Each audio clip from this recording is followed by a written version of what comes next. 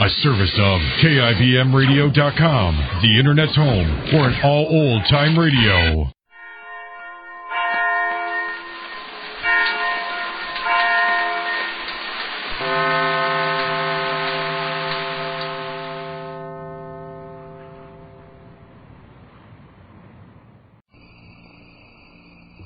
And now, the Goldbergs. Well, this morning began very badly for the Goldbergs. There was a general flare-up of feeling all round, misunderstanding, a little temperament. And Molly's home now, getting ready to give Mr. Way his breakfast. Way is laboring under a misunderstanding, too. He thinks that Orianne accepted Dr. Cater Jr.'s proposal of marriage, when actually she refused the brash psychologist with full orchestral effect. Molly has the coffee going now. A fresh potful. Give me the sugar. Here. Thank you. No cream? Are you drinking black coffee? I'm drinking black, darling. Go, Rosalie. Please, you'll be late. Please. I don't know what Papa got so angry about. Button up your neck, darling. The thermometer's minus. Do you feel bad because Papa said that the first time Papa hollered? No, he shouldn't holler at you when he knows what you're trying to do. Maybe I'm trying to do too much for Papa's comfortableness. Go, darling, please.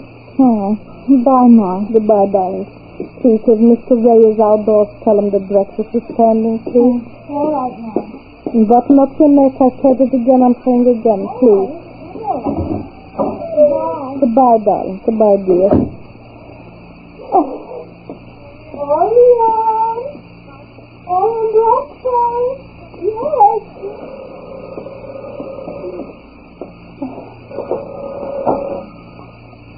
Hello? Hello? Hello? Hello? Yes? It's me. I know. How do you feel? Well. Very well. You mad? Why am I mad? You glad? You want me to be glad? I'm glad. Don't be mad and don't be glad. Listen to me. I'm listening. What did I say that made you mad? Nothing, Jake.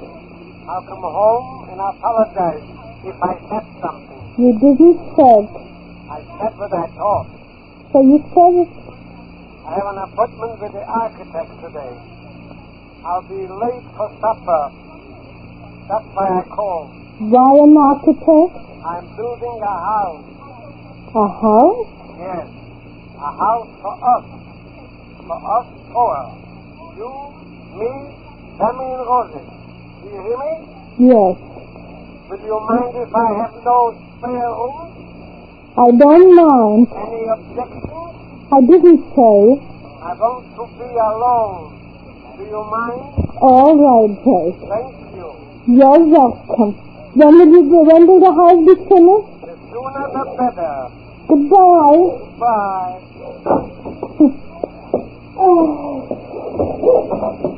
Right down, Sporty.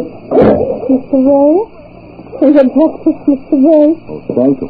You can lie down here. I'll get you a towel. Thank you, Mr. Ray. A finger board is local warm. Not the soap. The soap, yes. Mr. Goldberg just called me that they're going to build a house. Close by, I hope. Well, I believe near here, nearby, evidently. I hope your chicken business goes well, Mr. Ray. I mean, the rent they're paying you for this house, you shouldn't miss it too much. This will feel like a big house. Well, you've lived in bigger houses, Mr. Ray. Well, I didn't mean that. I know you didn't mean prison. I didn't mean that. You met my house in Beaufort, Yes. California, Florida. You can sit here, Mr. Ray. But we'll be neighbors, Mr. Ray. Yes, we'll all be neighbors. All but Orianne. Orianne? Is I not Orianne? She will probably be living in New York. The doctor's practice is in New York. Good morning. Oh, good morning. It was a little cold and I wanted to stay in bed. Oh. Good morning. Good morning, Orianne. Good morning, Mr. Ray. Not a very good morning, thank you. Why not? Well, the Goldbergs are going to build a new house, and you're I going... give up to today, but if you kill yourself for him, yes, I give up maybe the Tavern just got a little slip or something. I told him to go on trouble. Can you read it all together? I don't know very much. What were you about to say, Mr. Ray? I was saying... shall I pour your coffee for you? Yes, thank you. I was about to say that this isn't a very happy morning for me. The Goldbergs are building their own house, and will therefore be leaving mine. And you're marrying Dr. Christopher Cater, Jr., and are going to leave Glastonbury altogether. I'm not marrying Dr. Cater. May I have some of those biscuits, please? I'm sorry. Dr. Cater is under misapprehension. I'm not marrying him.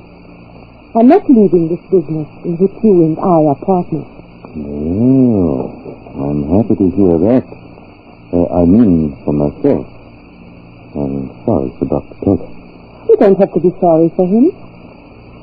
I'm sorry for any man who falls in love with a woman and then thinks for a moment he's going to marry her, only to be disappointed in the end. Dr. Cater had no reason to think for a moment that I was going to marry him. So that? It was usually egotism. Butter. His usual attitude of supreme self-confidence. Cream? It was just like him to think he was conferring a great favor on me, and that I would be so complimented I couldn't refuse. Weren't you complimented? No.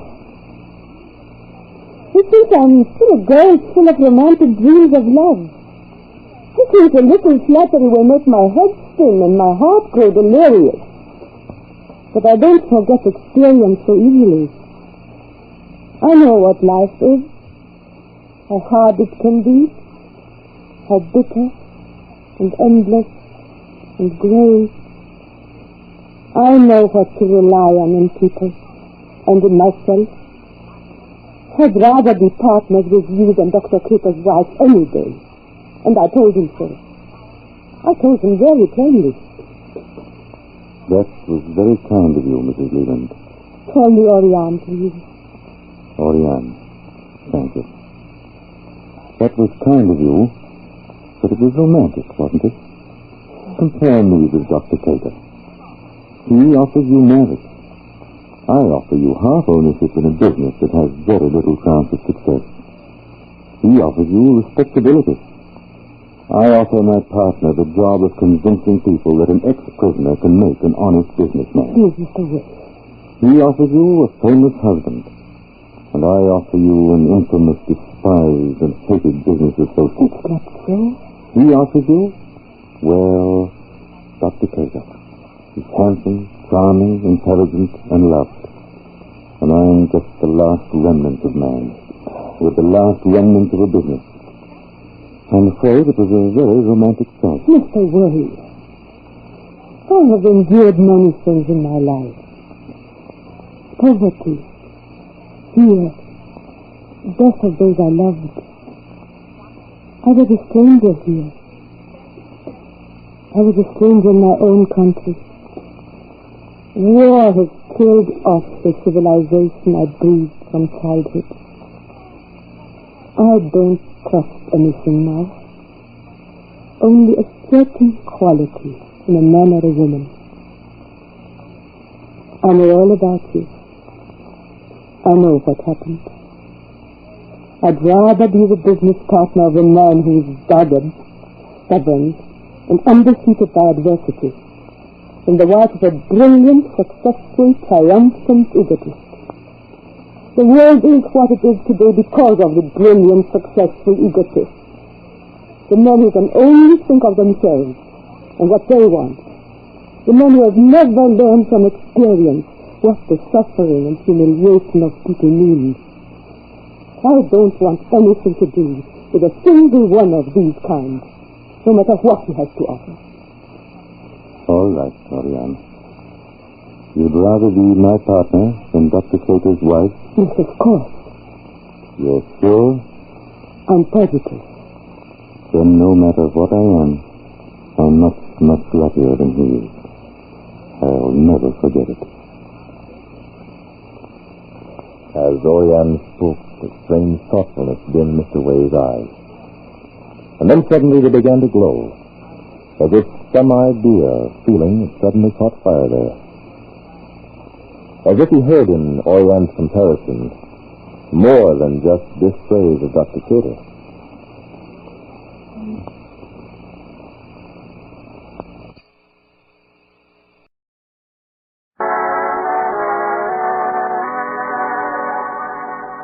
It's frequently said that behind every great man there's a woman. And our Miss Brooks, who teaches English at Madison High School, is convinced of the validity of that remark. It's true that in the years she's been going with Philip Boynton, there may have been times when he's been unaffectionate or even inattentive toward her. But of one thing she's been certain, that one and only one woman has had any influence on his life. Yes, indeed. And that woman, I'm proud to say, is his mother. I wouldn't say that Pilsy is tied to his mother's apron string, because since I've known her, she's never worn an apron. However, he certainly depends on his mother's opinion in practically everything. At times, this isn't bad, because I know she's fond of me, and her impending Thanksgiving visit this past week seemed to produce some excellent results. Last Wednesday morning, Mr. Boynton broke a precedent and invited me on his customary early morning nature walk. It was beautiful in the park early in the morning, and as we walked along, with the sun barely visible above the treetops, I felt that Mr. Boynton, just as I, could feel the romantic implications of our setting. Suddenly he stopped, drew me toward him, and in a voice choked with emotion said, Miss Brooks, look over there. A perfect specimen of the sharp-shinned hawk. Mr. Boynton, is that all you have to say? Oh, no. The sharp-shinned hawk lives almost entirely on small birds, frequently raiding chicken farms. They're also destructive to quail. However, they're almost never seen in this part of the country. Have you ever seen a rarer bird, Miss Brooks? Only on the Madison High faculty. Mr. Boynton, is that why you asked me along on your walk this morning? To show me specimens of wildlife? Well, no, there was another reason. It was partly Mother's doing. I thought so. Yes. She called me at school yesterday and must have spent half an hour giving me advice. You'd be surprised what she thinks of you, Miss Brooks. You'd be surprised what I think of her, Mr. Boynton. But you shouldn't listen to everything your mother suggests. Oh, I don't. Even though Mom was a school teacher herself for many years, she does come up with some pretty peculiar notions. Can you imagine? Now she's after me to get married. As I say, follow everything your mother suggests. Right to the letter, Mr. Boynton. Well, if the truth be known, I have thought about it, Miss Brooks. But Mom's idea is that a man should marry a much younger woman than himself. A very young woman, in fact. A very young woman, Mr. Boynton? Mom doesn't mean some girl in her teens. Someone more in her early 20s. How much more? According to Mom, most women follow that song, they're either too young or too old. Remember that song, Miss Brooks? No, I can't say I do, Miss Boynton. It was popular about 9 years ago. Oh, well, that explains it. It was before my time. 9 years ago? That was before your time? From now on, everything was before my time. That is, I don't remember every song from my early teens. Really, I don't know where you got Miss such Brooks. a type idea. Isn't that Miss Enright standing over there next to that gnarled oak? Why, so it is. For a moment, I couldn't tell them apart. Oh, now she sees us. I wonder what she's doing out here. If I know Miss Enright, she was probably listening at the switchboard when your mother was speaking to you yesterday. She's been alternating with Harriet Conklin on the job since our switchboard operator quit again. Well, if it isn't dear Mr. Boynton and his faithful bird dog. Imagine running into you out here. What a pleasant surprise. For whom? Good morning, Miss Enright. My, this is a coincidental meeting, isn't it? Yeah, particularly since you had those coincidental earphones over your coincidental ears at that coincidental switchboard yesterday. Oh, darling, whatever are you talking about? I'm always taking long walks early in the morning. Do you really enjoy these nature walks, too, Miss Enright? Enjoy them. I adore them. Why, I can't think of anything I'm closer to than Mother Nature. What about Father Time?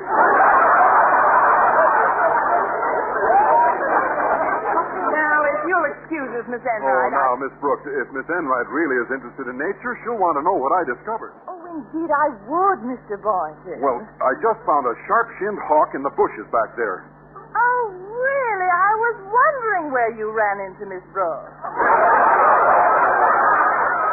You mean an actual bird. Oh, yes, well, that is interesting. I'll bet you'll never guess what I ran into. What?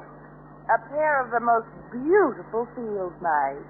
Oh, good. Then I'll be wearing my pinafore and pigtails. See you later. Bye, Miss Brooks.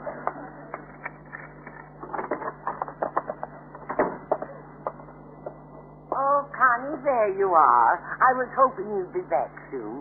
How was your walk, dear? Well, it helped me to lose my appetite. Oh, did you eat on the way? No, we met Miss Enright. Well, anyway, the walk gave your face a bright glow, dear. Why, you even look younger. I ought to. I'm at least 9 years younger than when I started out. I've got a big surprise for you this morning, dear. Some people I know you'll be glad to see are in the next room. Really? What are their names? Odell. Come along, dear. They're waiting for you. Well, here they are, Connie. Mr. George Odell and his father. Mr. Odell says he's an old grad of yours. Well, I'm always glad to meet an old grad. How are you, George? You're shaking hands with my father. I'm your old grad, Miss Brooks. Oh, of course. How silly of me. Now, let's see. You must have graduated from Madison at least 3 or 4 years ago. No, I was in your English class when you were teaching at Jefferson High 9 years ago. You were just starting to teach then. I know. I began teaching there as soon as I got out of kindergarten. I was very young. You're probably just now getting started in the business world, eh, George? No, George is a doctor, Miss Brooks. A doctor? Well, that's just as well. The way I feel now, I'm going to need one. I knew you'd be surprised to see me, Miss Brooks. Oh, surprise isn't the word for it, George. How soon are you getting out of town? How long are you staying in town? Well, we were just passing through, Miss Brooks. George has a patient to see in town and wanted very much to see you again. And since I'm an old grad of your principal, Mr. Conklin, I thought it would be great to see him. Mr. Conklin taught you, Mr. Odell? That's right. At McKinley High 30 years ago. He was just starting to teach himself at the time. I wonder if he's changed. No, he hasn't taught himself a thing since. So Mr. Conklin was teaching 30 years ago. That's right. He was very young. Well, if I know Mr. Conklin's reaction, he stepped right out of the cradle into that job. Well, it's certainly nice to see you both. I suppose you'll be in town at least a couple of hours.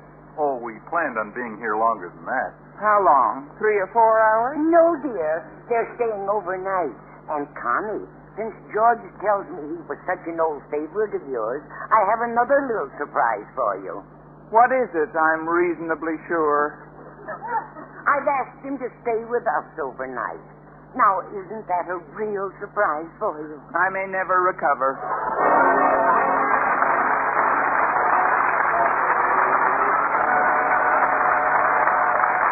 Hello there. I'm Radcliffe Hall.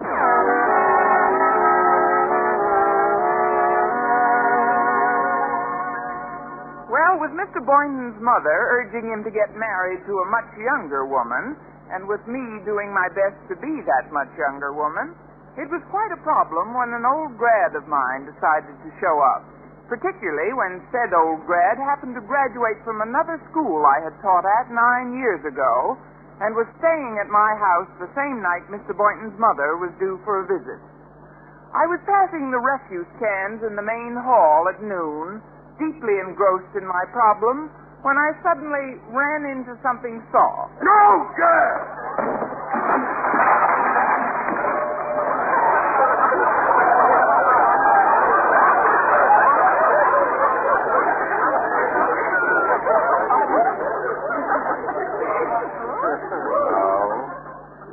My day is complete. Oh, Mr. Conklin, I'm terribly sorry I ran into you, sir. Where are you? Under the third refuse can on your left. Well, I'm awfully sorry, sir. Can I help you up? And why not? You helped me down. Of all the frightful, premeditated attacks you've made on my person, this is the worst. Just look at this suit. Well, luckily I can brush most of this stuff off. Of course you can, and fortunately nothing happened to the brown hat you're wearing. That happens to be the remains of a half cantaloupe.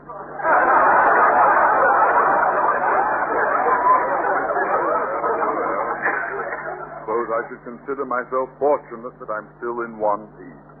And it so happens I wanted to see you anyway. I have a message for you. A message, sir? Yes.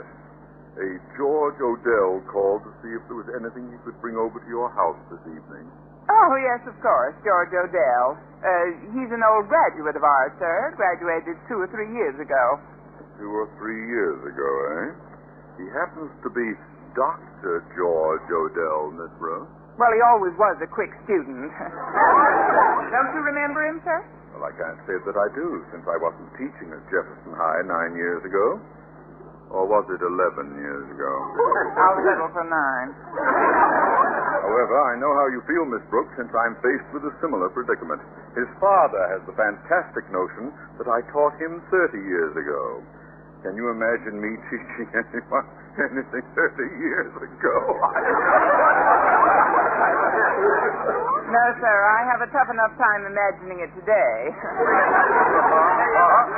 It does seem fantastic. Why, 30 years ago, I was barely out of swaddling clothes. But frankly, Miss Brooks, I'd give anything if Odell Sr. didn't think I was the same man who taught him years ago. But why, sir? Well, I'm up for the job of assistant school supervisor for this district. That would mean my relinquishing this position. However, the one obstacle in my way is that Mr. Stone wants a slightly younger man. The truth of the matter is I'm going on 44. Yes, sir, but where are you coming from?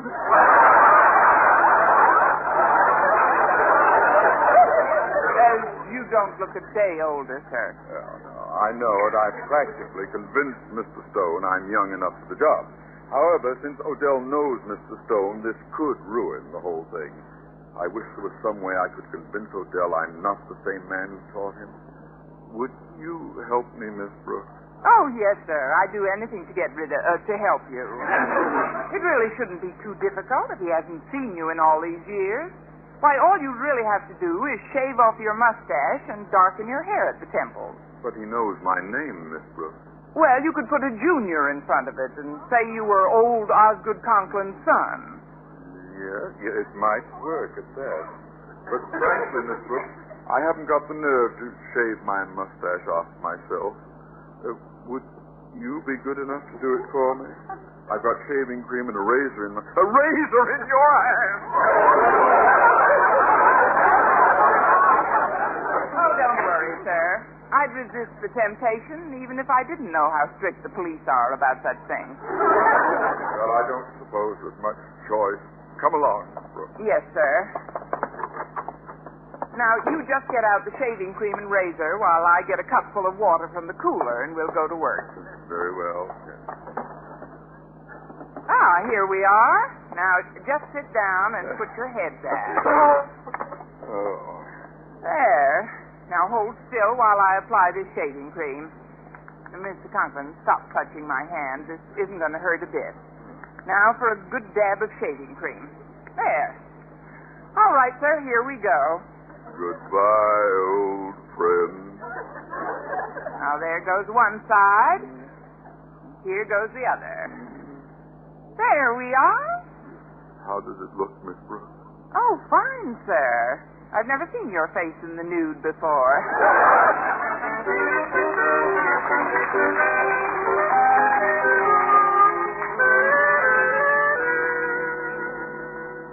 Oh, Miss Brooks, wait up a minute. I'm glad we caught you before you left school. Oh, hello, Walter. Harriet. Hi, Miss Brooks. Did Daddy see you and give you the message? Is it George Odell called? And wants you to call him back? Yeah, we got the biggest surprise ever. When we heard you taught this fella. 9 years ago at another school. And now... He's a doctor.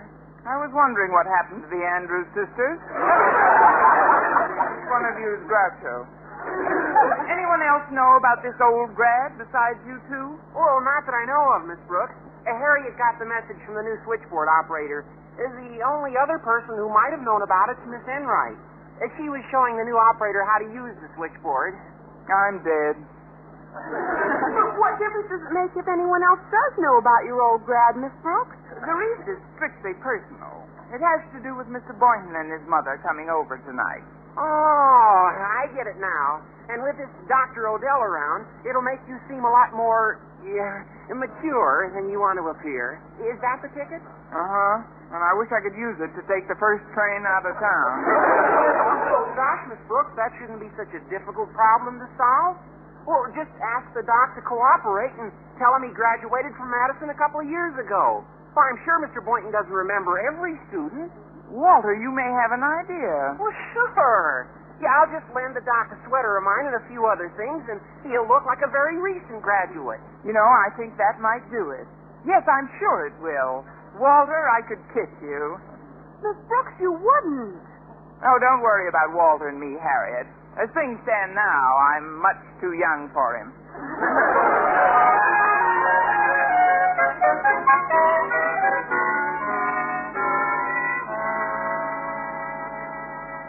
It's awfully nice of you to help me out this way, Doc. Oh, not at all, Miss Brooks. I quite understand the situation now.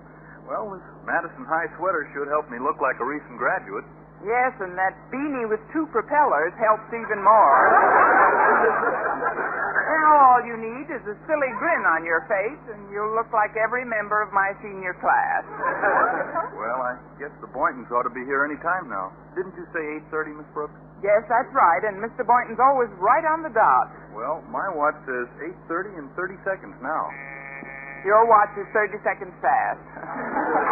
George, although you look like a recent Madison graduate now, I'd like to avoid any slip-up. So if I can get rid of the Boyntons without having them meet you, I'd prefer it. Okay, then I'll stay in here until you want me, Miss Brooks. Good. Well, Mrs. Boynton, how are you? Well, Miss Brooks, and how are you? Well, you're looking just as fine as ever. Well, you're looking just as fine as ever, too. Well, you certainly haven't changed a bit. Well, you certainly haven't changed a bit either. Well, this time you go first. Please come in. Come in, Mr. Boynton. Well, it certainly is a pleasure to have you two over. Well, it certainly is a pleasure for us to be here. Well, oh no, you won't trap me into that again. Now that you're both here at my house, I have an excellent idea. What? Let's go out to a movie. Movie? Miss Brooks, Mother had a rather tiring trip. Would you mind if we stayed home tonight? Not at all. Let's go back to your home and stay there. Well, what Philip meant is that we'd prefer to visit with you here this evening. Now, that wouldn't inconvenience you, would it? Oh, no, of course not. But it's rather stuffy in here. The heating system's on the blink, and it's awfully warm. Anyway, Miss Brooks, we're both extremely anxious to meet the old grad Miss Enright told me about. Yes, sir, it's getting warmer by the minute. What a fantastic story she told me about him, too. Wait till you hear it, it'll kill you. It may, at that. She said he graduated in your class 9 years ago when you were teaching at another school. Why, 9 years ago you were probably just getting out of high school yourself. The ink was barely dry on my grammar school diploma, Mrs. Boynton. But if you'd like to meet our old graduate, George Odell, he's reading in the other room. Oh, Georgie! Wait till you see him. He graduated from Madison 3 years ago. Yes, ma'am? You want me, ma'am? Yes, Mr. Friday. George. Say hello to Mr. Boynton and his mother. Hello. I hope we didn't interrupt your reading, George. Oh, that's okay. I'd gotten through the part where the Batman killed the purple giant with his ray gun. As you can see, a typical graduate of Madison High. George graduated 3 years ago. 3 years ago? That's strange. I would have remembered him if he graduated then. Well, certainly you can't remember every student who graduated from the school, Mr. Boynton, but George said he remembered you, didn't you, George? Yeah, sure. Mr. Boynton's the best French teacher I ever had. I teach biology. It probably sounded like French. What did you expect? If you can't remember him, why should he remember you? But I remembered most other students, Miss Brooks. Did you participate in any extracurricular activities, George? Well, I was on the debating team 3 years ago. I was coach that year. Well, it's certainly too bad nobody bothered to introduce you two. But I don't see why... And very welcome, too. I'll get it. Miss Enright. Good evening, Miss Brooks. I was just driving by, so I thought I'd drop in and see Mrs. Boynton and meet that old grad of yours. You don't mind if I come in to you, darling? I don't know what else I can do with your foot in the door. Good evening, Miss Enright. Well, Mr. Boynton, and your dear, dear mother. How are you, dear, dear Mrs. Boynton? One more dear, and you'll be over the limit. Oh, this must be your old graduate, Miss Brooks. Funny, George graduated from Madison 3 years ago, but I can't seem to remember him. Can you, Miss Enright? Of course I can. Suddenly I'm beginning to feel faint. Oh, Miss Enright. Miss Enright, what is it? Oh, I don't know. Everything's beginning to go wrong. Please, maybe you'd better get me a doctor. Good heavens, she's fainted. Maybe if I slap her face, it would bring her around. Oh, no, let me have the fun. I suggest some water. Oh, that's an idea. Mr. Boynton, dash out into the kitchen and get a bucketful, and we'll throw it on her. Oh, where am I? In the middle of the best sickbed scene since Camille. Oh, I have such pain. Get me a doctor. Please, get me a doctor quickly. All right, Miss Enright, if you'll wait a moment, I'll see what I can do. I've got my little black bag in the closet. Your little black bag? He's got to have some place to put his little comic books, doesn't he?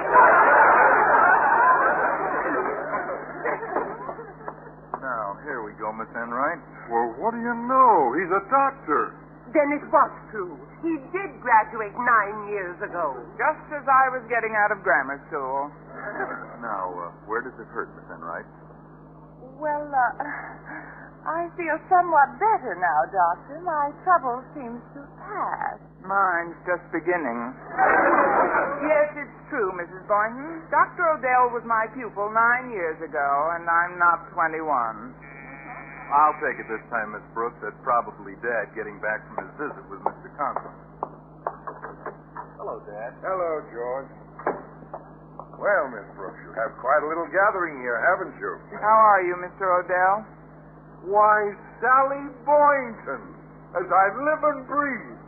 I beg your pardon. Do I know you? Know me? Don't you remember little Harry Odell? The kid you were teaching when I was at Wadsworth Junior High 35 years ago? Eureka!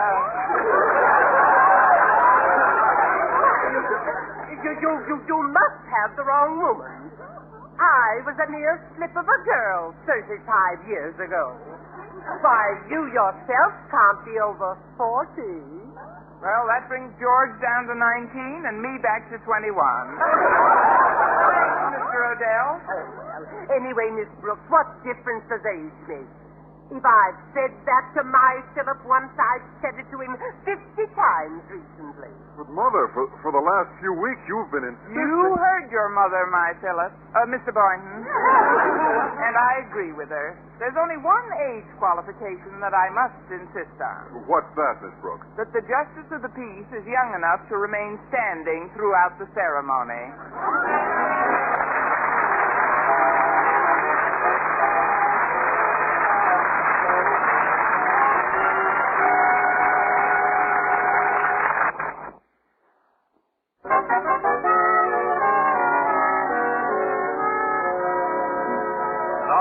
again, here is our Miss Brooks. Well, when Mr. Odell Sr. recognized Mrs. Boynton as his old teacher, it appeared to settle the age problem once and for all. However, all precincts hadn't been accounted for. I'll get it. Hello? Hello, Miss Brooks. This is Mr. Conklin. I want to thank you for that brilliant little scheme of yours. Why, sir? Didn't you get the job? I most certainly did not. Didn't my scheme work out? Oh, your scheme worked fine. Much too fine. Then how could Mr. Stone think you're too old for the job? He doesn't. Now he thinks I'm too young. No, Miss Brooks, there are times when I wish you'd resign from Madison. Well, if you wait a little while, that might not be necessary, Mr. Conklin. What do you mean? A few more days like this, and I'll be old enough to retire.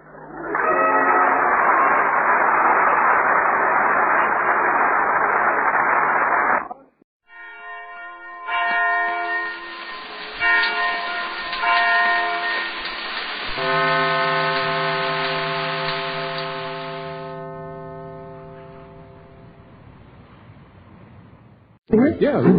Turn on the washer, throw in the duds, toss in the tide, have oceans of suds. T-I-D-E, tide. From Hollywood, Procter & Gamble's Tide, the largest selling wash day product in America, proudly presents the Red Skelton program.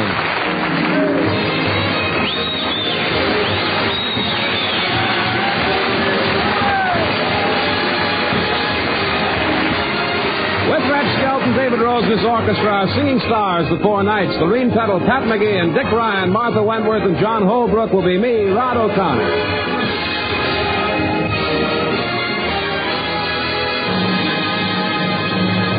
Today is not only Easter, it's also the day of the Skunk Patrol's benefit show. The proceeds will go to buy an American flag for the boys' clubhouse. One of the main attractions of the show is Procter & Gamble's rampageous redhead and Metro-Goldwyn-Mayer's answer to Francis, the talking mule, Red Skelton.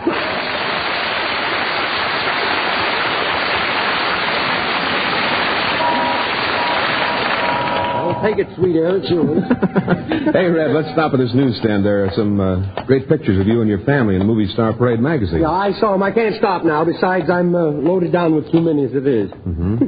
Hey, we got to get to the Skunk Patrol benefit, you know. Yeah, and there's Mr. Fred in the ticket booth. Oh. Let's go see how he's doing. Okay. Hiya, Fred. Well, Mr. Skelton and Mr. O'Connor. You gents going to buy some tickets to the show? Why should we buy tickets? We're appearing in the show. Shh. Keep it under your hats. What? Those who bought tickets might demand a refund. Oh. That's cute. That's cute. So far, the show stinks.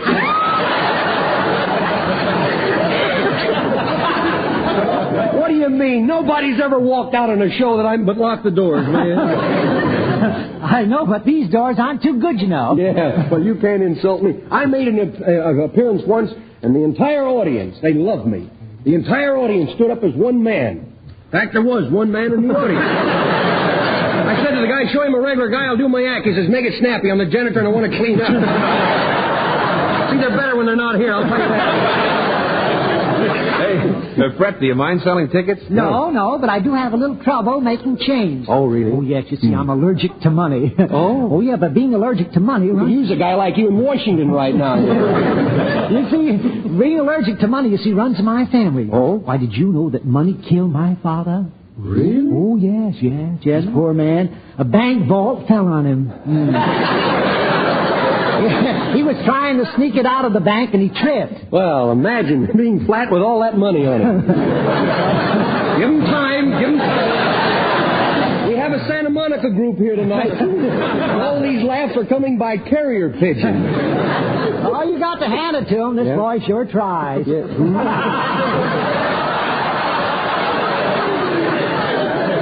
Well, Fred, I'm ashamed of you, old boy. Now, Mr. Skelton, don't you trust your houseboy. Get a load of the boy, will you? This guy is so old that his first Easter basket was filled with dinosaur eggs. now, Mr. Skelton. Do you think you could use me in your show? Oh, I don't know. Well, I imitate bird calls, you know. Oh, you do? Oh, bird yeah. imitations? Yes. Wow. Sort of like they do on those quiz shows. Oh? You see, I do my call, and the audience gives me the bird. Oh, that's cute. If you really do bird imitations. You just laid an egg right there. Look, if you do have time, Yeah? I'd like you to hear me do a Missouri Wobbler. A Missouri Wobbler? Yes. More taxes, more taxes, more taxes.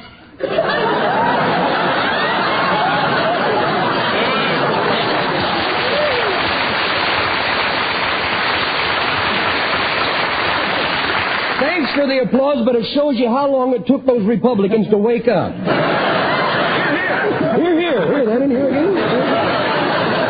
Come on, the show's about ready to start. Well, listen, you go backstage. Willie Lump Lump's ushering, and I want to see if he's okay to handle the job. Okay.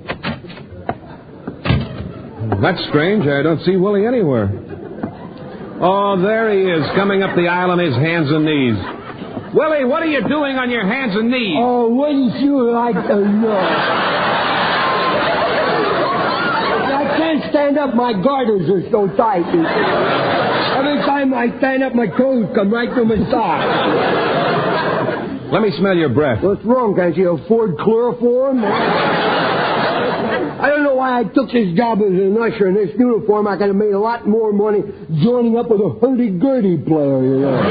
You know what happened to me one day? No. I'm standing on the corner. There's a guy there with a hurdy-gurdy. See, so I walk over to him and he says, hold the monkey for me. Where do I go get a drink of water? He says, you hold the monkey for me. I go get a drink of water. He go get a drink of water. I turn the crank. The monkey starts dancing all around. So finally a lady come up with a little boy and she says, give the monkey a nickel. And the little boy look at me and he look at the monkey. And do you know what that little boy did? No, what did he do? He says, I don't know whether to give it to the monkey or his grandfather.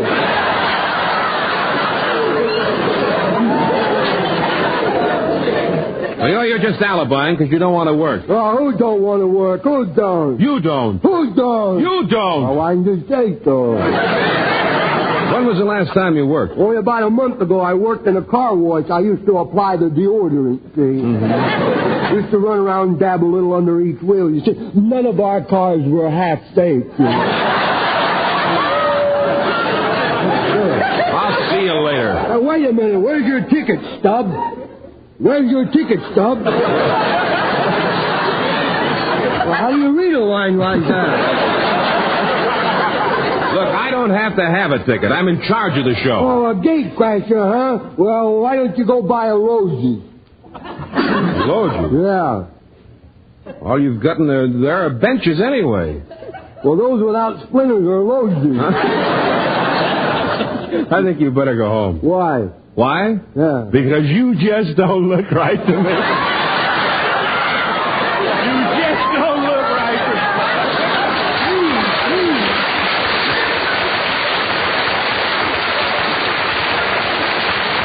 Please, everybody's turning around and looking, and Keith is having a nervous breakdown. So what? Huh? So what? Well, because they don't look right to me.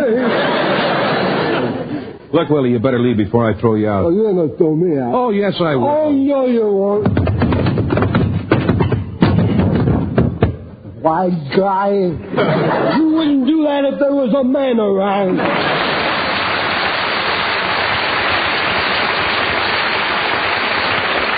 Well, I better go backstage. Yeah, come on, O'Connor. The show's about to start. Dave Rose and his orchestra is going to open the program with A Pretty Girl is Like a Melody.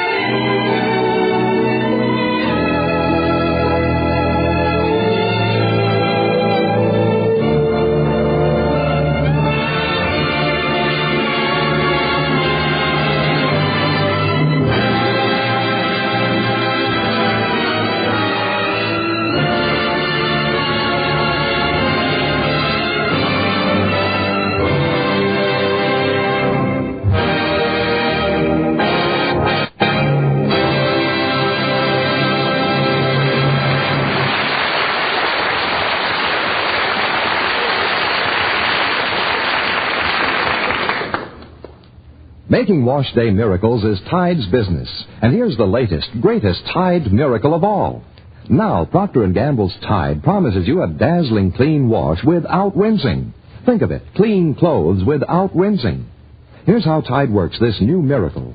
Tide not only gets the dirt out of clothes, but keeps that dirt suspended in the sudsy wash water. When you've wrung out the water, you've wrung out the dirt, too. Clothes go straight from the wringer or spin dryer to the wash line, fresh, clean, and white.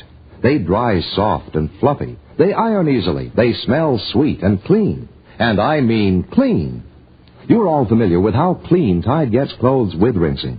Actually cleaner than any other washing product known, bar none. Now try that same wonderful Tide without rinsing. Why, your clothes will be unbelievably bright and white and fresh. And you'll save time and work.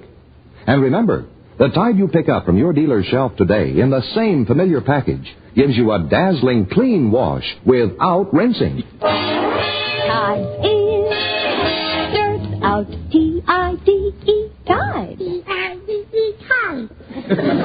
Hey, you know, John Holbrook almost stole the show reading the Tide commercial, you know? Wonder what he'll do for an encore. Oh, probably rinse out a few things. Cauliflower McPug just walked in. Hey, Cauliflower. Hey, how about that exhibition bout? Did I win or did I win? What do you mean? You haven't fought yet. Well, I was wondering what I was doing still on my feet, you know. Hey, open the door and let them birds out of here. How do you feel, Cauliflower? Are you in good shape? Oh, I'm in good shape, boy. Feel that on. Go ahead, feel it. Well, just a second. I want to pull this loose thread out of your coat sleeve. Yeah, that's my arm. Boy, look, I've seen skeletons in better shape than you are. That's cute. No place for the but it's cute. Don't let my condition fool you, boy. I got muscles, boy. I don't need them for the way I fight, you see. I'm a very deceptive fighter in the ring. Very deceptive. You're always flat on your back. That's what I mean. The way I lay there, they think I'm dead, see? I'm very deceptive, you see. You going to answer the phone or am I?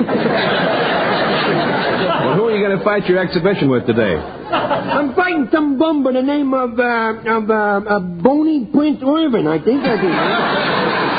Bonnie? Yeah, Bonnie. This guy's pretty skinny, you know. This Bonnie, you know. So I fought him last week up in Fresno. The guy didn't lay a glove on me. Yeah. He swung at me and the breeze knocked me over. Well, do you think he'll knock you out today? I am pattering my attacks along them lines, yeah. Hey, did somebody leave an Easter basket in here? Some eggs get hatched out. I hear them.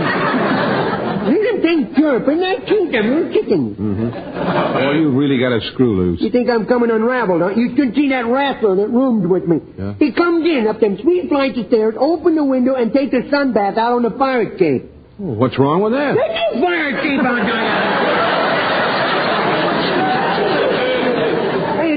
Is this fight going to be televised? No. Well, why didn't somebody tell me? I was up all night putting my nose up in curlers.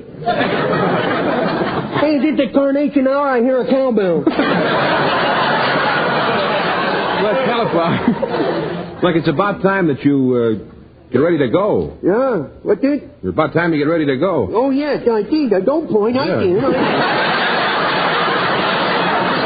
Hey, don't let this guy know you're looking at him. Don't let him know that you're looking at him. The guy standing in the back of me tapping his shoulder. Smart Alex. Listen. There's nobody behind you. He's fast, boy. You gotta look quick to see him. This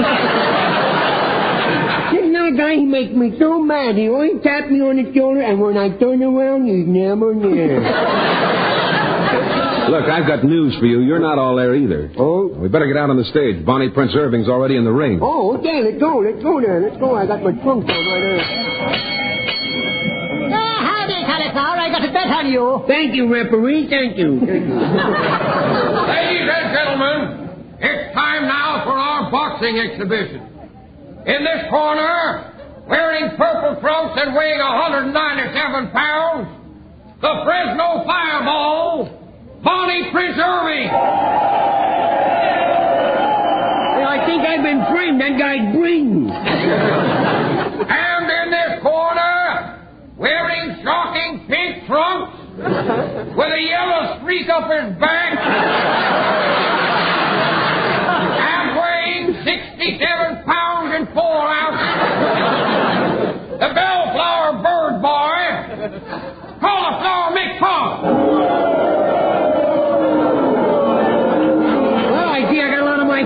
here today. Well, I'll act as your second a flock of them flew over that time. I'll act as your second cauliflower. Here, put these rubber teeth in your mouth. What for? I'm not going to smile at anybody. Oh, but you got to wear these rubber teeth to protect your own teeth. Here, slip them in your mouth. It's a mouthpiece. That's a mouthpiece? Boy, what them lawyers won't do to make a buck these days. Well, there goes the bell for the first round, boys. Now, sit down. That wasn't a bell. Well, what happened? Somebody drop a crowbar or something? Now, just remember, when the fight starts, keep away from the other guy. Don't let him get near you. All right, go ahead, cauliflower. There's the bell.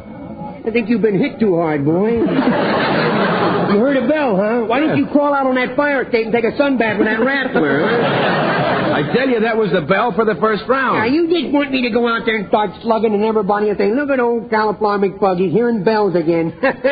Now, you better get some crumbs to throw them birds. You're going to be hearing them next any minute now, boy. There's the bell now. Get going now. Bonnie Prince Irving's coming after you. Well, nighty-night. The two men meet in the center of the ring. Cauliflower leads with his nose. Bonnie Prince Irving shoots a left. Cauliflower is down. He knocked himself out. One. For the love of all the Hibernians, get up, please. The Dividend Tribe will never forgive you unless you do something about it. Yeah, what are we going to do to come to my... Cauliflower, are you all right? Yeah, but it's a bad place to be selling good humor, isn't it? My boy, please do something to get started in. 5. I'll never be able to say the word until they get hard tonight. 6. Turn on the man in the pan. 7, you do something for us all. Well, I can't watch any more of this. Ladies and gentlemen, the Four Knights will now sing Peter Cottontail. Show me a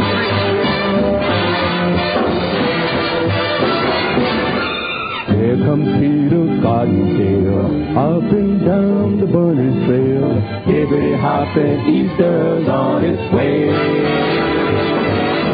Bringing every girl and boy baskets full of Easter joy. Things to make your Easter bright and gay. Jelly beans for Tommy, colored eggs for Sister Sue. There's a locket for your mommy, and the Easter bonnet too. Here comes Peter Cottontail, hopping down the bunny trail. Hippity-hoppity, happy Easter day. Here comes Peter Cottontail, hopping down the bunny trail. Hippity-hopping, Easter's on his way. Bringing every girl and boy baskets full of Easter joy. Those things make your Easter bright and gay. Got jelly beans for Tommy, collared eggs for Sister Sue. There's an orchid for your mommy, and an Easter bunny too. Here comes Peter Cottontail, hopping down the bunny trail. Hippity-hoppity, happy Easter day. Here comes Peter Cottontail my way.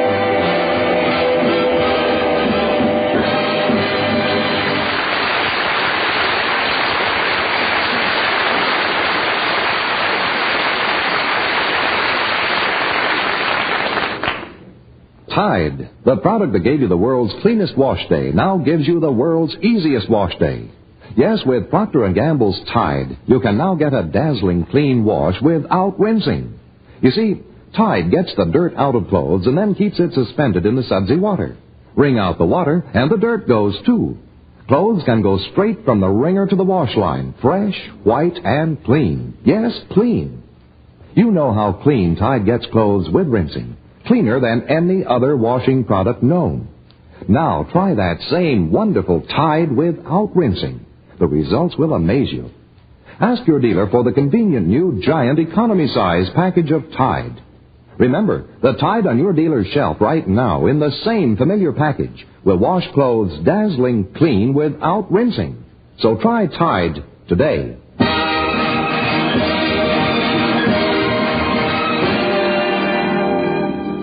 Well, O'Connor, I think the show's a big success. They've taken in enough money to buy the Skunk Patrol their American flag. Yeah. So you want me to introduce you now, Red? No, there's been too much comedy on the show already. It says here. Well, you'll be a nice change. Huh? I say you'll be a nice change.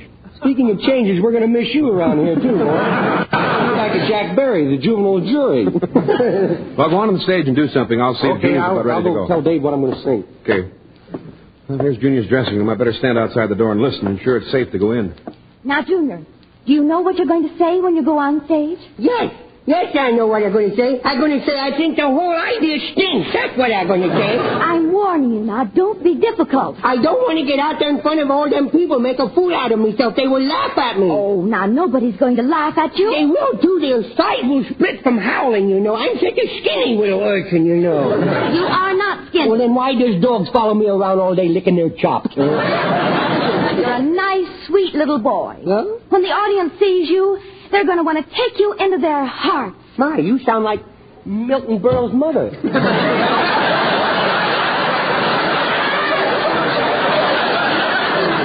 Don't be silly. Nurse. Here, now let me help you slip into your Easter Bunny costume. Now, there is where I draw the line. Pauline, my lawyer, I am not going to put on that Easter Bunny outfit. Now, you hold still, young man. Look, I demand my rights. Junior, I don't want to have to ask you again. Oh, well, I didn't ask for that left, though. If you keep that up, kiddo, I'm going to start hearing bells and birds.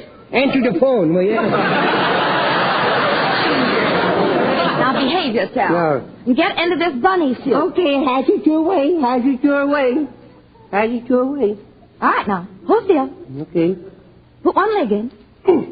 Now, your other leg. Oh, ooh. You're supposed to keep one foot on the floor. Wow, she tells you.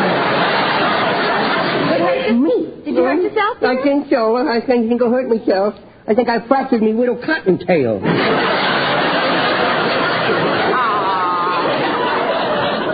Go look in the mirror and see how cute you are in your Easter Bunny costume. Okay. What's up, Doc? Well, if I ain't the stupidest looking rabbit I ever see. Here, I look from the back. Well, what do you think, Junior? Boy, who ever heard of a knock-kneed bunny rabbit? Hey, if I'm going to hop around like a real rabbit, maybe you should give me a couple of swigs of that stuff that Pop drinks, you know. Boy, I could really hop around then. Junior, your father does not drink. Oh, no? Then how come he was the only one in the Easter parade that had a police escort? Your father had a police escort because he was the marshal of the parade. Okay, has it your way. But don't forget, right after the show, we got to go bail the marshal out. May I come in? Oh, go land somewhere, you big fat blimp. Junior. Come on in, Rod. Well, it's just about time for Junior to go on. Well, Junior, what big ears you have. So much better to hear the lull of your jokes with. Now, why don't you get lost there, shabby shape? Junior, why do you call me shabby shape, besides calling the way you see him? Now, that's a second time. You do that to me now. Here. Boy, you're really sneaking up on me, kid. You got to work that. Junior, come on. Time to get out on the stage. No? Now go on out there and kill him. Kill him? The fine thing to tell a little boy. 500 people out there and me with my bare hands.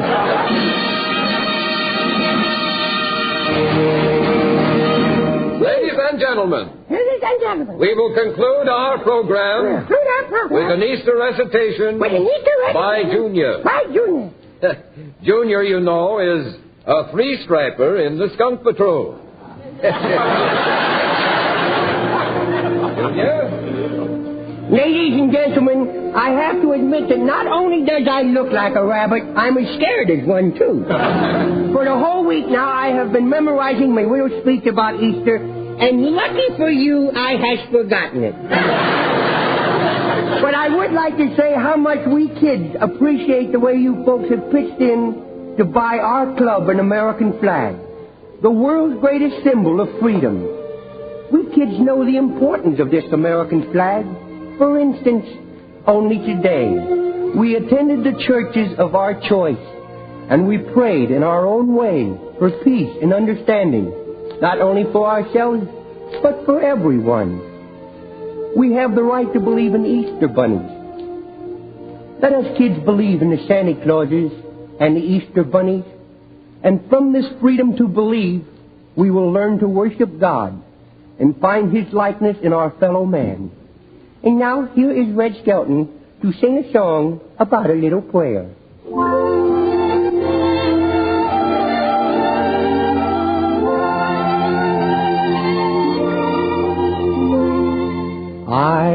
peeked in to say goodnight, and then I heard my baby's prayer. And for me some scarlet ribbons for my hair. All the stores were closed and shuttered, all the streets were dark and bare. In our town, no scarlet ribbons, not one ribbon for her hair. Through the night, my heart was aching, just before the dawn was breaking. I peeked in, and on her bed, in gay profusion lying there, lovely ribbons, scarlet ribbons for her hair.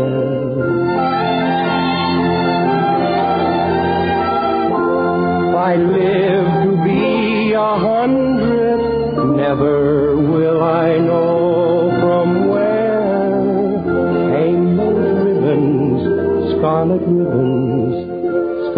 ribbons for her hair.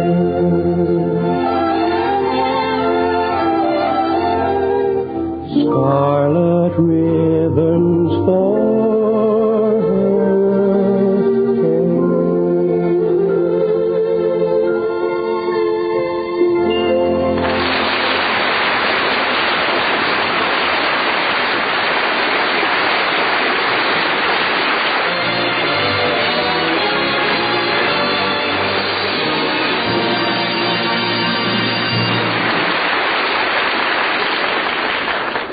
Thanks for being with us, and until next Sunday... This is Red Skelton saying Happy Easter, thanks for listening, and thanks for buying more and more of the Wash Day Miracle, Tide. Tide is dirt out, T-I-D-E, Tide.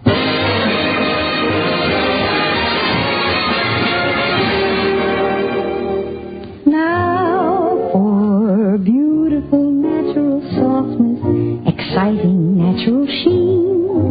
Don't just wash your hair, condition it with New Dream. It's here, a shampoo that conditions your hair to natural softness, natural sheen.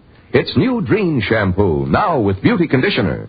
No other shampoo has this new beauty conditioner. It's an exclusive cleansing agent found only in gentle New Dream.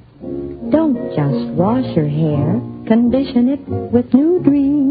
New Dream shampoo, now with beauty conditioner. Try it.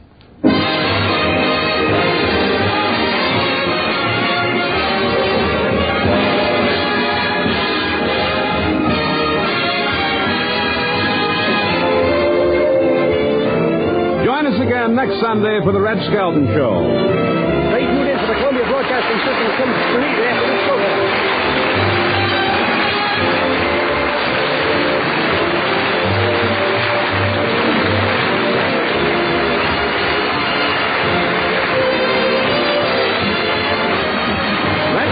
Heard on this program to the courtesy of Metro Goldwyn Mayer.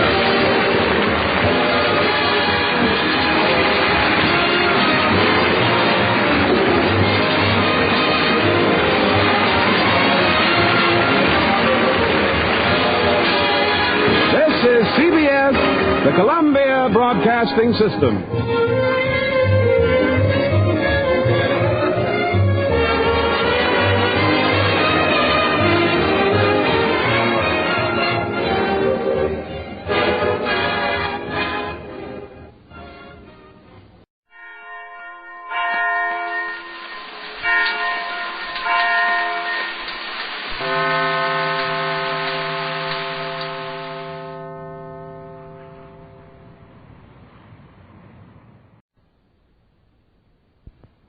Hey, Abbott, what time is it?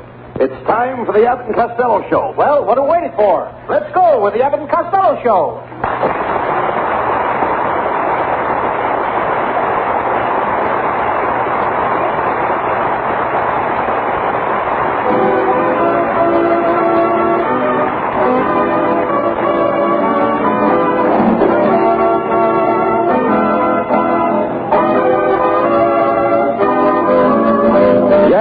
The Abbott and Costello Show, produced and transcribed in Hollywood tonight for your listening pleasure. So, hold on to your chairs, folks, for here they are, Bud Abbott and Lum Costello.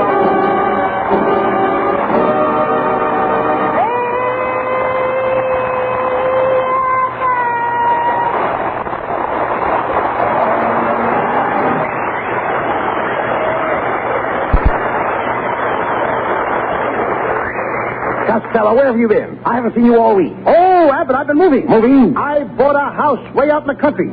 It's about a mile from my Uncle Artie Stebbins' place. What a beautiful ranch, Abbott. I call it the Lumbago Ranch. Lumbago Ranch? Yep. Why did you name it Lumbago? Because it's got a creek in the back.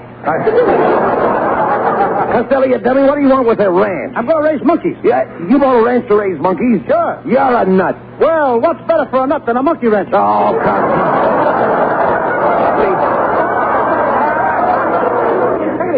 You watch me, folks. Well,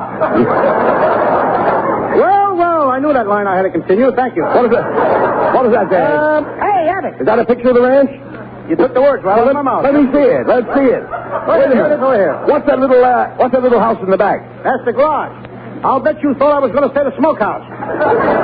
So you bought yourself a new house, eh? What condition is it in? What?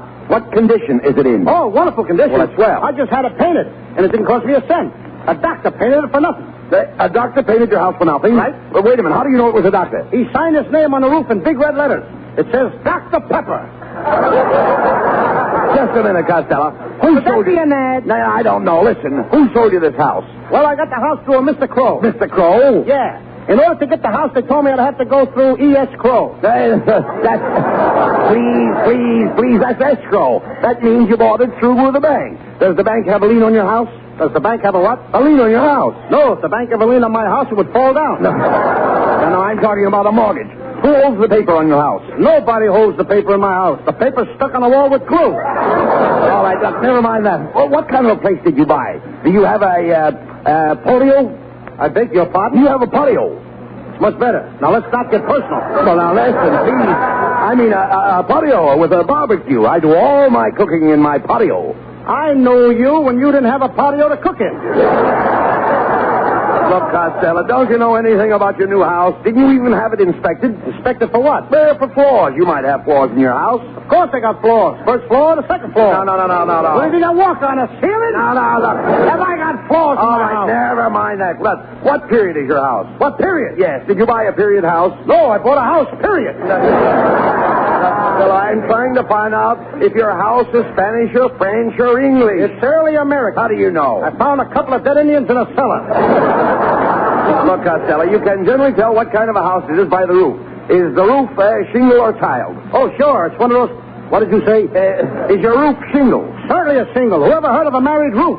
Costello, will you please talk sense? Is your roof shingle or did you have it tiled? Abbott, what are you saying? When you're shingled, you can't have a tile. Now, wait a minute. Only married people can have a tile. Now, Costello, please. I'm talking about your rooftop. My what top? Rooftop. Roof. I can't hear you. There's a dog barking someplace. Will you cut it out? Look, Costello, did you notice if it was tile on top of your roof? No. What would a tile be doing on top of my house? No. I'm not talking about a tile roof. A tile roof is held together by mortar. By what?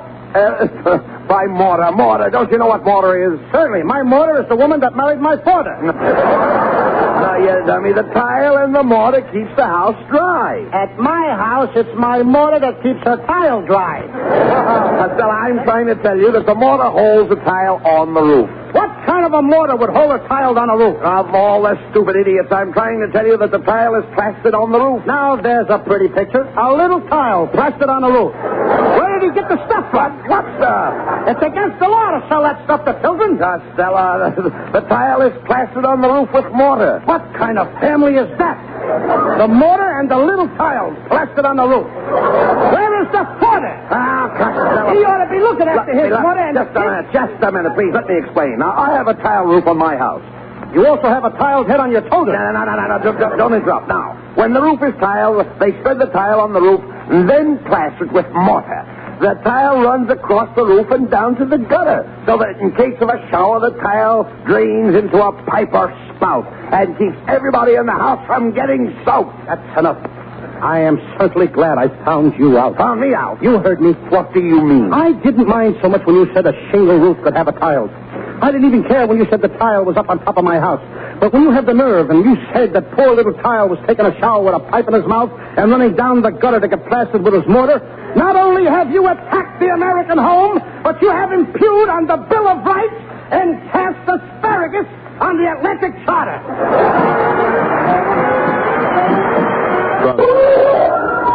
Well, here we are, Abbott. This is my new home. Oh, boy, Abbott.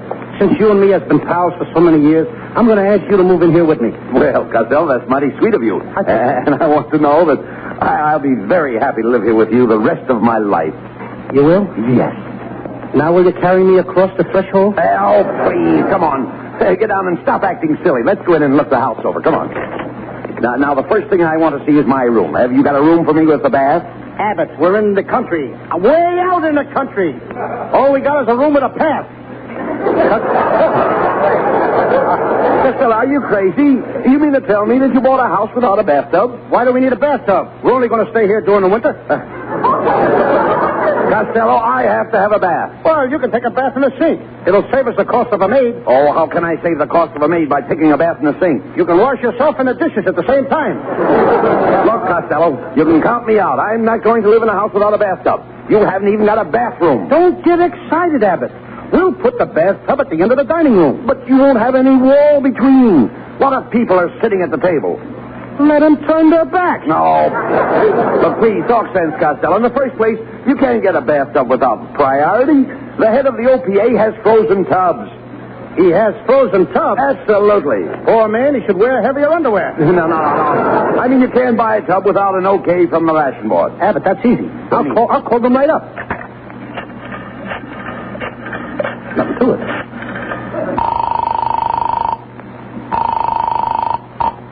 Good afternoon, OPA, ration board. If you haven't got it, try and get it. Look, lady, I just bought a house up in the country, and it ain't got no bathroom. Well, why don't you bathe in the spring? I can't wait till the spring. I'm going to a dance Saturday night. Well, I don't know whether you can get a priority for plumbing or not. I'll let you talk to our Mr. Fawcett. But I'm afraid you'll find him pretty cold. Hot or cold? Connect me with Fawcett. 1 moment, please. Hello, faucet leaking. Speaking.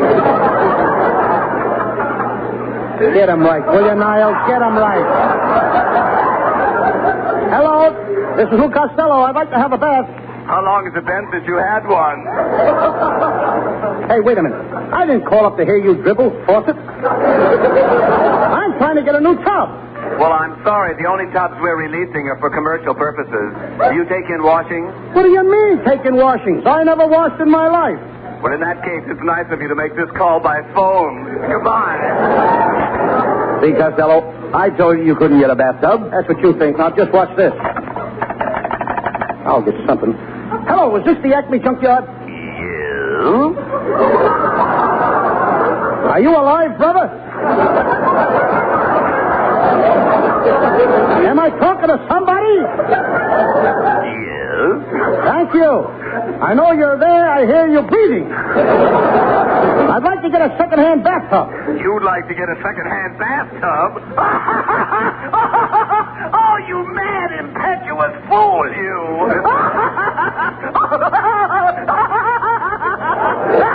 All right, brother. Don't knock yourself out. All I want is a second-hand tub. All you want is a second-hand tub. Are you sure that's all? Why don't you ask me for a date with my wife? Okay, but one thing at a time. Costello, I tell you, you'll never get a tub. I gotta try just once more. Stick around. Hey, Jack's Plumbing Company. Oh, this is a dead cast tonight, ain't it? Is this the plumber? No, this is a plumber's friend. That's all right, brother. I'll talk to you. I'm a plunger myself.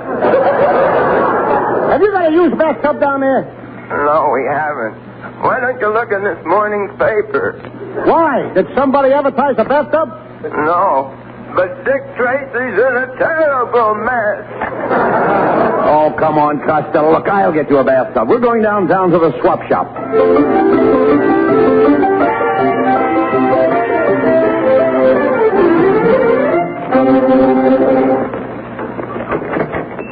Well, here's a swap shop, Costello. Let's go in and buy a bathtub. Come on. Ay, Orange Grande, at swapping I am dandy.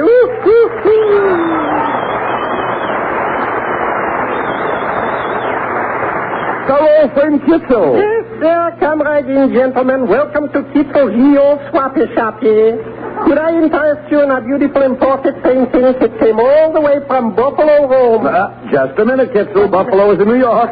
There is no Buffalo, Rome. You mean you never heard? Oh, give me a Rome where the Buffalo roam. Oh, where the deer and the antelope play, where seldom is heard an encouraging word, and they break you an income tax day. What a slight. All right, please. Cut it out. Kitzel, have you got an old tub around here? Yes, but she's busy doing my ironing. You ought to get her to iron you, Kitzel. You're all washed up. I'm all washed up. Could be. Listen, Kitzel, Costello needs a bathtub for his new house. Do you happen to have one? Have I got a bathtub? Gentlemen, just step over here and gaze on this beautiful piece of merchandise. What's a bathtub? Wait a minute, Kitzel. You mean that broken down thing over there? Yes. That tub must be 100 years old. Costello, how can you tell the age of a bathtub? I counted the rings around it. Now, Costello, that's a very nice tub. Oh, it is it? Well, look at those funny-looking legs on it. Oh, Pish-Posh, funny-looking legs on it. Funny-looking legs. Are you going to wash in it or dance with it? This tub is a genuine antique, and it was handed down from the Revolutionary War. Just a minute, Kitzel.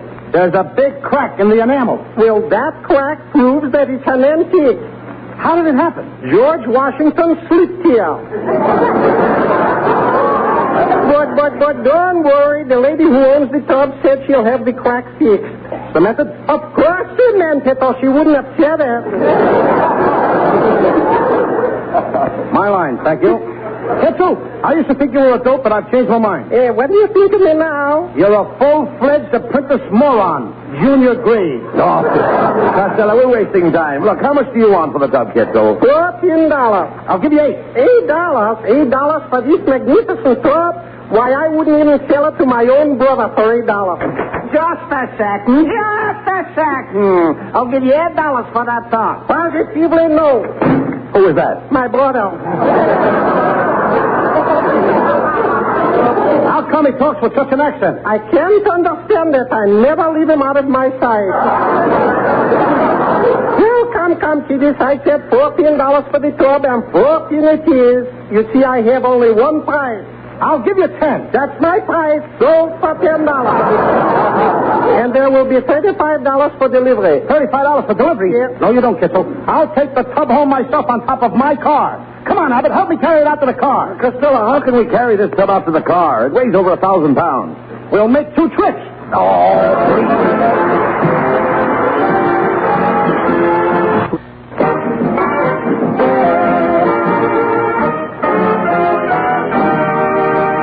And now back to Abbott and Costello. Costello has just bought a second-hand bathtub, and in order to save himself the cost of delivery, he's hauling it home on top of his car. As we find them now, Abbott is at the wheel, and Costello is on top of the car, sitting in the bathtub to balance it. What a picture. One tub sitting in another. Hey, how are you getting along up there, Costello? Are you having trouble holding the tub on the top of the car? Yeah, Abbott. Don't drive so fast. The tub is liable to fall off. I don't want to put another crack in my enamel. Never mind that. Are you comfortable sitting in the tub? No, it's awfully chilly up here. Hand me up the stopper for the tub. Stopper? What for? Feels a little drafty around the drain. Hey, Abbott! What's the idea of driving over all those bumps? Oh, I'm trying to knock the ashes off my Camel cigarette. Abbott, will you watch where you're driving? Look out! Look out! Oh! What happened? Low bridge. Now, will you watch where you're going? Pull everything to the curb. Loud, isn't he? What's the trouble, officer? And what's the trouble, is it? What do you think you're doing riding around the street sitting on top of your car in a bathtub? Have you tried to find an apartment lately? Don't get fresh with me, young man, or I'll come up there and scrub your back with this club. Oh, yeah? Just because you got a uniform on, you think you're tough? Hey, Take your coat off just once, brother. All right, tear my coat off. What about it? Much cooler that way, isn't it? Look, officer, we just bought a bathtub, and we're in a hurry to get it home. I can't help that. I'll have to give your fat friend a ticket for indecent exposure. What do you mean? I'm sitting in a tub, but all you can see is my face. That's what I said, indecent exposure. Don't get along with you.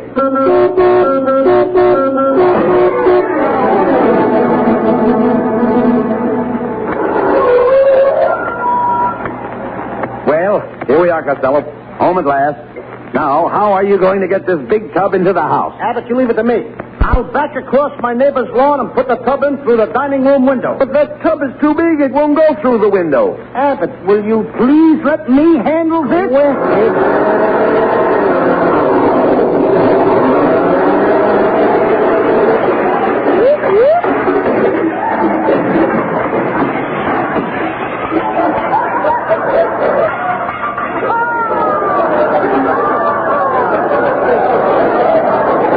Wasn't it? What do you mean? I told you I'd get it through. Just a minute. What do you fools think you're doing driving across my lawn with that car? Why, look at you. You ripped up my grass, crushed my petunias, and shattered my gladiolas. Get back in the house before I fracture your hollyhocks. Now, Costello. Please don't talk like that. This woman is your neighbor. Remember the old saying, you should love your neighbor. Okay. Oh, you brute, put me down. Costello. Do you want me to call my father? No, thanks. I don't think he'd appeal to me. No. Come on, Costello. Let's go in the house and connect the tub. Now, the first thing we have to do is to connect the pipes to the main. The main what? The water main. Where's the water main? I don't know, but the milk main will be here tomorrow. I'm talking about the water main. What runs under the ground from the street to your house? Gophers. Hello, fellas. Now, what do you want, Niles? We're busy. No, I heard you bought a bathtub, Costello, and I thought I'd help you install it. You know, I come from a mechanical family. Mechanical family is right. They're all wound up and jerky. Oh, break it up. Break it up, Costello. I'm going down in the basement and connect the pipes from the tub to the hot water heater. You bore a hole in the floor and shove the pipes down through. Okay, Niles. You heard him. Now, you're going to help me. Hand me that drill. I got to bore this hole. Say, you must do a lot of this work, Costello. Oh, I wouldn't say a great deal. Oh, I don't know. People say they always find you boring. Hey, Costello, what are you doing up there? Bore that hole and put the pipe through. I don't have to bore a hole, Abbott. I found a couple of holes in the floor already. Oh, wait a minute. You can't use those. Those are not holes. What do you mean they're not holes? They look like holes to me. Costello, they are holes, but they're not holes. How can they be holes if they're not holes? Look, Costello, a knot hole is a hole, but it's not like a hole that's not a knot hole. This guy can't even go down in the basement without starting a routine. Hey, Abbott, who's on first? Oh, no. I like that routine better than the one you started. Look, Costello. Look, will you please shove those pipes down through the hole in the floor? Where are you, Abbott? Look through the hole. You can see me. Hey, Abbott, what? How you've changed. Where did you get those little beady eyes and that mustache? You're looking in the wrong hole. That's a rat. Well, there is a strong family resemblance. Here comes the pipes, Abbott. Okay. I'll connect them to the hot water heater. You can get ready to take your bath. Oh, boy. Just think of it. My first bath in my new house. Excuse me, Ken, while I get in the tub and turn on a shower. Are you ready, Abbott? All ready. You can turn the water on. Oh, boy, I'm skiing in the rain. I'm sliding down the drain. Oh, what? Oh! Niall! Hang me a towel! Yeah, but I can't see you, Costello. Everything has suddenly gone black. The black is me! Abbott connected the tub to the oil furnace! Get me out of here!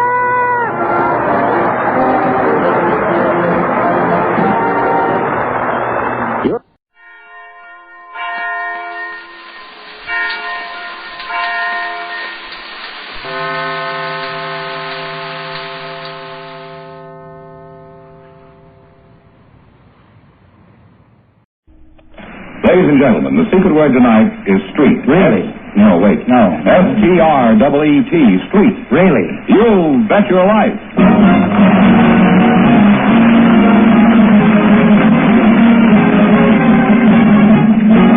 The National KIBM Broadcasting Company presents Roger Marx in You Bet Your Life, the comedy quiz show transcribed from Hollywood. And here he is, the one, the only...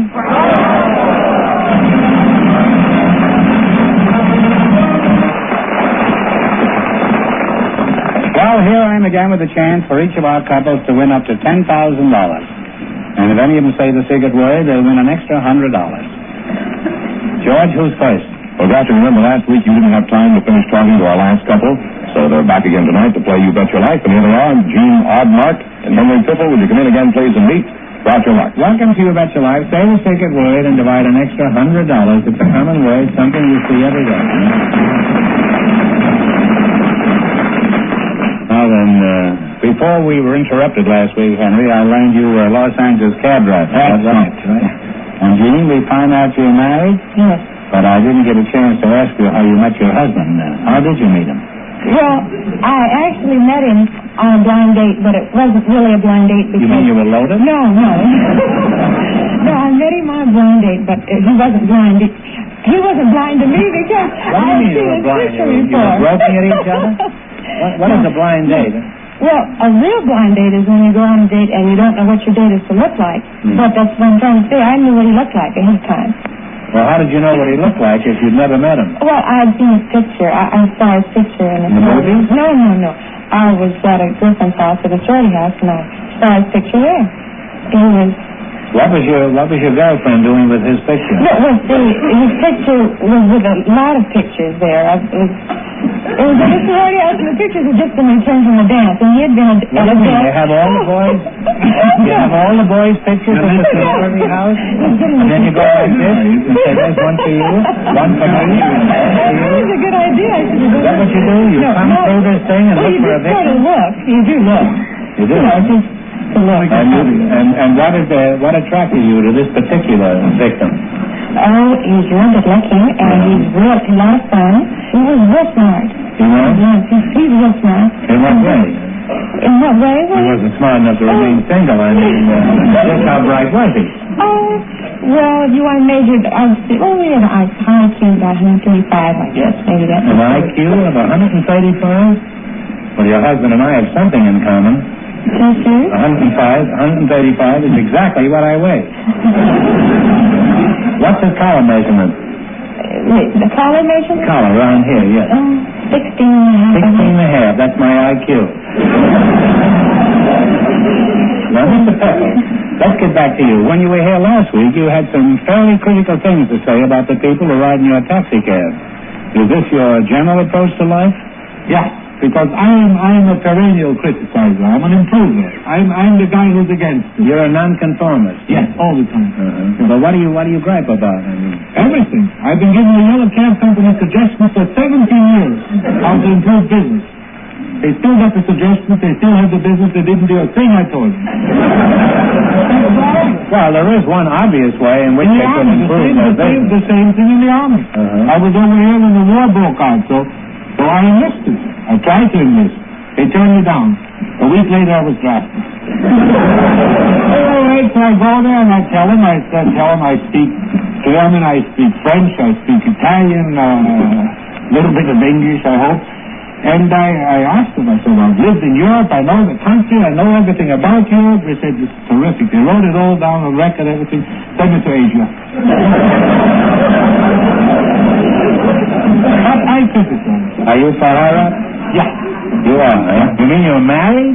Yeah. And now her name is Piffle, too? Yeah. What a dirty trick to play on a girl. Yeah. That's what my wife says, too. Yeah. Now, Henry, do you take a lot of kidding about your name? Oh, yeah, all the time. But it doesn't bother me. No? What do they say to you? Well, for instance, we'd be sitting around, you know. Sitting around what? At home, when my mother was still alive, and we'd be drinking coffee or something, and the phone would ring, and my mother would pick up the phone, and somebody would say there, hello? Could I speak to Mrs. Gisela Verbetir Pisser? So she would say, yes, and she said, well, is that the Gisela Verbetir Pisser that has the shoe store in Boston? And my mother would say, no, I said, well, then I got the wrong result of everything picture. You mean this fellow called up every night and asked your mother? He called up once in a while. Such things occur all the time. Didn't your father object to this? My father? No, he did. My father. Why should he object? It's good business. My father was managing my mother. Just by the telephone? Not for the telephone, in the business. My mother used to be a very, very famous actress in Europe. Is that so? Yes, very famous. She was the equivalent of Ethel Barrymore, Mary Jester. She was a real great actress. And he was managing her affairs. That's the reason. What name did she play under? Because I love Abbott Costello. I knew her very well. We played together one time in a shoe store in Boston. Now, what does your wife do? She complains.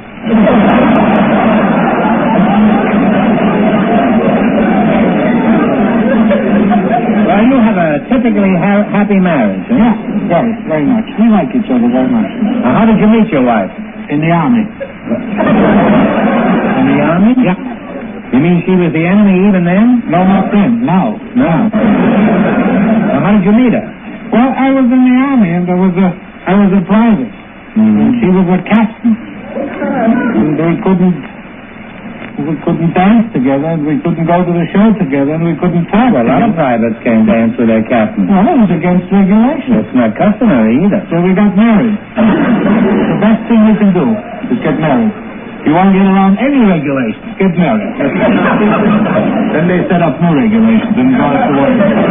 You got married so you wouldn't break regulations. Exactly. I made corporal 2 weeks later. I think she did it. I don't know. She must have given me a promotion or something. You know, that's like shooting yourself to cure a headache. So how has your marriage worked out, Dave? Do you ever argue? All the time. All the time. But we enjoy it. You're kidding, huh? No. We're exactly the opposite. What? You quarrel a lot? We quarrel all the time. About what? Everything that comes along, there's always a reason to argue. You see, for instance, my wife, she's Republican. I'm a Democrat. Yes. So she's born in the United States. Did you know she was a Republican when you married her? Yeah, she wasn't ashamed of it.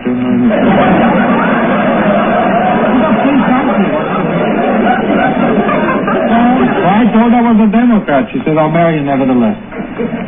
So it came out easy. Well, you were both very broad-minded about it. Yeah. Well, Henry, it's been refreshing. All the time, right? Yes, it is. We need more men like you, especially on a rainy night when we're looking for a cab. I'll be there. Now then, you have chosen, out of our list of 331 categories, you selected a dictionary quiz.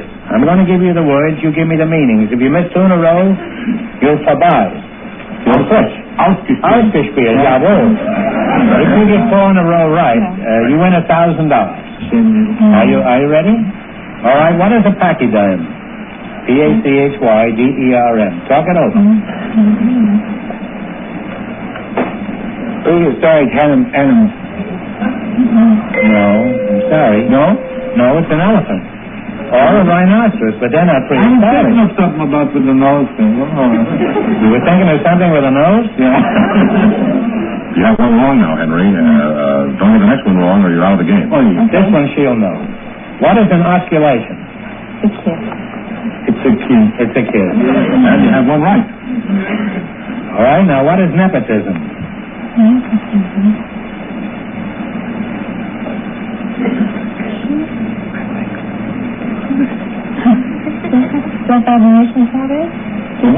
No, it's the excessive favoring of relatives.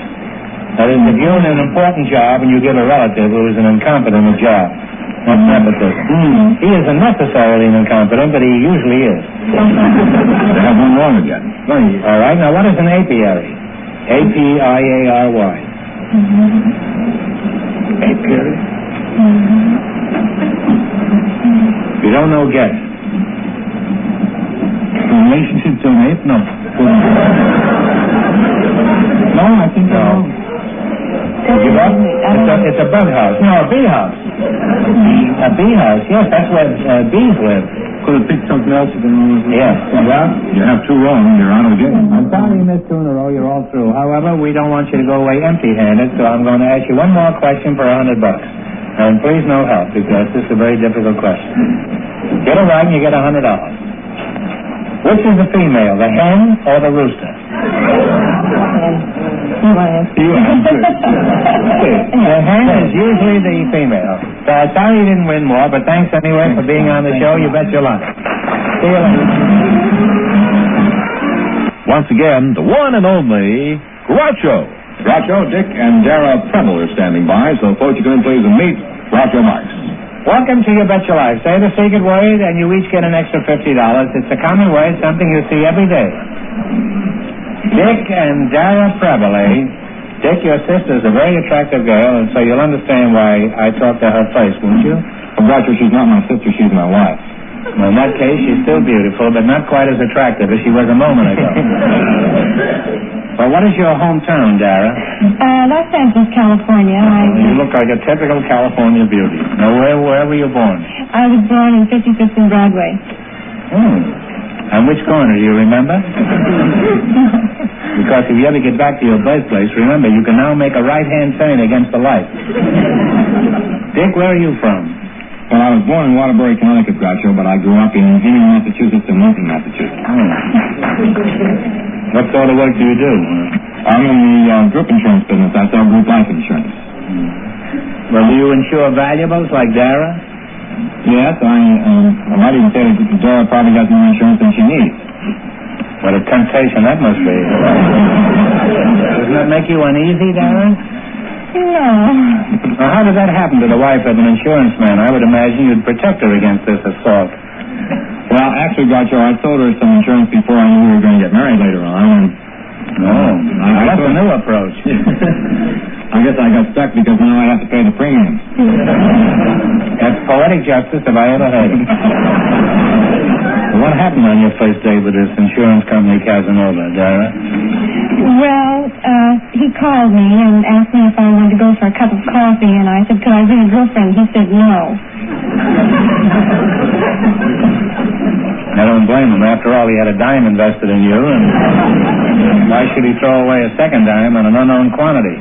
What happened after that? Did you two start mooning around on the next date? No, he said if you want to see me, you call me. The independent type, huh? You know, 30 years ago, I tried that on a girl in Toledo, and I'm still waiting for the phone to ring. Well, Dick, my apologies. I certainly underestimated. You've got something, and furthermore, I'd like to have it. You know what that certain something is that you've got, Dick? No, I don't believe I tell you, you've got a beautiful wife who is heavily insured. If he ever brings you a glass of warm milk before you go to bed, take my advice and have it analyzed. Now, do you love birds? Have any arguments? I don't mean violent ones, you know. Just normal ones like where you bounce a flat iron off his head and he tries to run over you with the car. Well, occasionally we have an argument about our year-old baby. Oh, you have a child, huh? Yes, a little boy. And I want to have a maid for the baby, a nurse.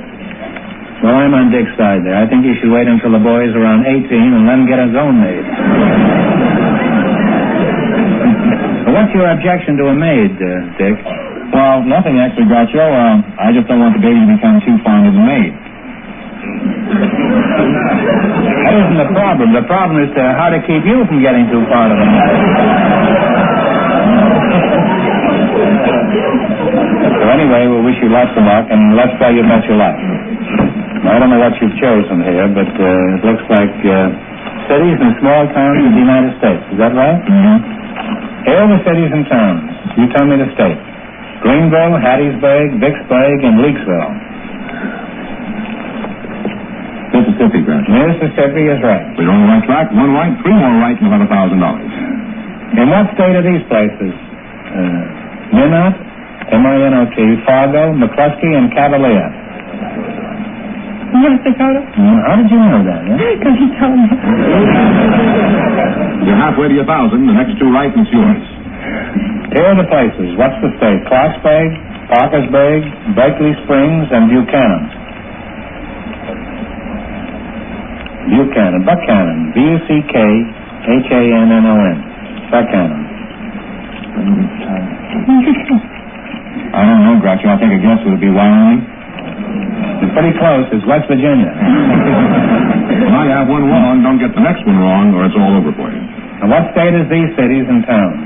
Elmira, Malone, Herkimer, and Utica. New York. New York. How did you know that?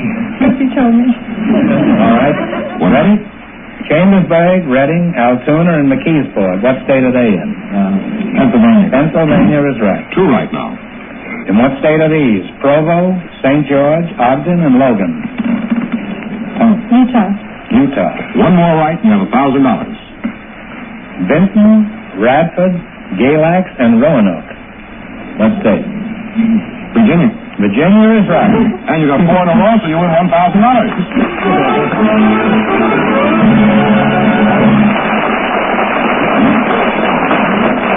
Now, you won $1,000. You can keep it and quit, or else you can come back later and try to double your money. You may even get a chance at $10,000. So go over there and sit down and think about it, and if we don't see you later, thanks for being on the show. Thank you, Groucho. Thank you. From November 4th, 1957, you're listening to Groucho Marx on You Bet Your Life on the Golden. Now, George, let's find out what our young married couple is going to do about the big money. All right, Dick and Dara Weber, would you come back, please? Well, we're glad to see you again. You're going to try for the big money, eh? You won $1,000. Now, if you decide to try for the 10 and you fail, you wind up with a total of $500. So we're going to go for the big money. You're going to go for the big money.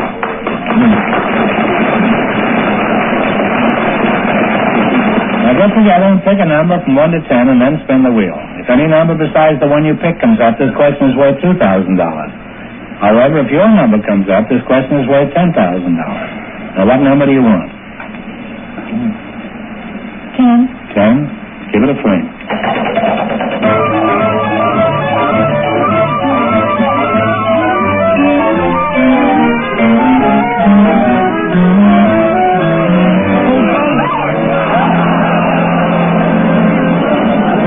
Well, you couldn't get any closer. Your number was 10 and it landed on 9, so this question is worth $2,000. That's not too bad, is it? That would be too bad if you don't get it. All right, for $2,000, who succeeded Sir Anthony Eden as Prime Minister of England? Talk it over.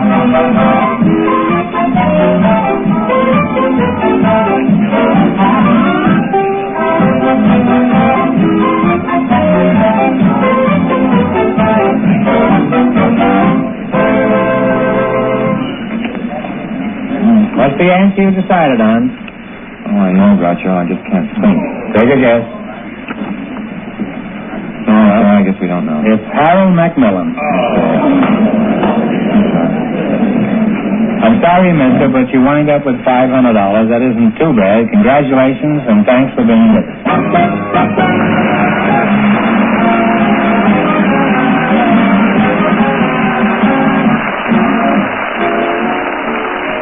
That's the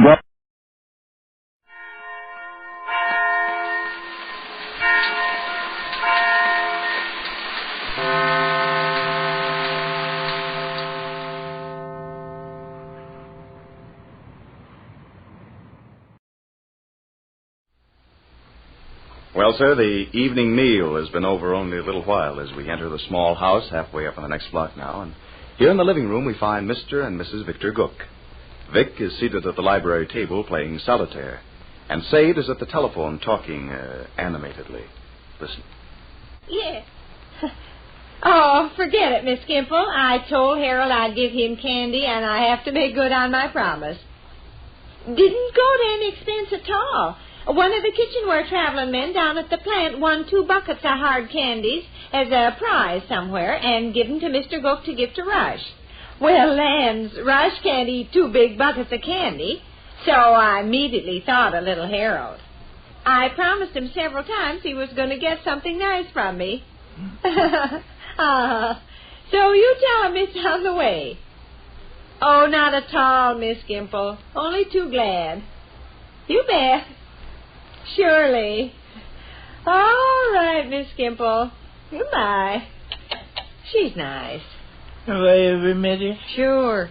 Where? Oh, you met her several times. Are you about ready to leave, Willie? We got a boy that's going calling on a young lady this evening. That's what I understand. Hello, Romeo. Hi. Your necktie's all squeegeed around crooked. Let's shake a leg tonight, Dr. Sleech. I abound with vitality and gay spirits. Think Fred knew he'd warm up to a game of 500? Fred's working overtime at the foundry. Oh, is he? Mm-hmm. I'll stroll down to the Joe. Oh, that fat-headed Gloria Golden's on, ain't she? Picture's supposed to be very good. Sad sort of a business, I guess. Miss Harris told me this morning her rumor Mr. Sludge come home last night crying. He was so affected by it. Oh, that slobber cry at the drop of the hat. Funny, ain't it, the fellas we know that cry a lot? I cry myself sometimes. I cried this morning. Had a knot in my shoestring. It wouldn't come loose and it wouldn't come loose. I was so vexed and upset I burst into tears. You darn old shoestring, you! I sobbed. You joke, but Mr. Sludge does that kind of stuff all the time. Mm-hmm. Rush, aren't you going? Thought I'd sit here and rest a minute. You're tired. No, but I sure ain't in any hurry to get over on West Jefferson Street. That's a gallant speech for a true lover to make. Your sweetheart would no doubt clutch at your heart and swoon if she heard your callous speech. I made a horrible mistake letting myself in for this junk. What junk? Oh, going over to see Annabelle Hemstreet. Why?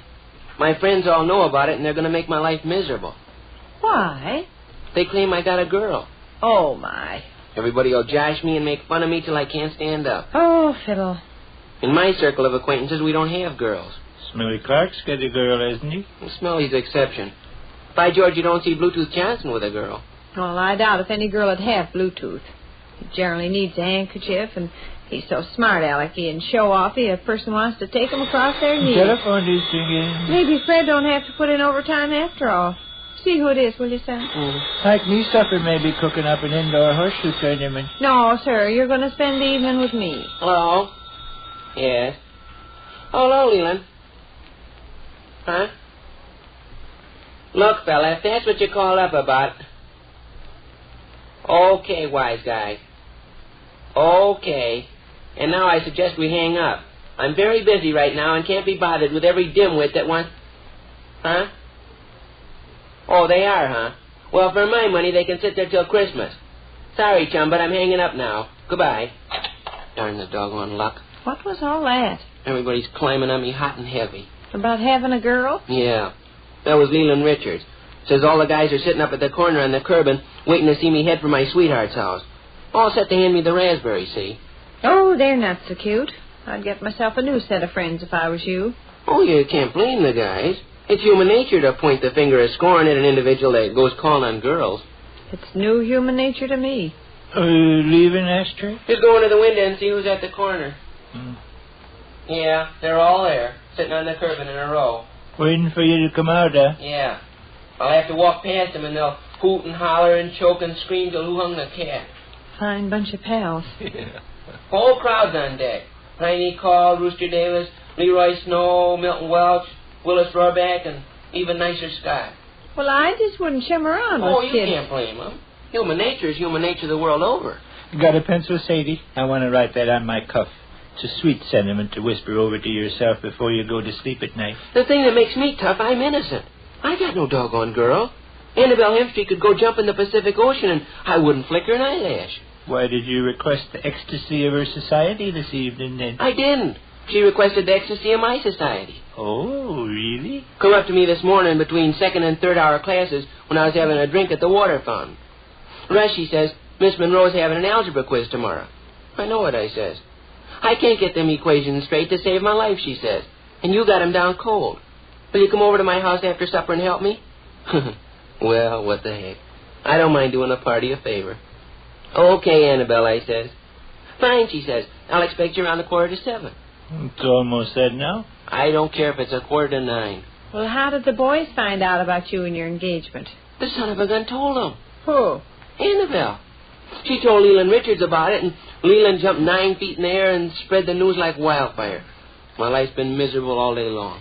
Well, look, Sonny, you better run along. You'll be late as it is. Uh-huh. Well, okay, here I go. To run the gauntlet of catcalls and derisive laughter. May your head be bloody but unbowed. I'll say. Well, people, I'll see you wait, around. Willie, you got to run a little errand. And I better scoot along? Well, it's right on your way. Miss Skimple's there on West Monroe. I promised little Harold I'd give him candy, and one of them buckets Gub brought home this afternoon. Hey! What's the matter? You don't mean you want me to carry one of them buckets up the street? You won't be going a single step out of your road. No. No, what? They'll think I'm taking it to Annabelle. Who'll think you're taking what? The guys up at the corner. If I come out of this house and walk up past Kelsey Street carrying a bucket of candy, they'll think it's for Annabelle. Oh, fiddle them guys. My life won't be worth living. You heard life. Mom, all day long I've been trying to convince them I'm calling on Annabelle Hemstreet tonight because she asked me to study algebra with her. Some of them are more than half convinced. But if I walk toward her house with a big bucket of candy, they'll figure I've been lying. Well, they can figure whatever they want to figure. You kids are welcome to enjoy your crazy didos as long as they don't interfere with important stuff. And this is important stuff. I told Miss Skimple you'd be over in the next half hour with a bucket of candy. Little Harold's waiting for it. And you're going right past their house, so there's not... Mom, I can't. Oh, yes, you can. I can't. I can't walk past that crowd of fellas carrying a bucket of candy. My life... Telephone again. Telephone I'll get it. again. You better scoot, mister. I tell you, my life won't be worth living. I'll have to Let's go have in. it quiet, please. Hello? Oh, yes. How are you, Miss Trogo? Oh, fine as silk. Sitting here with our teeth in our mouth is all. Why, I think we'd love to. Just a second. Trogo's are asking us over to play cards. Fine. Mom, Hi there. Victor says wonderful. Sure. How soon? Why, right away. Sure, we'll hop right along. We'll be there before you can say Jack Robinson. All right, Miss Trogo. Put on your hat. Immediately, Dr. Sleech. Come on, Rush. Grab that bucket of candy and we'll scoot. We're not going together. Well, sure. What's the matter? Miss Trogo lives in the west We're side. going together? What's eating you, Rush? I can't. Can't what? Walk out of this house and go up the street and pass my crowd of friends in the society of my parents. Why? They'll think my parents are going with me to Annabelle Hemstreet's house. Come on. They'll think I'm taking a bucket of candy to Annabelle Hemstreet, and they'll think my father and mother are going with me. Take this boy by the arm, Vic. Let's go, Uncle Pete. My life. My life. Oh, what's the matter with your life? It won't be worth living. It won't be worth living. Come on, fellas. Which concludes another brief interlude at the small house halfway up in the next block. It's Duffy's Tavern, brought to you transcribed by the National Broadcasting Company with Charlie Cantor as Finnegan, Hazel Sherman as Miss Duffy, Fats Pichon at the piano, and starring Archie himself, Ed Gardner.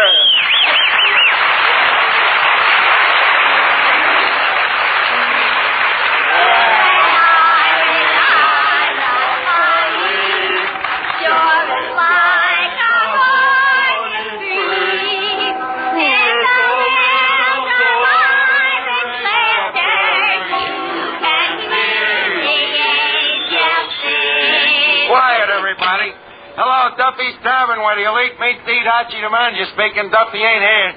Oh, hello, Duffy. Huh? You what? Duffy, I can't believe it. After all these years, the stork? Holy cat. Was Mrs. Duffy surprised? No more than you was, huh? Well, how do you like that? I thought you folks were spending all your time watching television. Hey, Fats. Yeah? Guess what? Duffy took his wife to the Stork Club.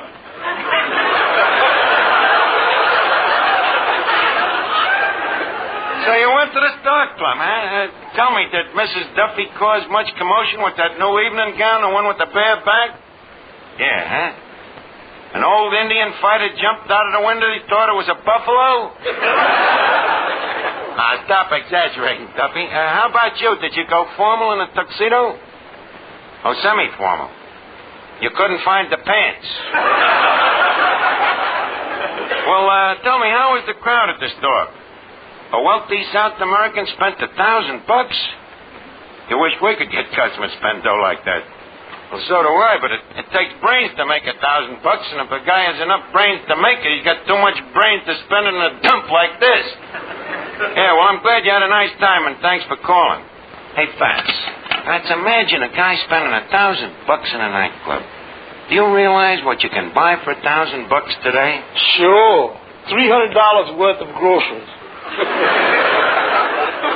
It's all right. Boy, $1,000. Let's see. Champagne, filet mignon, caviar.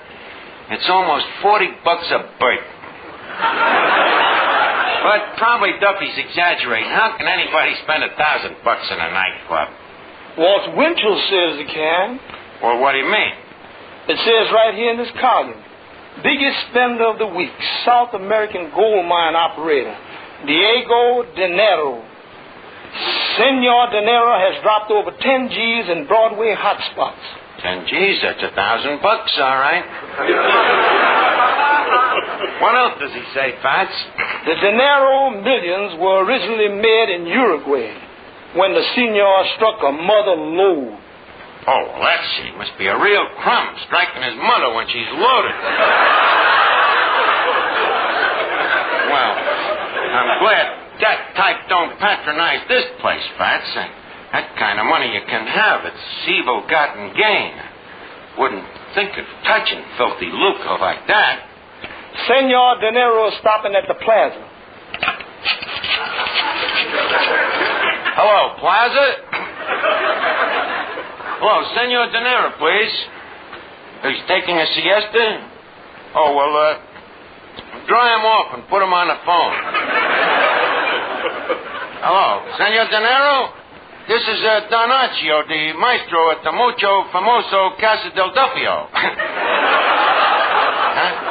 Well, Senor, look, why don't you come down and give us a tryout? We're in the Spanish section, you know, Los 3rd Avenue and El Bowery. Huh? Have we got a Spanish floor show? Have you got 1,000 pesetas? We got a Spanish floor show. Well, okay, we'll be looking for you tonight. Ole. He's coming down to this Ole? Yeah.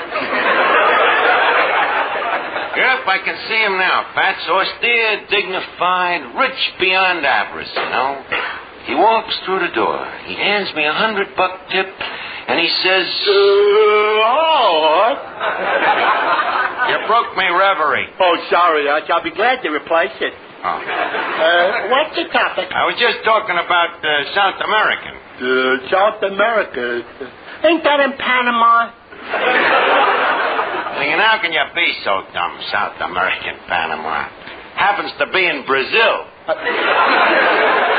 Oh, Brazil. You know what? I always wanted to go there and see me Uncle Willie. Uncle Willie? Yeah. He's got a big cattle ranch down there. Oh, is that so? How many heads?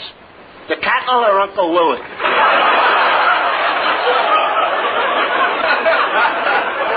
I'm talking about the cattle. Oh, he only has one head.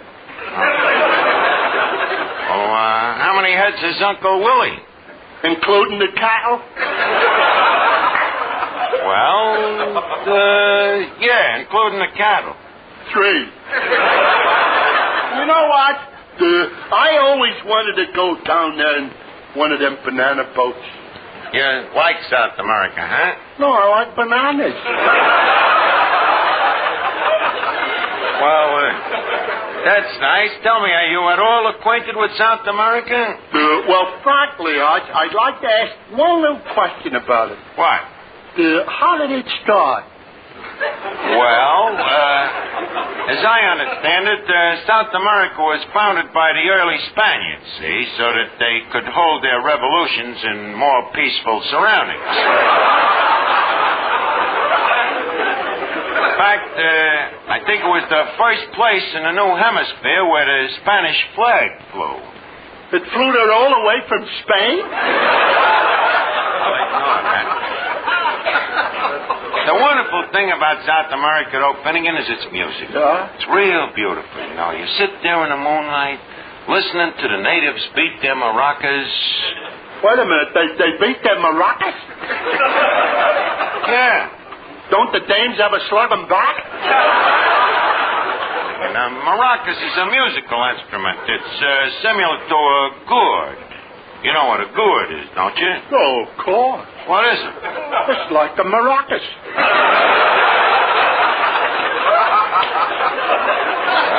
Yes, say that's right.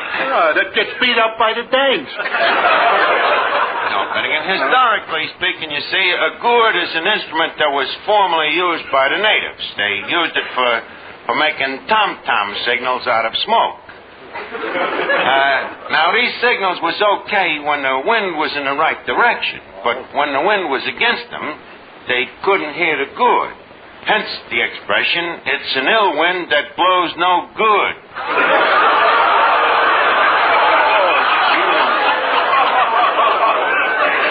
Boy, dude, Art, you sure's got a knack for explaining things.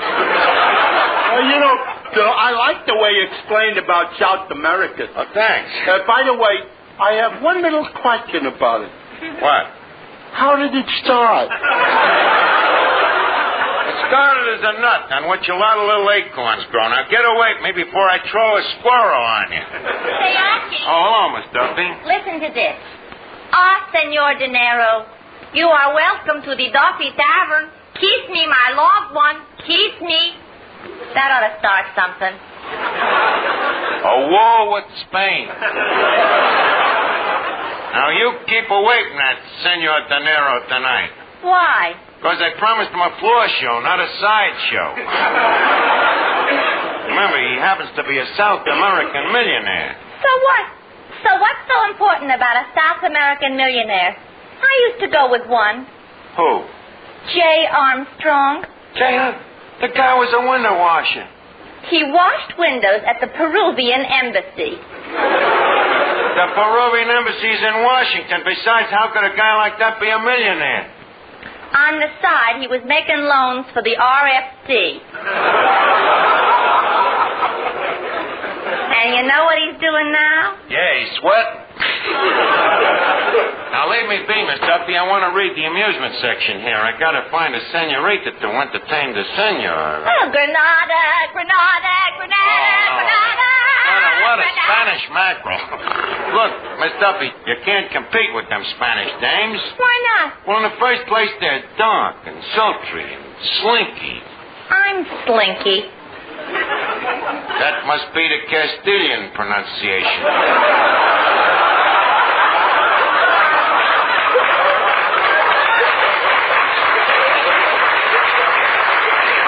Now, look ahead.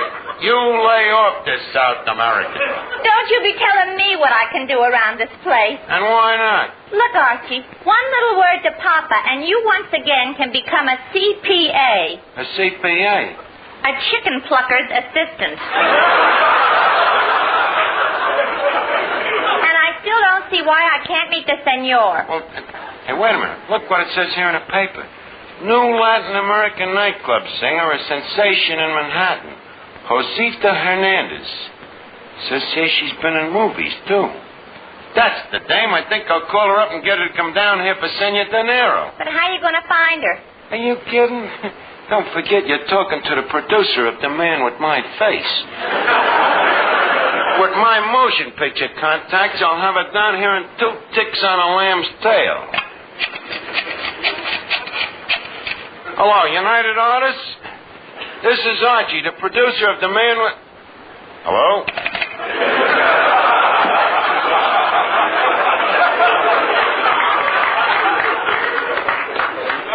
I must have had a bad connection. Or United Artists must have had a good memory. I think I'll call one of the other studios. Hello, International Studios? Let me talk to LB. Who's LB? Who knows? There's one in every studio. Whoa, LB. I'd like to locate an artist named Josita Hernandez. I want her to sing here in Duffy's Tavern. Huh? Suppose she has a suicide clause in the contract? Huh? Listen, LB, do you know who you're talking to? This is BG. Well, that's better. Contact her right away. Okay. Hey, this BG must be an important guy. Must look him up sometime. Now, Fats, leave a South American up the joint before Senor Dinero arrives, huh? Too bad the senor ain't from Australia. It would save us lots of trouble. Why? This place already has that down-under look.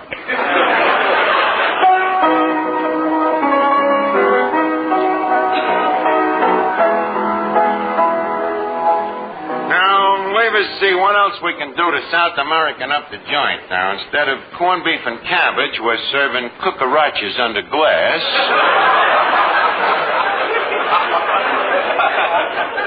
Now, let me see. Fats, better change that sign on the back door there to read, hombres. Hombres? Wait, better yet, caballos. Yeah, that ought to do it. Sorry, but the word is caballero. Look, sister, who are you trying to teach me Spanish? My name is Rosita Maria Elena Margarita Consuelo Hernandez. Well, welcome to your whole family.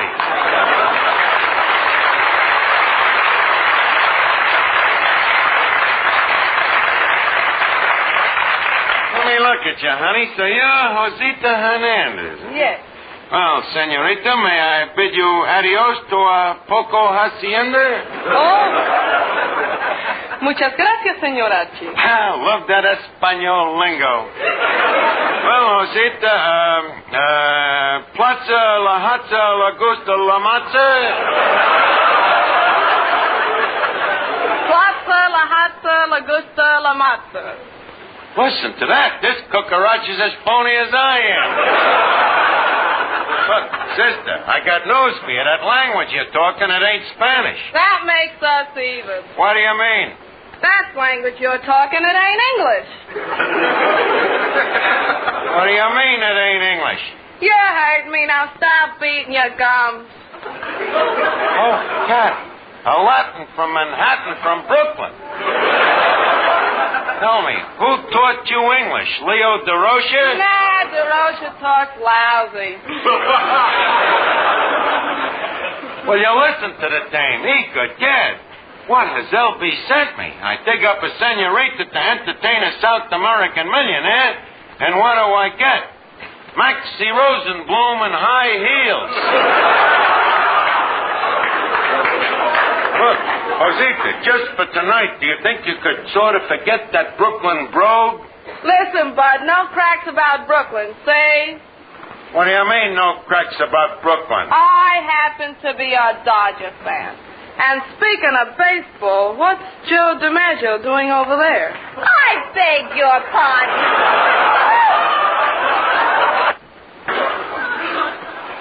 Now, Miss Hernandez, you've made a grave error. DiMaggio occasionally gets to first base.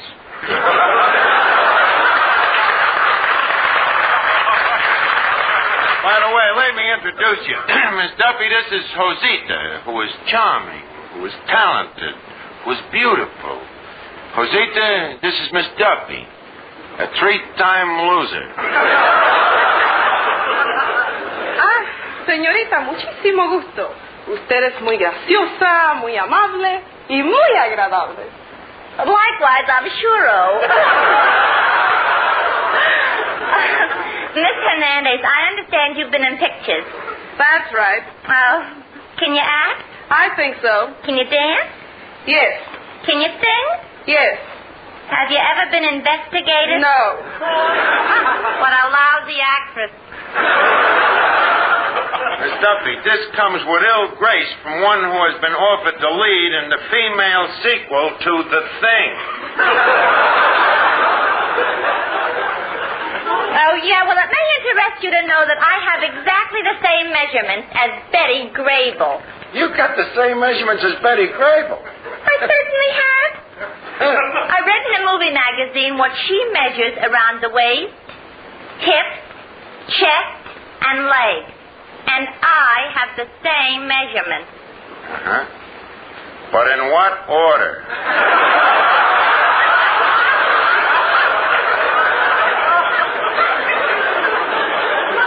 Now, please, scram, Miss Duffy. What's wrong with her? Oh, nothing serious. It's just that she's had a split personality ever since somebody told her she resembles both Abbott and Costello. I ought. Oh, yeah, Finnegan. I was down to the gas works and I could... Hey, who's the little squirt? Finnegan, ain't you ever heard of Josita, Maria, Margarita, et cetera, et cetera, et cetera? Well, I've heard of it, but I've never been there. Say, Mr. Finnegan, you're cute. What? I said you're cute. Oh, no, you don't. What's the matter? That's the way it always starts with dames. First they tell you you're cute. Next thing you know, you're engaged. And you're married. And you're divorced. Then what? Then you're not cute anymore.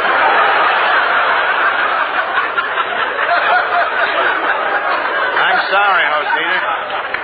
You'll have to forgive Finnegan. You see, as a child, he had an unfortunate experience. They didn't leave him in the developing solution long enough.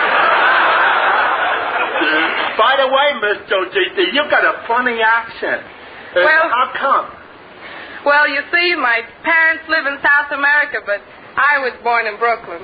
Your parents live, and you was... It's amazing how you all got together. And again. Yeah. And again. Yeah. I hear them little voices calling you. Oh, coming.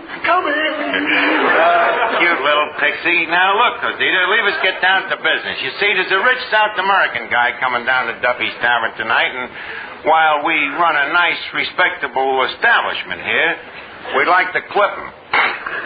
So, I'm kind of counting on you to use a little essay on him, you know, and I don't mean South America. There's only one thing. Oh, yeah? What? The way you talk. What's the matter with the way I talk? That taxicab Castilian. Tonight, try to forget you from Brooklyn, will you, and stick to Spanish. Okay? How's this? Vamos a batear duro que tenemos que ganar el campeonato el año que viene. Oh, that's great. By the way, what's it mean? Get in there and fight, you bums. You gotta win next year. Oh, no.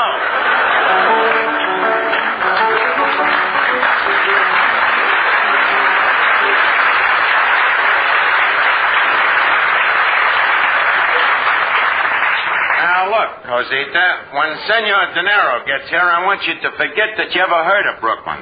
Okay, pal. Gotcha. Huh? I mean, si, senor. That's better. Mr. Archie. Yeah? There's a bulging wallet with a man coming in. Well, that must be him. Well, Senor Dinero, mucho gusto, Harpo, Zeppo, Chico, Groucho. I do not understand what you say. You don't understand? No. I hope I ain't got two Brooklyn bums on my hands. I take it that you are Diego Dinero? Sí, señor. I am Don Diego Dinero of Castilla, Aragon, and Uruguay. And you? Me? I'm Archie, a peon. Look, senor, refresh me up. You was at the Stork Club last mañana esta noche, correct? Sí, señor. And cuánto costo was your bill? My bill, $1,000. $1,000, huh? Well, I think we can meet the price. Now, what would you like to have, senor? A couple of cases of champagne, or perhaps a barrel of caviar? Just a little something to get the bill a-rolling? No, senor. I do not spend one single centavo. What? Until I see your South American floor show. Showtime! Well, Senor Dinero, you're in luck. The floor show is just about to begin. Maestro, a Frampre por flavor. Dankeschön. Senors and senoritas, a funny thing she happened to me on the way to the hacienda tonight. I meet two senoritas, Polly and Molly. Polly, she don't like me. But Molly, she liked me. So, I am cold to Polly and hot to Molly.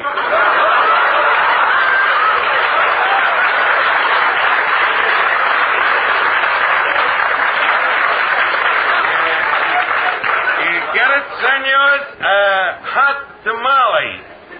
You get it?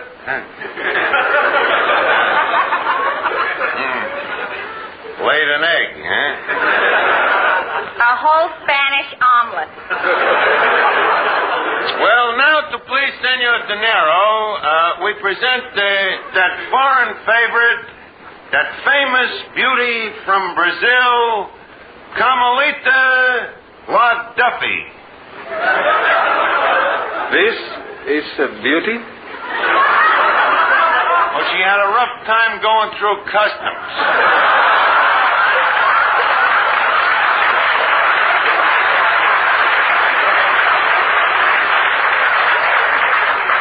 You will be joined by Don Clifton Don Finnegan, better known as the Mongoose of Madrid.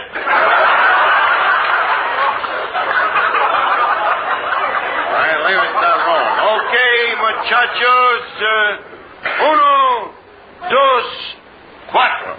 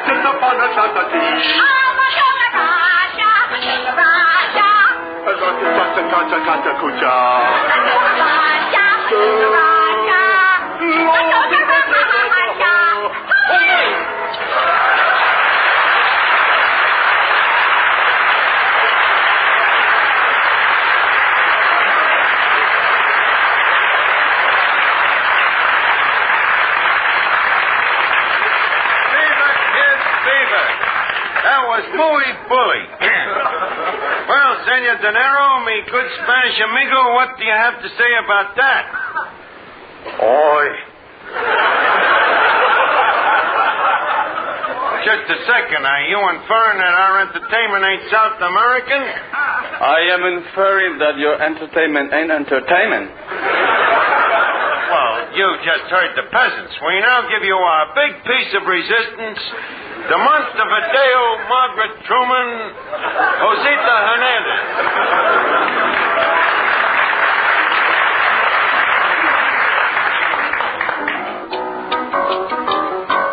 Muñequita linda, de cabello de oro, de dientes de perla, labios de rubí. Ay, dime si me quieres como yo te adoro, si de mí te acuerdas, como yo de ti. A veces escucho un eco divino que envuelto en la brisa parece decir: ay, yo te quiero mucho, mucho, mucho, mucho, tanto como entonces, siempre hasta morir.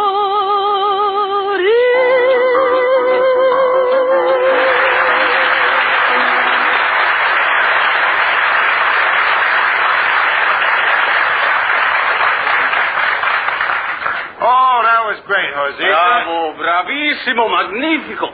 Archie, I would like to meet this talented señorita. I thought that'd do it. Senor De Niro, meet up with Señorita Hernandez. Once, Monk. Señorita, es un gran placer. Un grandísimo placer. Press the flash, bud. Easy. Senor De Niro, now that you like the show, how would you like to buy a dinner or some champagne or the Tavern? Later. Senorita, you sing beautifully. So much better than those stupid Americanos. Stupid Americanos. How would you like a punch in the nose? Josita, please. The champagne customer is always right. Look, senor, how about the $200 blue plate, or perhaps a nice $50 hot dog? Hot dogs? Hot dogs? Who eats hot dogs but crazy Americanos? Now look, you big lug. Josita, ex-nighty, the senator is perfectly correct. I agree. Eating hot dogs is simply abdominal. Of course. Hot dogs are only for people who go to baseball games. Morons. For $1,000, I suppose I gotta let him get away with it. You don't like baseball, eh, senor? Baseball. It is stupid. And the most stupid of all are those, how you call them, those Brooklyn bombs. That's it. Josita, stop. Put down that pop bottle. You can't slug a South American. It's against Truman's .4 policy.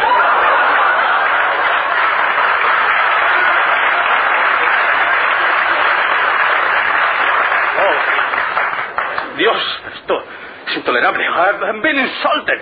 You're all phony, psycho. But, senor, you ain't had your champagne. Dios. But, senor. Oh, now he's gone. Look, Josita, do you realize what you've done? What? You have just cost Duffy's Tavern 1,000 simoleons. But he took a crack at the Dodgers. So what? Well, why couldn't he pick on some other team like the Giants? Just a minute. What about the Giants? They stink. They stink, huh? Says who? Says me. What do you know about baseball? The only time you was ever in the bleachers was when you went to the hairdressers. Hey, you brother sing soprano. You bought a sombrero. Fats, quick, throw this dame out of here before I malfeast her. And Fats, when you throw her out, do one thing for me, will you? What? Point her towards Abbott's field.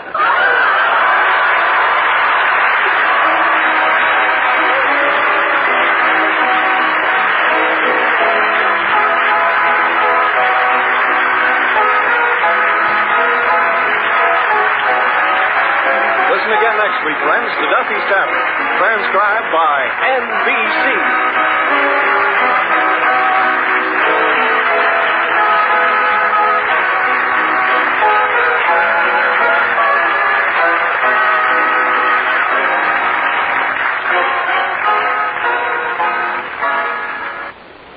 Money cannot produce one of the armed forces' most vital current needs, blood plasma. The need is great, and only you can answer it. Stay tuned for You Can't Take It With You on NBC.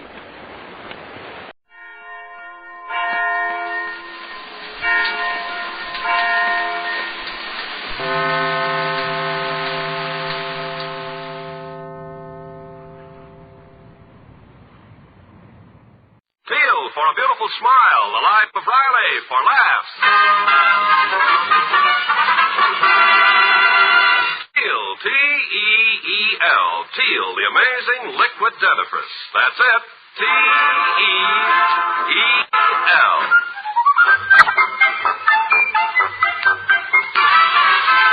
Teal, the amazing liquid dentifrice brings you the life of Riley with William Bendix as Riley.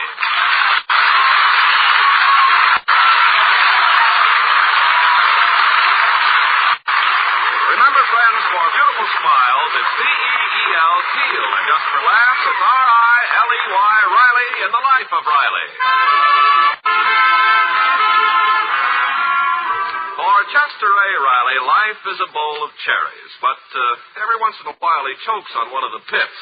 For instance, the other day, Riley learned that his 13-year-old son, Junior, has been gambling on the slot machine in the back room of Mike's cigar store.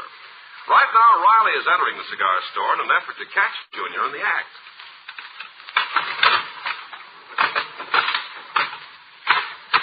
Oh, boy, I win again.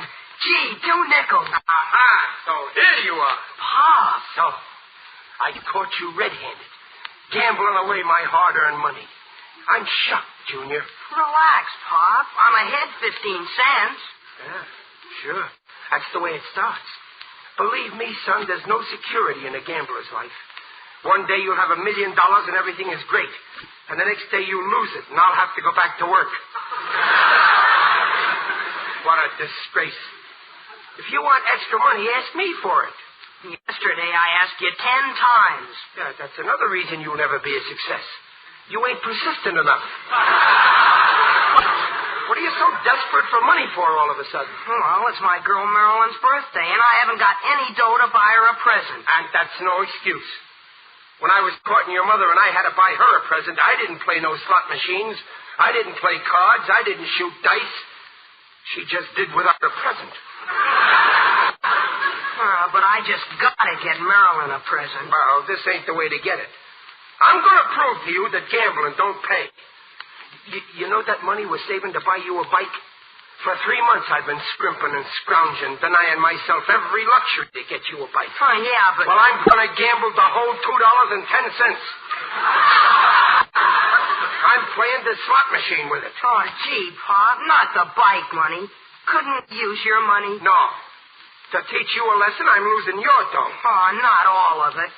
Just play a few nickels. I'm shooting the works. This machine is crooked, and when you lose all your bike money, maybe you'll learn that you're up against an unbeatable game. Okay, now watch. Here goes your first nickel.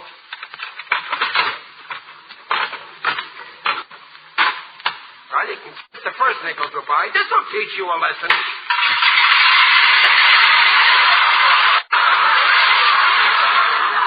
You hit the jackpot. The first nickel, the jackpot. We win $30. I told you that machine was crooked.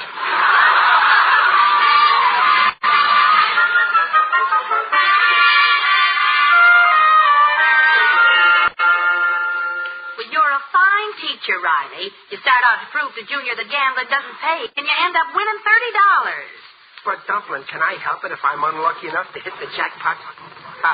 But don't worry. Next time that kid's going to learn his lesson. I just bet all of his $30 on a horse. Chester Riley. Don't you get it, Peg? This horse, Honeysuckle, can't win. It's a 25-to-1 shot. Well, what does that mean? Well, that means that if Honeysuckle wins, Junior gets $25 for every dollar he bet. Well, that's a fine way to cure Junior betting. You find him bargains. Dumpling Honeysuckle is no bargain. This horse is a sure thing to lose. Look what the racing form says. Honeysuckle, last time out, stayed out all night.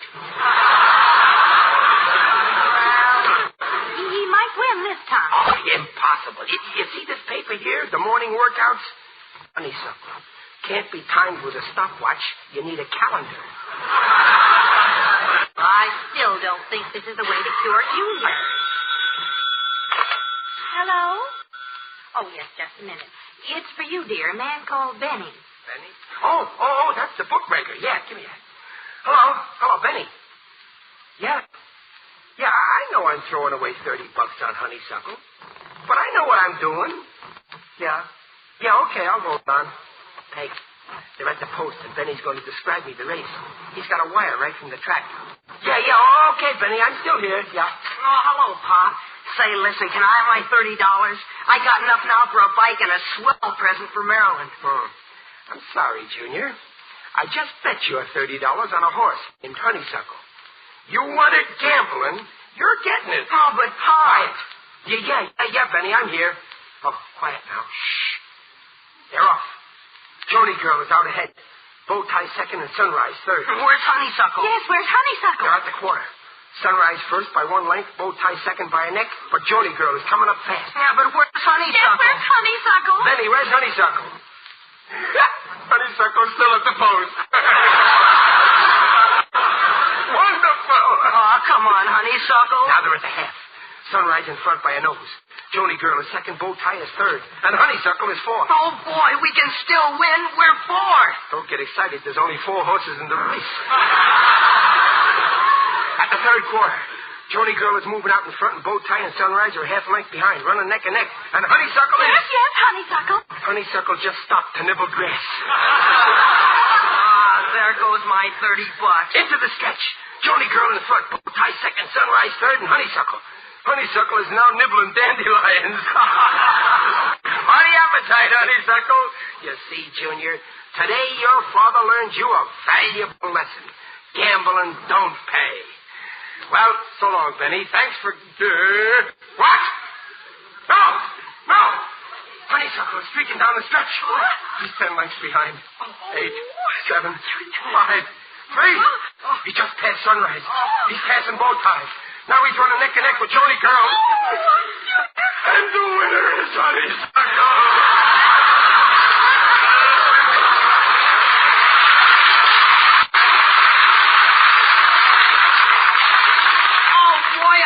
I win. Oh, $750. Oh, my heavens. Benny, what happened here? How did he win? What? Bees. What's it about bees? While Honeysuckle was nibbling grass, a swarm of bees stung him, and he shot forward down that stretch of the grave. Oh, those dumb bees. Why didn't they sting him in the head?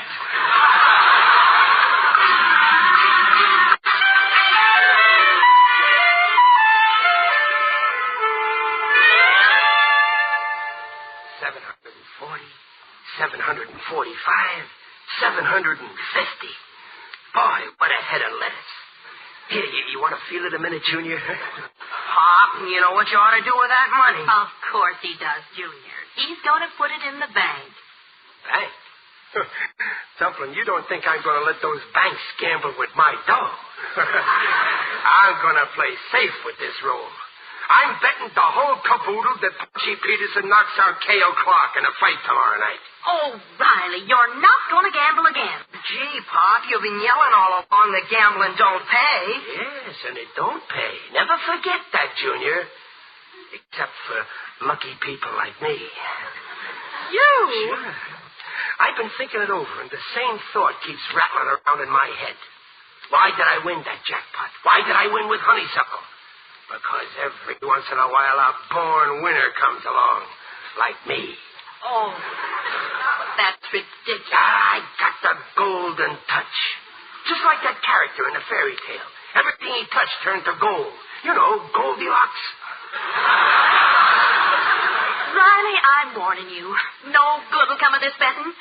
Peg, I know what I'm doing. Was I ever wrong? Every single time. True. But remember, it's only human to make mistakes. And for most of my life, I guess I was human, too. But now I've changed. Look, Dumpling, you think I'm doing this for me? I don't care about money. I want to make life easier for you. Why should you have to stand over a wash tub and wash out my shirts? From now on, I wear a shirt once for 5 days. Then I throw it away. Nonsense, Riley. I'm not complaining about my lot. And I'm thinking of Junior, too. I was always worried I couldn't afford to send him to college. But now I'll be able to send him to 2 colleges, like William and Mary. Yeah, but Pop, I'll settle for a bite. Please, Riley, listen to me. No. It's no use. My head's made up. Peg, you might as well face it. You married a goose who's going to lay a golden egg.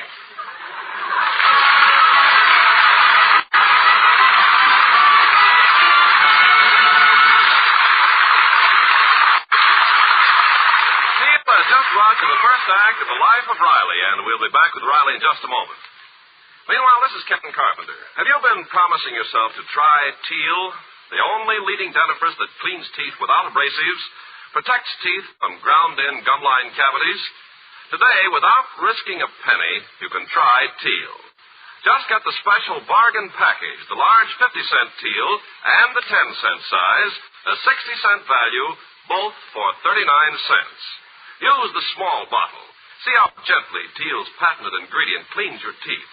avoids harsh abrasive action that gradually grinds in cavities at the gum line.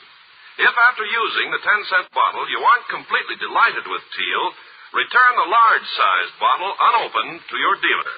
He'll refund the full purchase price. The test will have cost you nothing.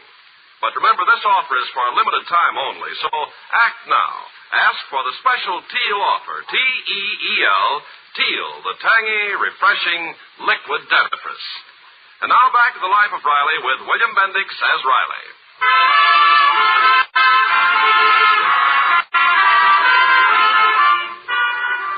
When Riley found his son Junior playing a slot machine, he set out to prove to the boy that gambling doesn't pay. But after hitting a jackpot and then winning $750 by betting on a bad horse, Riley became convinced that he has a magic gift for picking winners. Right now, Riley is generously offering to make his fellow lodge members fabulously rich. But I'm telling you, Brother Lodge Brothers, I can't lose. I got the gift. Maybe you have, Brother Riley. But why gamble the entire treasury of the BPLA? Because if there's one organization I'd like to make rich, it's the Brooklyn Patriots of Los Angeles. Besides, fellas, I keep telling you, the way I bet it's no gamble. It's a sure thing. Yeah, but gambling. I don't know. My old mother brought me up never to gamble. Go on, Yulie. I seen you gambling yesterday. That was not gambling. I was using my own deck of cards. Well, my system is just as safe. Look at this roll I ran up. From one nickel. 750 smackers. Yeah. Okay, Brother Riley, maybe we'll go along with you. What's this sure thing you got lined up? I'm betting this whole roll that Punchy Peterson knocks out K.O. Clark in a big fight. What?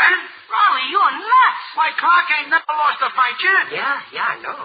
But Punchy Peterson ain't won a bout in the last 5 years. Yeah, I know. That Punchy kisses the floor so often, every time the camera sees him, it puckers.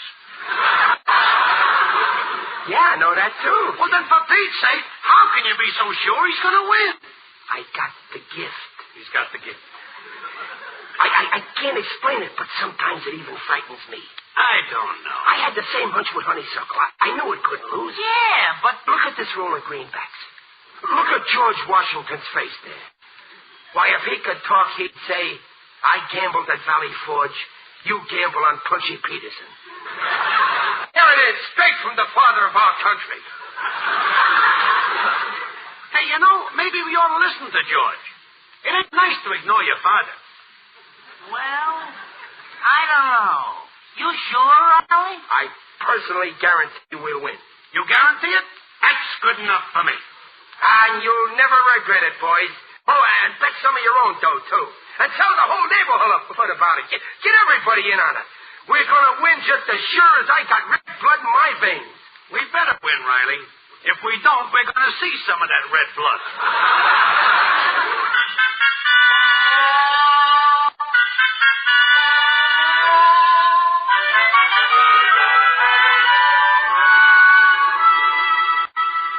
Riley, I won't let you go through with this crazy bet. There's still time to back out. Please, Riley. Now, Peg. Don't you worry your little head about finance. After this fight, all you'll have to worry about is whether you want your nylon stockings with mink tops or mink stockings with nylon tops. Oh, it's bad enough losing our money. But your club's money and your friends. Please don't go through with it. Even if I wanted to back out, I couldn't. I already sent Junior with the dough down to Benny's place to bet. The whole roll, $1,100 on Punchy. $750 of my dough, the rest from the club treasury and all the neighbors. $1,100. Yep. Oh, Riley, if you lose, your friends will never forgive you. Oh, that's the gang now. I asked them over to hear Punchy knock out K.O. Clark on the radio. Hey, Riley. Come on right in. Make yourself at home. Come on inside. Did you place the bet, Riley? Oh, yeah, it's all set. Riley, I hope you don't mind. I brung the widow Brannigan along. The poor old lady's very anxious. She's betting this month's pension money. Oh, well, the more the merrier. Sit here, Mrs. Brannigan, in the rocker. That's it. Oh, Riley. You let that Mrs. Brannigan bet her pension money? Well, she's 80 years old. A poor widow. Oh, don't worry. With the dough she'll win on this fight, she won't be a widow much longer. Hey, It's time, Riley. I'm turning the radio on. Okay, but we'll sit down, folks, and relax. Oh, come on, Gillis, sit down. I can't. I'm too nervous. I bet last month's rent. Peg, get some Coke so we can celebrate after the fight, huh? Shh, quiet. Oh, I got it. Yeah. Good evening, folks. Good evening. Here we are at the ringside, and there's a terrific crowd here tonight. The arena is jammed to the rafters. You hear that? Punchy Peterson just entered the ring. That was K.O. Clark, who just entered the ring. And here comes his opponent, Punchy Peterson. Hey, Riley, they're booing. Nah, but wait till it's over. They'll boo out of the other side of their mouth. Now both men are in the center of the ring getting their instructions. We'll start any second now. They're back in their corners now. Yes, we're almost ready. There goes the bell. Clark comes cautiously out of his corner, and Punchy rushed out of his corner like a wild man and landed a terrific right to Clark's head. What did I tell you, fellas? Come on, Punchy. Clark is backing away now, but Punchy is crowding, and there goes another right to Clark's head, and a left, and a right, and another right. Folks, we're seeing a miracle tonight. We're seeing a new Punchy Peterson, a relentless killer. Punchy just connected with a left hook to Clark's eye. I think he's closed it. Yes, he did. And now Punchy's jabbing away at Clark's other eye. Come on, Punchy. Clark is groggy and holding on. This is murder, folks. Sheer murder. I told you, fellas, I gotta give. Now Punchy's got Clark backed into a corner, and he's hitting him with everything he's got. There's a left, and a right, and a right, and another right. Punchy's cutting Clark to ribbons. Clark's other eye is closed. Now his knees are buckling. He's stumbling around the ring groggy and dazed. If the referee doesn't stop this slaughter, a knockout will be here any second now. Oh, it's all over now. Let's go collect our dough, huh? And there it is. A terrific uppercut to the jaw. And Punchy Peterson is down. The referee's counting over Punchy. 7, 8, 9, and the winner, K.O. Clark by knockout.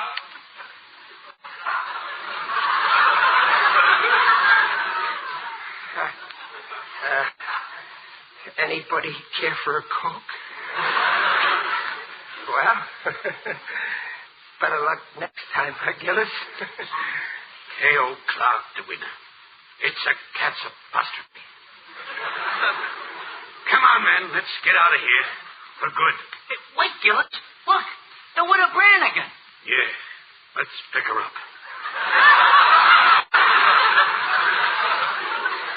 I'll take one arm. You take the other. Yeah, let me help, too. Don't you touch her. Come, Mrs. Brannigan. We'll carry you to the poorhouse. No, wait. Mistakes can happen. Listen to me, fellas. Ike, Muley, Gillis, Danny, Mrs. Brannigan. Listen, Sore losers. Well, Peg, why don't you say something? Go on, say it. I deserve it. I'm not going to say anything. I think you've learned your lesson. Yeah, I learned it. I broke the club and my friends and that poor widow Brannigan. There ought to be a law against me.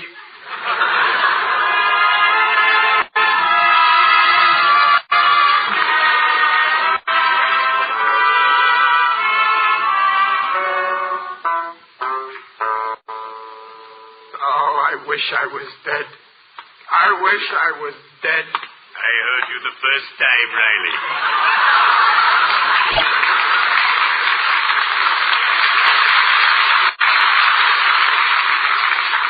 Oh, who's that? It is I, Digby O'Dell, the friendly undertaker.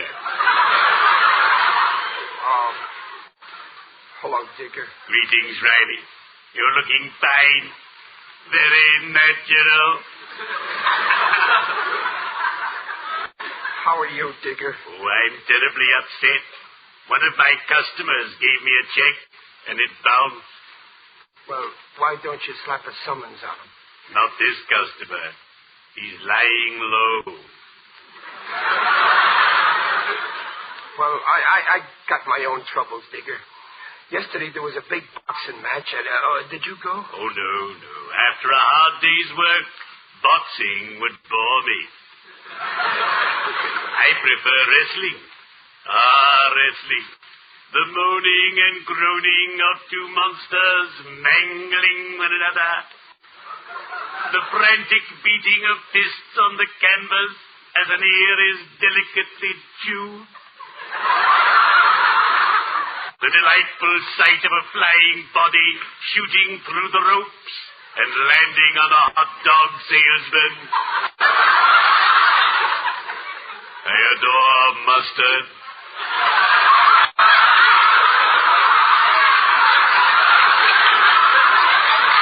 It's okay. Yeah, sure. Wrestling's okay and boxing too. But I made the mistake of gambling, and I lost. Naturally. The odds are always against you, even in the game of life. We have a poem in my circle that bears this out, and I quote, "We lay you even money when your life has just begun. But in the end, my dear old friend, we lay you 6-1.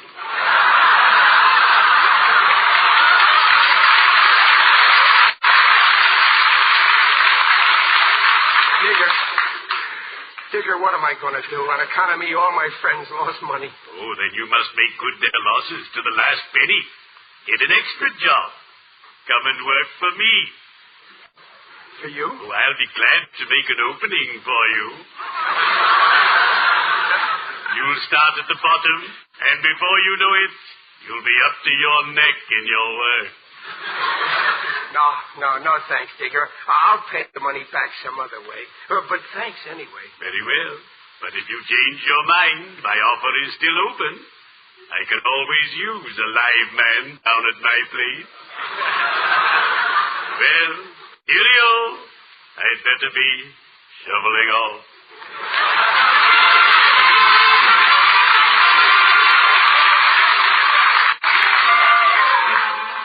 You'll see, Peg. You'll see. I'm going to pay back every cent that everybody lost. Oh, I'm glad. I knew you'd do the right thing, dear. Yeah, I figure I won't be finished paying off until I'm 97 years old. But it'll be worth it. From then on, I'll be able to enjoy life. Well, we'll manage, dear. We can cut down on food and clothes. Oh, that's terrible. My poor family's starving on account of I'm such a dope. Peg, I wouldn't blame you if you took the kids and left home forever. I'd even go with you. Hello, Pop. Oh, hello, Junior, my poor barefoot boy. Oh, Pop, there's someone who wants to see you. My girl. Marilyn? Well, tell her to go away. I don't want to see her now. I'm afraid you have to, Mr. Riley. Now, listen, Marilyn. How dare you encourage my Junior to gamble? Now, wait, Marilyn. I'm his father. Well, I'm his fiancée. Fiancée? Yes. We're getting married in 10 years. And I will not have a gambler for my husband. Oh, now, Marilyn, it's not that bad. Mrs. Riley, I don't see how you can live with this man. Now, just a minute, Marilyn. I don't have to listen to that kind of talk from you. See, I'm putting my fingers in my ears. You just have to reform, Mr. Riley. If you don't, Junior will grow up to be the same kind of man that you are. Oh, no, not that. Anything but that. Don't worry, Marilyn. Losing all my friends and my money, all my friends' money taught me my lesson. Oh, Pop, you didn't lose. Marilyn met me on the way to Benny's, and she wouldn't let me place the bet. Junior, you disobeyed my orders. You let yourself get henpecked by a chick that ain't even a hen yet.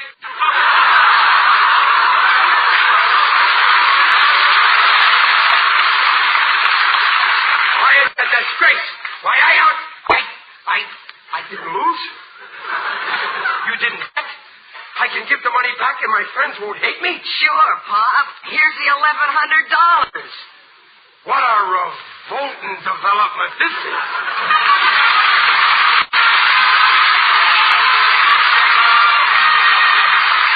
Riley's will be back in half a minute.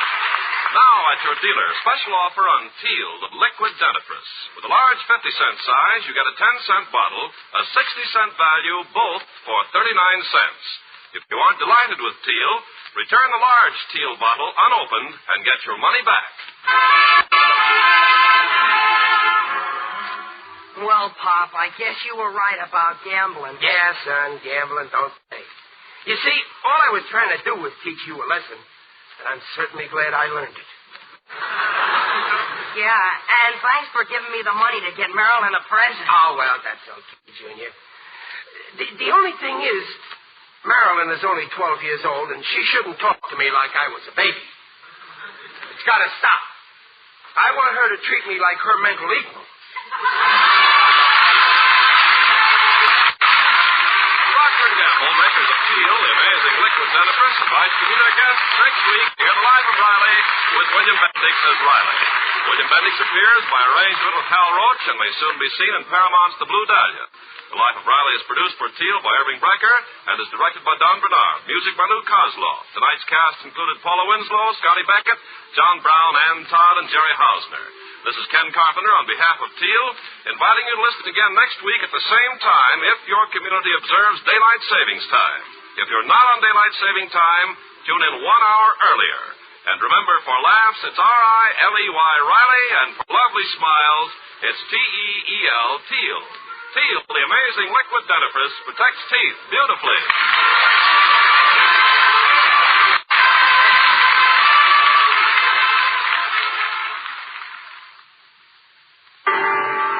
It's a washing miracle for silk, nylons, woolen, dishes. What are you talking about? Dreft. I'll spell it. D-R-E-F-T, Dreft. Yes, ladies, and Dreft spells faster, brighter, safer cleaning than any suds before in history. That's true. Take lingerie, for example. Why, Dreft keeps my dainty underthings fresher and brighter than even expensive soap flakes. Right. You see, Dreft is different from soap. Dreft's rich suds rinse clean and clear. They simply can't leave any sticky deposit the way all soaps do. No wonder Dreft keeps lingerie, stockings, new woolens, prettier and brighter far longer than any soap could ever do. With Dreft, there's no soap fading. Yes, and for washing dishes, Dreft is just unbelievable. Why, Dreft makes my dishes shine even without wiping. Every woman knows how dishes washed with soap dry with a greasy film unless you polish them. Well, my Dreft wash dishes drain dry, bright and sparkling. Even glasses sparkle without touching a towel to them. Yes, ladies. Decide now to open up this bright new world of beauty for your nice things, for your fine washables, for your dishes. So get Dreft in the bright green package. Dreft, Procter & Gamble's amazing suds discovery that gives you faster, brighter, safer cleaning than any suds before in history. That's D-R-E-F-T, Dreft. Next time you shop, get Dreft. Listen again next week when Teal, for a Beautiful Smile, brings you the life of Riley for laughs.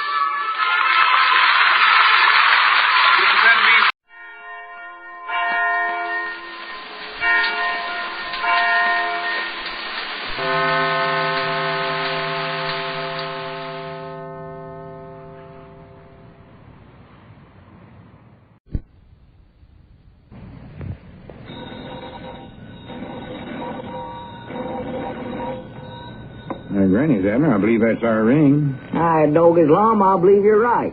I'll see. Hello, Jot 'em Down store. This is Lum and Abner.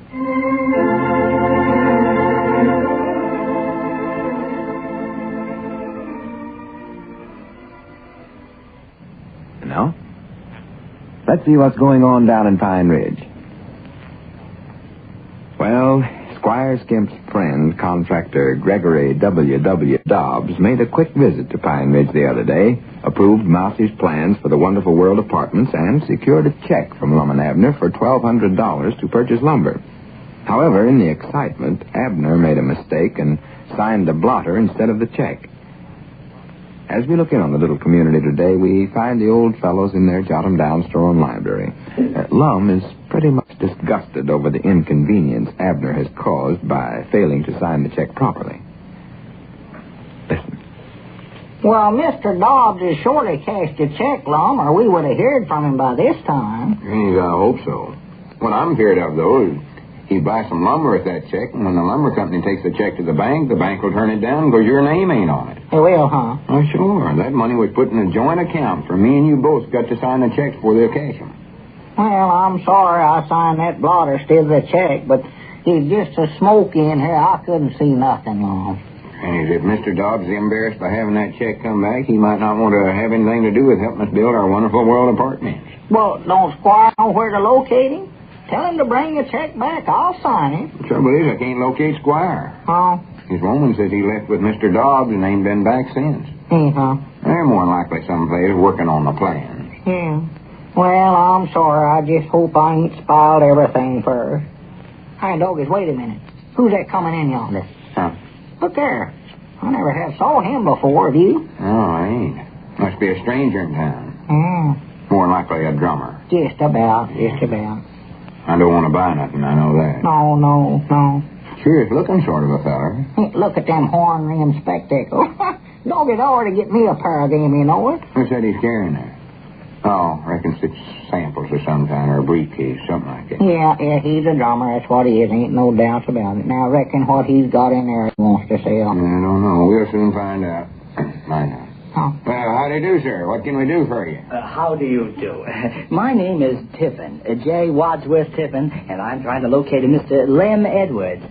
Lum Edwards? Yes, sir. I was informed that he was one of the owners of this store. Oh, I reckon that must be me. You got the name wrong, though. It's Lum Edwards. Lum? Why, that's an odd name. It's short for Columbus. Abner, yes, sir. Well, Mr. Edgars, I would like very much to shake your hand. You are positively and without a doubt a genius. That's what you are, a genius among modern building engineers. A genius? Oh, I wouldn't go so first to say that, Mr. Tiffin. Hardly. Not quite that far, anyway. Mr. Tiffin, you weren't sent over here by Squire Skimp, was you? Squire Skimp? Why, who's he? See there, you don't even know him, Abner. Go on, Mr. Tiffin. What was you saying? Well, you see, it's this way, Mr. Irwin. Edwards. Yes. Pardon me, Edwards. I never can remember a name, but I always forget a face. You see, I heard about your amazing apartment building plan a short time ago, and well, how'd you hear about it, Mr. Tiffin? Well, that's a very complicated story. You see, Fred Butler runs a service station in Dubuque. That's where I live, Dubuque. And Fred heard it from his cousin, Orville Butler. You know, Orville Butler married one of the Salisbury girls. She was the oldest one, I believe. Or, no. I think she was the youngest. No, well, anyway, she heard it from her uncle, who married a second cousin of a Pine Ridge girl, Mrs. Blevin. I think that was the name. Oh, it must be Mrs. Blevin. Oh, yeah, that's just about who it is, Miss Blevin. She does have a relay up there in Iowa summers at Dubuque. I believe the name she called it. Yeah, I've heard Miss Blevins mention her. Writes her letters all the time. Oh, well, who did you hear it from, Mr. Tiffin? Fred Butler? Well, no, I forget where I did hear it now, but no matter. The point is that I am here to make you a very attractive offer. Make me an offer? Yes, indeed. I don't know whether you realize it or not, Mr. Elwood, but you have hit upon an idea that might solve all the housing problems of this country, and we want to buy that idea. Who's we? Yeah. Well, I am the Iowa representative of the Orkney Building Corporation of Chicago. Oh. Yes, indeed. I've been with the company for years. But the point is, we would like to secure your secret method for prefabrication. Prefabrication? Well, whatever it is that enables you to build 25 or 30 apartment houses on an investment of only $10,000. You see, with your secret, my company can secure contracts for more government housing projects than we can possibly handle. And that's why I'm here with this certified check for $50,000. $50,000? Oh, now, be reasonable, Mr. Egbert. After all, that's all the higher we can go. You must realize that your formula is still in its experimental stage. Never meant it weren't enough. I just never realized the idea was worth that much money. Well, we're probably being a little too generous, but then the Orkney Corporation has always had a reputation for fair play. Well, is it a deal, Mr. Elbert? Eddard. I mean, Eddard, is it a deal? Well, as far as I'm concerned, it is, but I'll have to get in touch with Mousy first. Mousy? Yeah, Mousy Gray. He's sort of in on this idea, too. Yeah, fact is, he was the one that studied it up. Well, he did study some of it up. Oh, yeah. Under my direction, of course. Abner, call over to Dick Huddleston's store. I seen Mousy go in there just a little bit ago. See if you can get him over here. Oh, yeah. Here, I'll see if he's still there. Well, will it take very long to get a hold of this mousy person? Oh, no, it's just across the street there. Just take him a second to get over here if he's still there. Fine. Hello? Is that you, Dick? Huh? Oh, well, Mousy, what are you doing answering the phone over there? Never knowed your voice. You there? Well, when did you start? Hurry up, Abner. Tell him to come over here right away. Uh-huh. Well, oh, good for you. I don't think he can, Mom. He just started working over there. Working over there? Yeah, he's working over at Dick's store. Well, tell him to come on over here anyway. Yeah. Say, Mousy, can you get over to the store here for a few minutes? Can't leave, huh? Tell him he's got to leave. Tell him we got the greatest news for him he's ever heard. Just a minute, Mousy. Tell him what, Lum. Tell him we got the greatest news for him he ever heard. Yeah, well, Mousy, you got to come on over here. We got the greatest news for you ever heard. That'll get him. Oh, yeah, sure. But, well, Lum, he says he can't leave on account of he's working there. Tell him to quit his job then. Well, quit your job, Mousy, and get on over here. Tell him what I got to tell him is worth 100 jobs like that. Yeah, Mousy, Lum's got something to tell you it's worth 100 jobs like that, and you got, he said. He will. Well, good for you. Yeah, right away, yeah. But, well, hurry up now. Get on over here. All right, Mousy. Yeah, huh? Yeah, well, just come on over, lock the door up. We'll explain it to Dick. Yeah, all right. Goodbye. He's going to quit his job. Just lock the store up and come over here, he said. Very good. He'll be over here in just a minute, Mr. Tiffin. And then we'll close the deal. Fine. Tell me, how did you happen to hit upon this amazing construction secret, Mr. Everett? Edit. What special materials do you use? Oh, no special ones. It don't matter what materials we make the buildings out of. Oh, it doesn't? Well, then, how in the world do you arrive at such a low construction cost? Oh, well, that's easy to explain. See, here's how it works. See, we take the $10,000 that Diogenes left us. Diogenes? Who, may I ask, is Diogenes? Oh, he's a fellow that, well, he left town a short while ago, but before he did, he gave Pine Ridge $10,000 to be spent in some way that would do the most good for the whole community. He turned out to be a good man, Diogenes did. Oh, well, I don't understand any of this, but go on with the construction formula. Well, we take the money and build one apartment house. One? I thought you could build 30. Well, you can. I'm coming to that. See, 20 families move into this first apartment house. Yes. Suppose 20. And they can live in it free for the rest of their lives. All they got to do is turn in their old houses to us. Go on. And then we take these houses and sell them for just $1,000 apiece. That gives us twice what we started with, or $20,000. So then we can build 2 apartment houses with that. You following me? Yes. Go on. And then 40 families move into these 2 new apartments and turn in their old houses. And so on. See, we keep getting in twice as much money from selling the old houses and building twice as many new apartments till we got enough for the whole community. But this is amazing. And on top of that, according to the figures we got figured out, we end up with a profit of $320,000. Now, what do you think of that, Mr. Tiffin? Well, Mr. Edmund, I have never heard such a logical-sounding crackpot idea in all my life.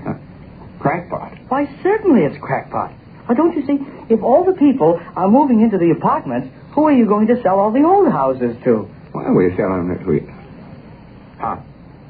Doggy, that's right, Lum. There won't be nobody left to buy them. Oh, my. Well, good day, Mr. Almond. I'm very sorry I wasted so much of your valuable time. Oh, my goodness, I've been with the company for years, and I had a fall with a thing like this. I'll be John Brown. Grannies, I ought to be bored for the simple.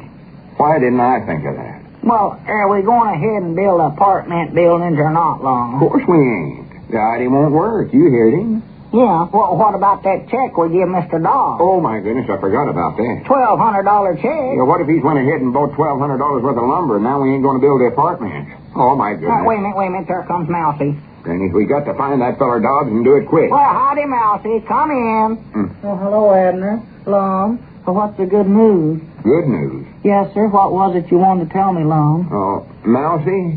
Yes, sir. I called you over here to tell you. Yes, sir. you're a crackpot.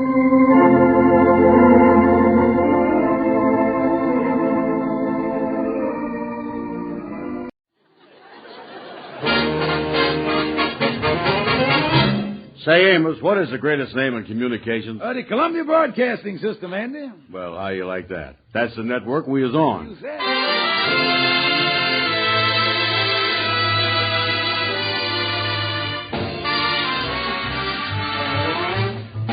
The Amos and Andy Show, written by Joe Connolly and Bob Mosier, transcribed and featuring Johnny Lee, Amanda Randolph, Ernestine Wade, Shirley Mitchell, Roy Glenn Sr., Lud Gluskin's music, yours truly, Harlow Wilcox, and starring radio's all-time favorites, Freeman Gosden and Charles Correll.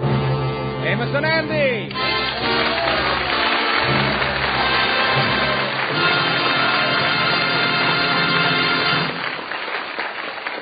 Thank you, ladies and gentlemen. I am Charles Correll. Today, Sunday, February 20th, is a very special day. It is Heart Sunday. Perhaps you have already welcomed your Heart Fund volunteer who called today, and if so, thank you and congratulations for your contribution.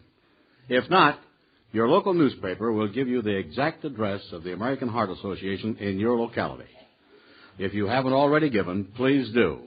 Remember, your newspaper will give you your local Heart Fund address.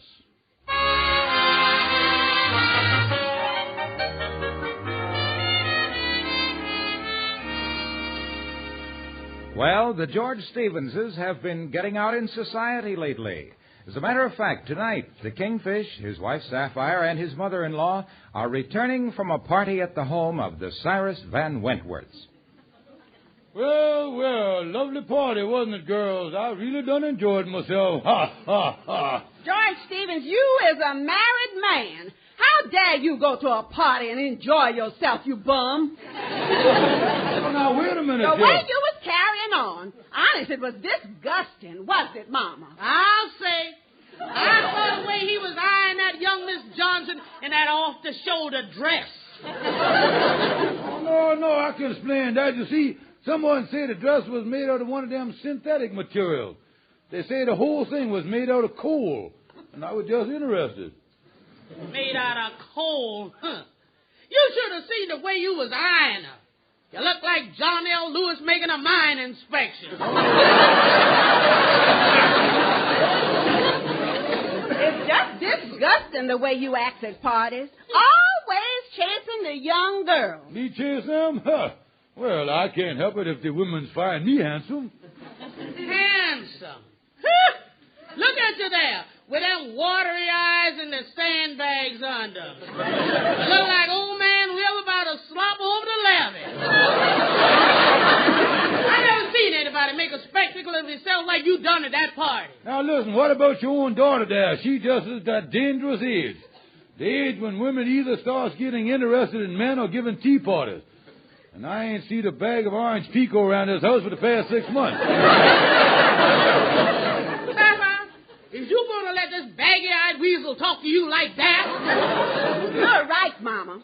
George Stevens, I ain't going to have no man stay in this house and talk to me like that. Now, you can just pack your bags and get out of this house. All right, if that's the way you want it, I'll go. I'll disappear beyond the horizon like a sinking sun. I'll drift away like the wisp of a cloud on a winter's day. I'll fade away like the homeless wanderer to some far-off distant shore. You understand what I mean? Yeah. I'll call the flop house and make you a reservation. Oh.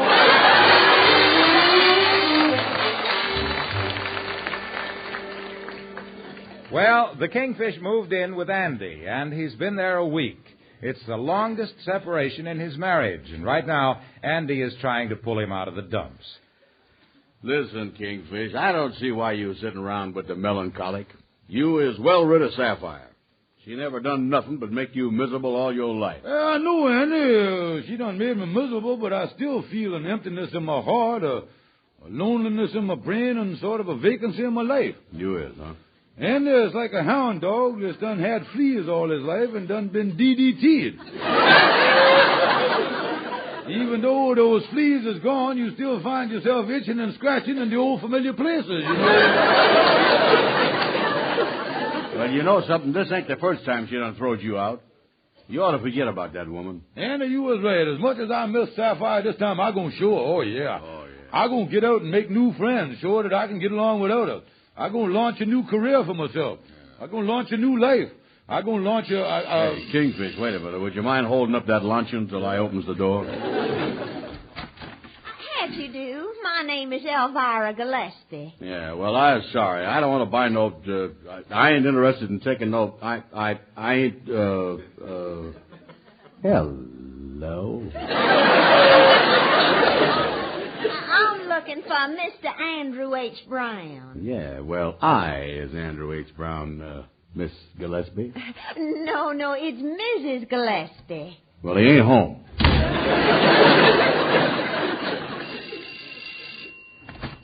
Mr. Brown, I don't think you understand. I don't, huh? No, I'm Mrs. E.J. Gillespie, the co-chairman of the annual Lenox Avenue Easter Ball. It's a masquerade this year. Oh, yeah, that's tomorrow night. Yeah, I read about that in the paper. Won't you come in? Oh, thank you.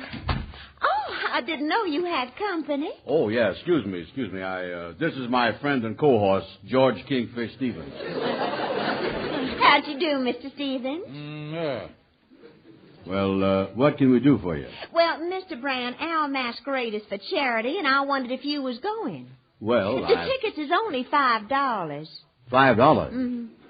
Yeah, well, it's kind of short notice. Don't give me much time to line myself up no feline companionship, you know.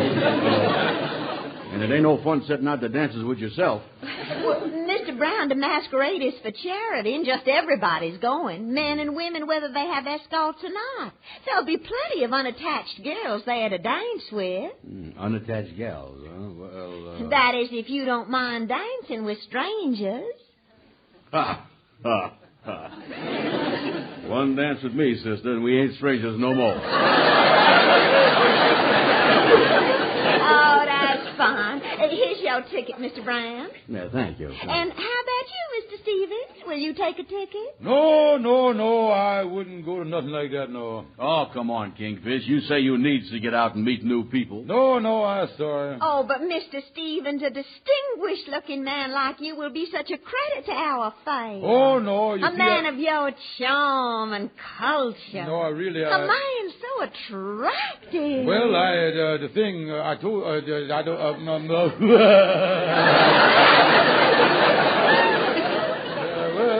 Here's the $5. Oh, that's fine. You see, everybody's going as a famous character in history. Famous character? Uh-huh. Mr. Brown, suppose you went as Julius Caesar and your friend here is Romeo. Yeah, that sounds like fun. Julius Caesar and Romeo. Hot dog, that's it. Yeah. Well, see you at the dance, toodaloo. And a couple of toodles to you. Hey, Andy, we might not have a bad time at this masquerade. Oh, sure. But listen, Kingfish, I want to ask you something. I done heard of this Romeo before, but who was this fella Julius Caesar? Oh, you got ignorance coming out your ears, ain't you? I'm surprised at you, Andy. Everybody knows who Julius Caesar was. I do. Now look at me this time and get it in your head, will you? Yeah, okay, go ahead. He was the famous Greek who dropped the apple off the Leaning Tower of Pisa. Well, what good did that do? What good did it do? It shows you how to make applesauce.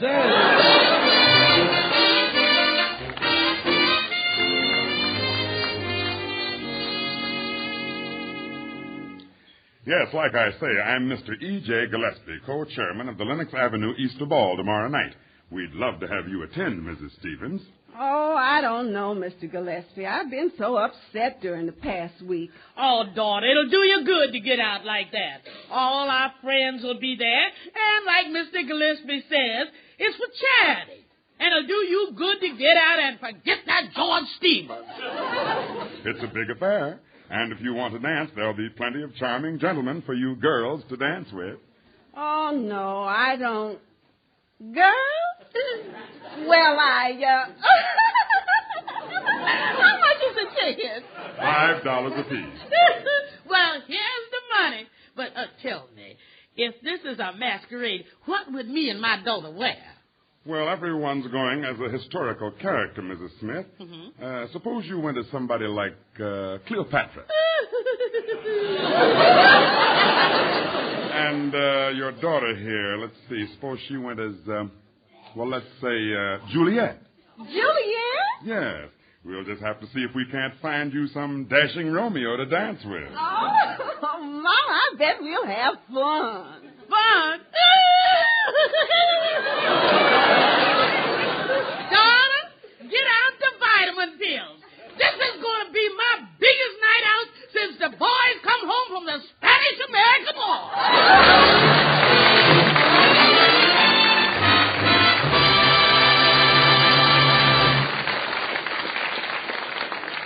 Everybody likes surprises, that is, pleasant ones. It's those unpleasant surprises that are the bane of existence. One sure way to guard against those unpleasant surprises is regular purchases of United States savings bonds. Keep United States savings bonds to maturity, and you've collected 3% guaranteed interest, no strings attached, and no risk.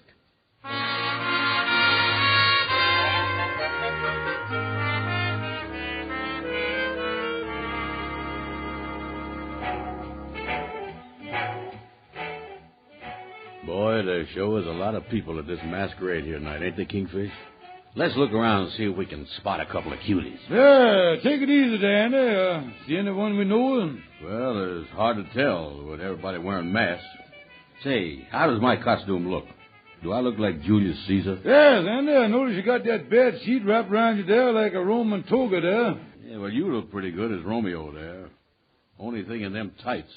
Your bow legs kind of spoils the romantic effect. You look like the nearsighted chicken to try to hatch out the soccer ball. Well,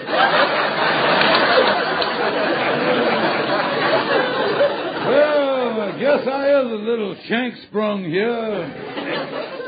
But all in all, we makes a pretty snappy-looking pair. Oh, yeah. Matter of fact, Kingfish, speaking of cuties, look at them two old gals in the masks over by the punch bowl. You mean the big fat one dressed like Cleopatra, I guess, and the skinny one's supposed to be Juliet or somebody. Yeah.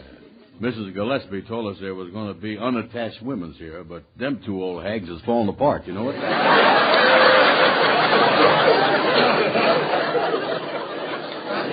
look at them there. Oh, yeah. Yeah, they just waddled into the light.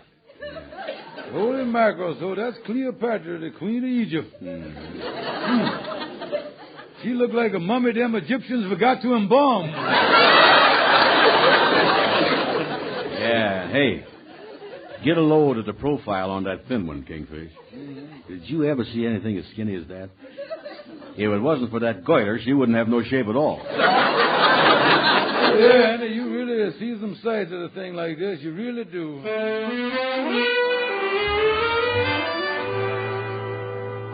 Mama, ain't this a wonderful party? Just everybody's here. Lovely, daughter. Just lovely. Why, I don't know when Daughter. What is it, Mama? Will you look at them two men over there? Oh, you mean the one with that crazy sheet around him and the other one in tights? Yeah. Look at that figure on the one in tights. That barrel chest and those scrawny legs. He looks like a bull moose with the rickets.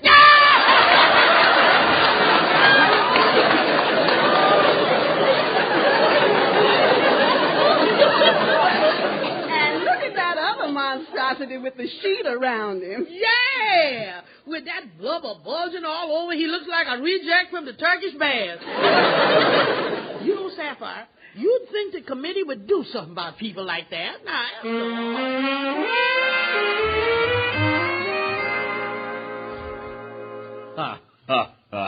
Kingfish, them two old toads over by the punch bowl has been giving us the eye. I guess they ain't never seen nothing like us before.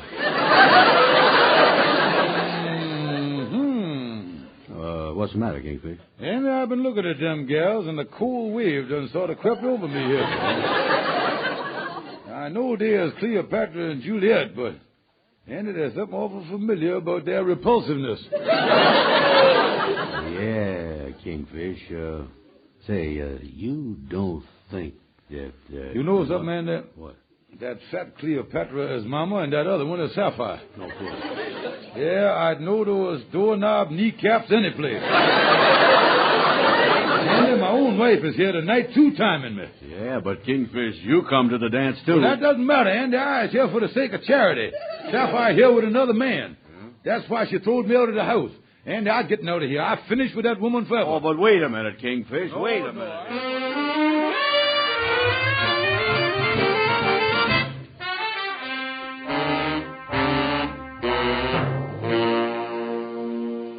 What's the matter, daughter?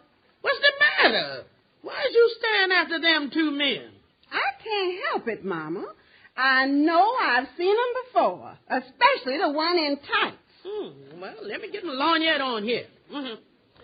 You is right, daughter. I know them bull legs any place. That bull moose is George Kingfish Stevens.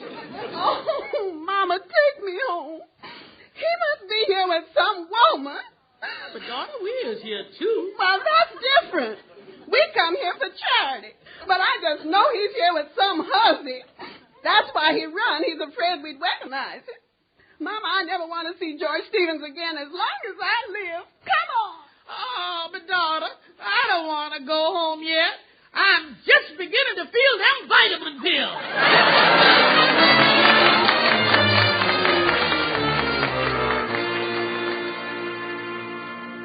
Well, that's the whole story, Mr. Gillespie. Why I come over here to see you.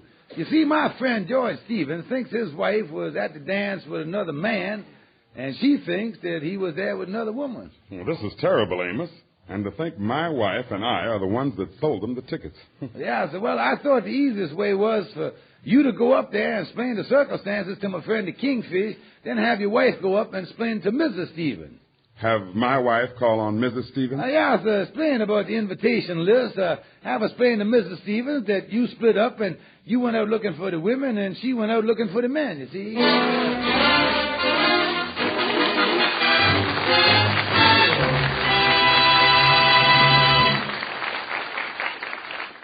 Ladies and gentlemen, I am Freeman Gosden, taking a moment here to remind you that this is Brotherhood Week, sponsored by the National Conference of Christians and Jews.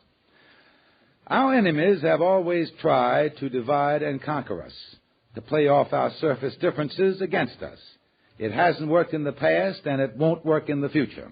You know why? Try this simple experiment. The next time you pass a large apartment house, stop in the lobby and look at the nameplates.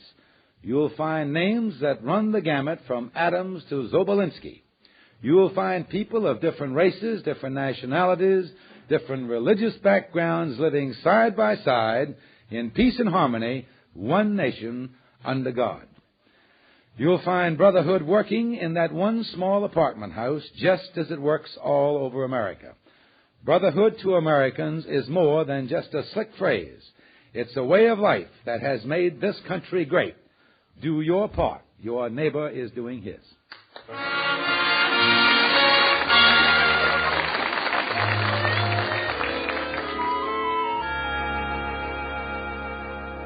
Where are we going, King? Where are we going? We're going down to see the Algonquin J. Calhoun. Oh, I'm splitting up with Sapphire. I want some advice on how to do it. Yeah, you really busting up with Sapphire? I'll say I is. I'm going right down to the Domestic Relations Court tomorrow and put in for separate maintenance. Oh, yeah. Well, here's Calhoun's office. Let's get on in there.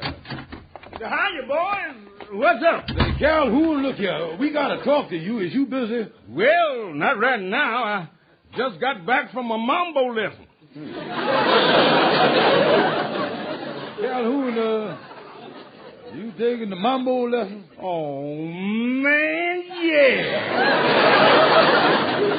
Been taking lessons for the past week. I got this beautiful gal teacher. In the first lesson, she showed me how to hold my partner. She put her hand on my shoulder and slid my arm around her waist. And then she looked up at me with her big brown eyes and held me real tight. Yeah, well, how was you coming with the dancing? Dancing? Oh, man, I give up the mambo to the second night.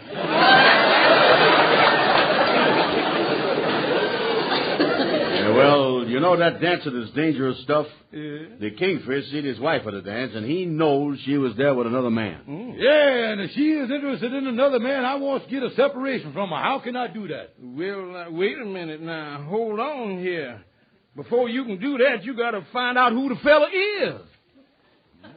Well, explain to me how I'm going to do that. Well, the thing to do is just wait it out, Kingfish. Sooner or later, this boy is bound to show up and tip his hand. Yeah, you're right, Calhoun. I just waited out. Sooner or later, the fella going to show up. And I'll find out who it was that she went to the dance with. Yeah. Oh, how could this woman be so cruel to me? Women's is something, you know it? You telling me, Kingfish, women's has been cruel down through the ages. Jonah? Yeah. Look at that famous story of the lady and the tiger. Uh-huh. When the cruel Roman princess Octavia wanted to test the courage of her lover Marcus in the arena out there in Rome. Yeah, well, what did she do? Octavia threw a glove in the pit with a wild, ferocious Bengal tiger. Then she stood up before the crowd and said, Marcus, if you loves me, you'll go in there and get my glove. Yeah, that was something. Yeah, and Marcus jumped into the pit, but before he could get the glove, the tiger was on him. And as that tiger was ripping and tearing him to pieces, Marcus looked up and said them beautiful Latin words, Amore, cum infinitum, cum veritas, cum ad valorem. Yeah, what do that mean? Man, get this crazy cat off of me.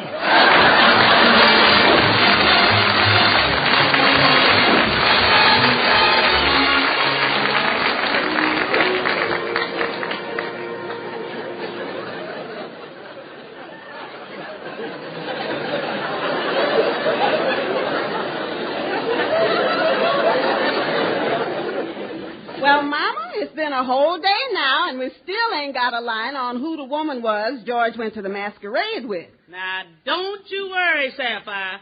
I know these home-wrecking hussies. They always show up. Now, you mark my words. One of these days, she'll show up just as sure as a racehorse always comes back to the stable. You hear me? Just as sure as a racehorse always comes back to the stable. Oh, I'll get the door, Mama. All right. Mrs. Stevens, I came to talk to you about your husband. Who is it, daughter? Citation.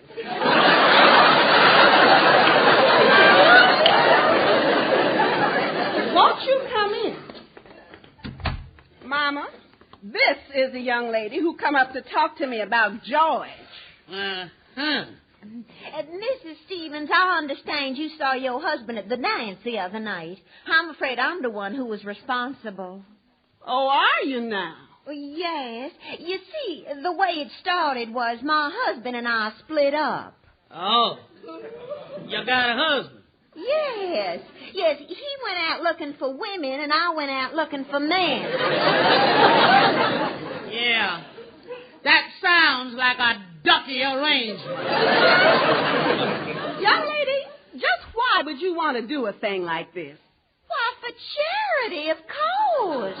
Charity? Well, since when did this kind of thing come under the community check?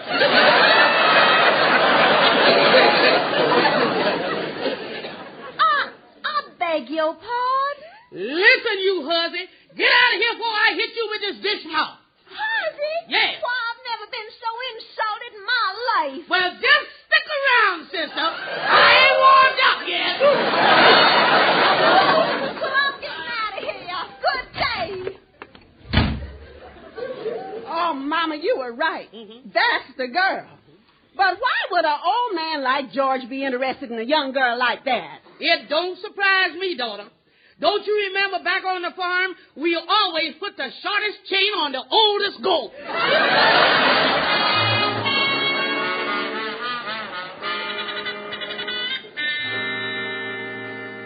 Kingfish, you think Calhoun is right that this boyfriend of Sapphire's is going to show up one of these days? Oh, I don't know, Andy. I don't know. But if he ever does, I'll tear him limb from limb. Yes, sir. And I tell you, this man has done put a blot on my escutcheon. Yeah. Huh? Oh, I'll get it, Andy. I'll get it. How do you do? I'm looking for George Stevens. Well, hi, George Stevens. What can I do for you, sir? Well, I came over to discuss a little matter concerning myself and your wife. Excuse me a minute. I want to have a word with my friend here. Come over here. Yeah. This is him already, isn't it? Yeah. When you going to start tearing a limb from limb, Jim? Well, Andy, just looking at the size of them there, I just realized my escutcheon ain't as dirty as I thought it was. I think I better stand him over some more. Come on over here. Yeah, go ahead, do that. You said, miss, you want to talk to me about my wife, huh? How'd you happen to meet my wife? Let me ask you that.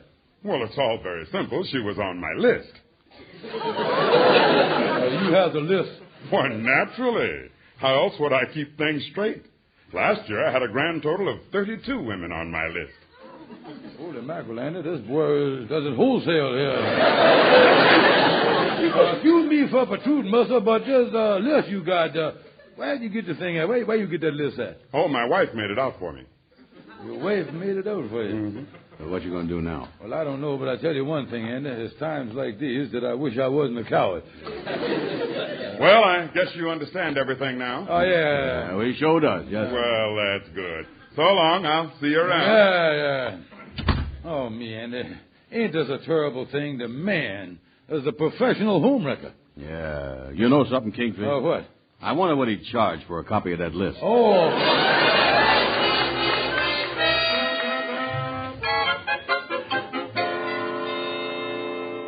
Amos, would you explain to me again how you're going to get the Kingfish and Sapphire back together?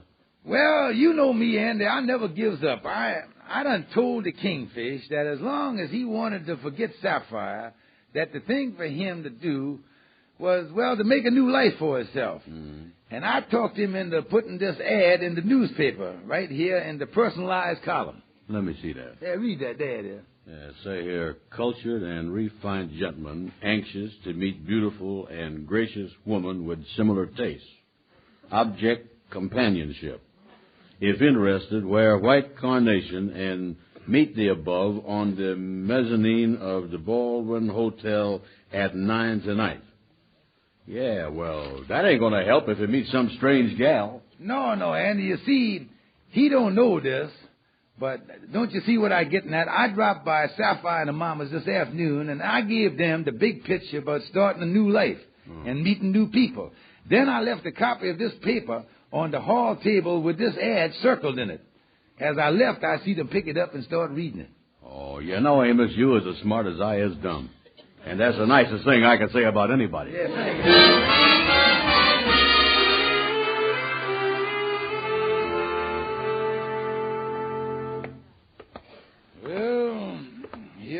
In the mezzanine of the Baldwin Hotel, and it's 2 minutes of 9. I wonder if Amos is right. Will my dream gal show up? I just know she is. I got a feeling. I just know it. Wait a minute. Somebody's coming up the stairs. Yes, a woman. It's dark, but I see the white carnation. I rush up to her and greet her. Oh, my dream girl, you've come to me at last. Yes, I read your ad, and George Stevens! Holy mackerel, it's Mama, no!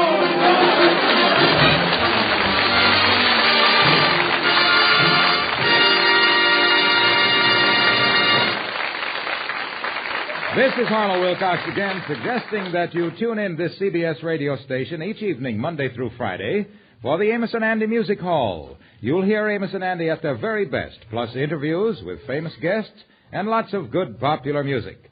Your local newspaper will give you the time of the Amos and Andy Music Hall. So remember to tune in and enjoy the fun and music and laugh with Amos and Andy. That's right, folks, every evening, Monday through Friday on this CBS radio station. Thank you and good night. See you tomorrow night on the Music Hall.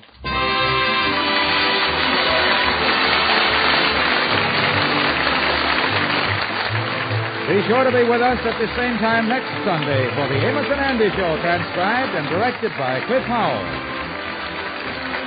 Now stay tuned for Our Miss Brooks, which follows immediately over most of these same stations.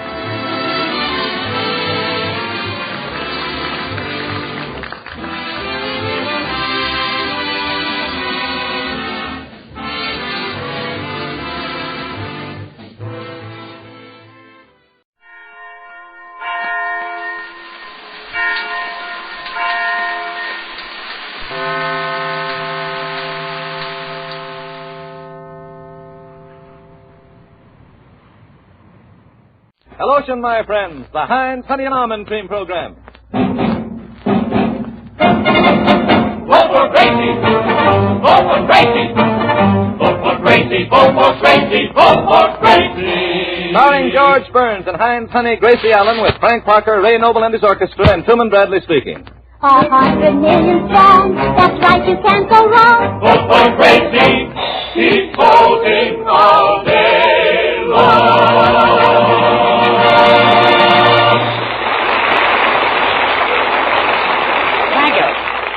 Thank you very much. Hello. How's your campaign coming along? Oh, fine. Only I've been getting a little impatient with Congress. Impatient with Congress? Yeah, when did they come off passing a law that you can only spend $3 million for your campaign fund? Oh, yes. I saw that on the front page this morning. Did you see the second page? Uh-huh. How did Dick Tracy make out? He escaped again. Oh, good. Yes. $3 million for a campaign fund. Well, where can you go on that? Why, they spend more than that to run the government. Gracie, stop worrying. The Republicans and the Democrats are limited to $3 million, too. Yeah, but does Jim Farley have to spend $17 for a permanent? Well, I wouldn't know. And does Mr. Garner have to pay $10 for a snoot? Well, you've got me. You've got me. And does John L. Lewis have to spend $3 to have his eyebrows plucked? Well, you've got me. I really would. Do you know what's wrong with this program? You've got me. You guessed it.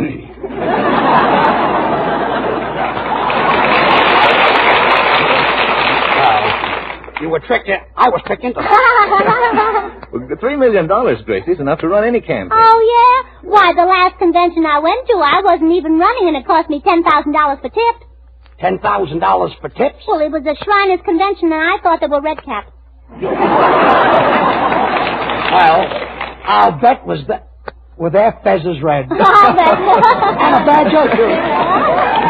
Say, Gracie, exactly how much money have you got in this campaign fund of yours? Oh, I've been getting checks from all over the country. Really? How much have you got? Oh, let me see now.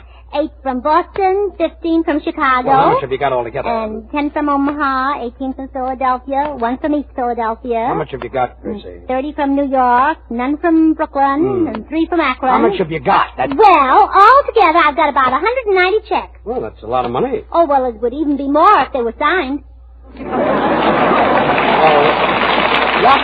What good are unsigned checks? Oh, they'll be signed. They will, huh? Oh, my brother's home working on them right now.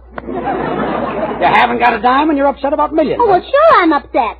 The government says that they'll allow you $3 million for a campaign fund, and so far they haven't sent me a nickel. Gracie, I'll explain it. So you'll understand it. Yes. When they say that they allow you $3 million, they don't mean that they allow you $3 million. They mean you're allowed to have it if you have $3 million. You feel all right, Daddy? Quiet, Parker. Hello, Pinky. Hello. Say, Prez, I saw you at the Hollywood Ballpark the other day, throwing out the first ball. Oh, did you? Yes, Gracie, I heard you opened the Pacific Coast season. Oh, yeah, and was I excited. Really? There I was with a hamburger in one hand and a baseball in the other, and I didn't know which one to throw. Well, what'd you do? Oh, what did I do? What could I do? After I'd eaten the baseball, I had to throw out the hamburger. Tell me, was the catcher mad? Oh, was he? He held the game up for 20 minutes. 20 minutes? Well, yes, it's hard to eat a hamburger through a mask. Oh, yes. Those things get in your eyes. Yes. Did you enjoy the game, Frank? Oh, yes, I had a swell seat. Johnny Weissmuller couldn't go, so he gave me his seat. Oh, where was it? Up in a tree. Must have been very uncomfortable. No, I was sitting on a bird's nest. Sitting on a bird's nest? Yeah, one of them bit me in the second inning. Oh, George. Although the bird died. George, there certainly were a lot of celebrities at the ball game. Robert Taylor was in a box, and George Raft was in another box, and I had the box of honor. Box of honor? Yeah, it was full of Cracker Jack. Full of Cracker Jack? It's the kind that have those little prizes in them. Yes, one had a little tin whistle, and oh, it was delicious. Delicious? You said it. Oh, You can also whistle for your campaign fund, too. Oh, don't worry about me. I'll get the $3 million, even if I have to accept it from strangers. Strangers, eh? Gracie, it's very simple. Just go to one of those loan companies that advertise on the radio. They'll loan you $3 million and no questions asked. Oh, well, that's wonderful. I wonder how much interest they'll pay me. Well, my trumpet player is thinking of going down there to get some money. Well, maybe he's got collateral. No, he's got asthma, but you can't hear it when he's playing trumpet. Well, on him it looks good. Maybe I can get my campaign money from your fans, George. $3 million from my fans? Well, that's not very much. It's only $1 million apiece. And I thought I had 4 fans. You lost one, singing Ain't Misbehaving, yeah, remember? I'll say it again. Say, Gracie, I'll tell you how to raise the money for your campaign fund. You know, when you use the dollar bottle of Heinz Honey and Almond Cream, you save a lot of money. Uh-huh. So you get 10 million people in your party using it, and at the end of the week, you know what you've got? What? Soft white hands. I thought so, yeah. I don't know about your party, but it'll certainly keep your hands out of the red. Thank you. Thank you. George, did you know that Sally Rand is campaigning for me? Sally Rand? Well, you should have heard her the other night making a speech. She got up and she says, "My fans, and you are my fans." Oh, your fans? Yes. Well, that covers everything. Well, doesn't it? Gracie. I say, Grace, if you went around barefooted, you wouldn't have all these financial troubles. Barefooted? Oh, rather. I read where John D. Rockefeller started out as a barefoot boy, and he wound up with hundreds of millions. Yes. But he had a few oil projects on the side.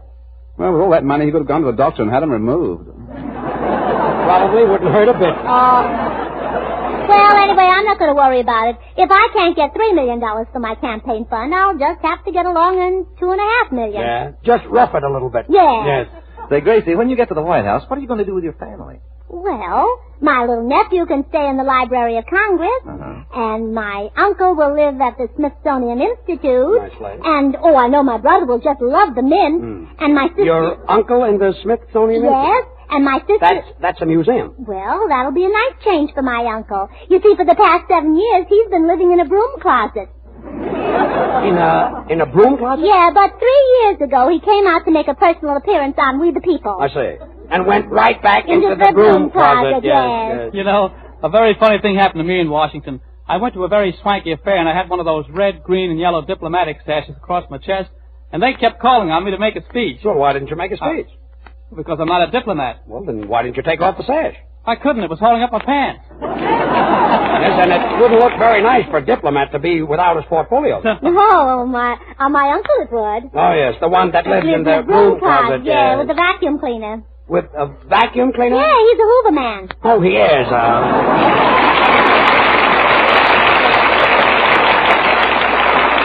Well, can you beat that?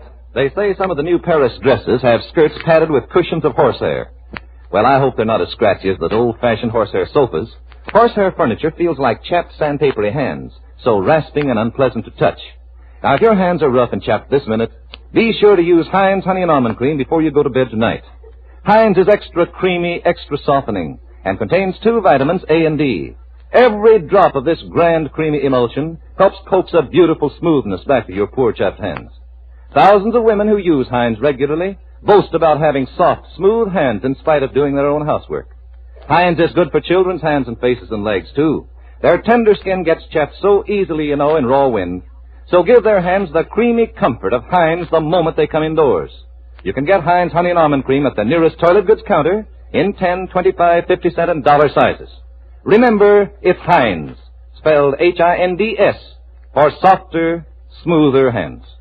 Now, Frank Parker. Thanks, Drew. Tonight I'm going to sing a song that's an oldie, but a goodie. Back in 1931, Gus Arnheim wrote a beautiful song entitled Sweet and Lovely.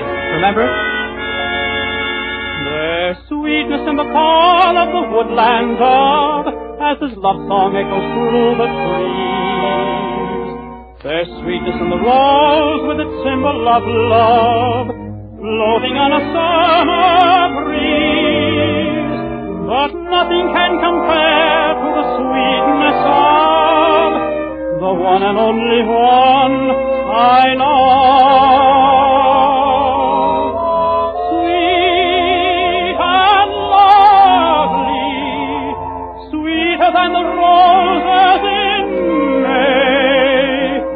Sweet and lovely, heaven must have sent her my way. Skies above me never were as blue as her eyes, and she loves me. Who would want a sweeter surprise? When she nestles in my arms so tenderly, there's a thrill that words cannot express. In my heart a song of love is haunting me. Melody, haunting me.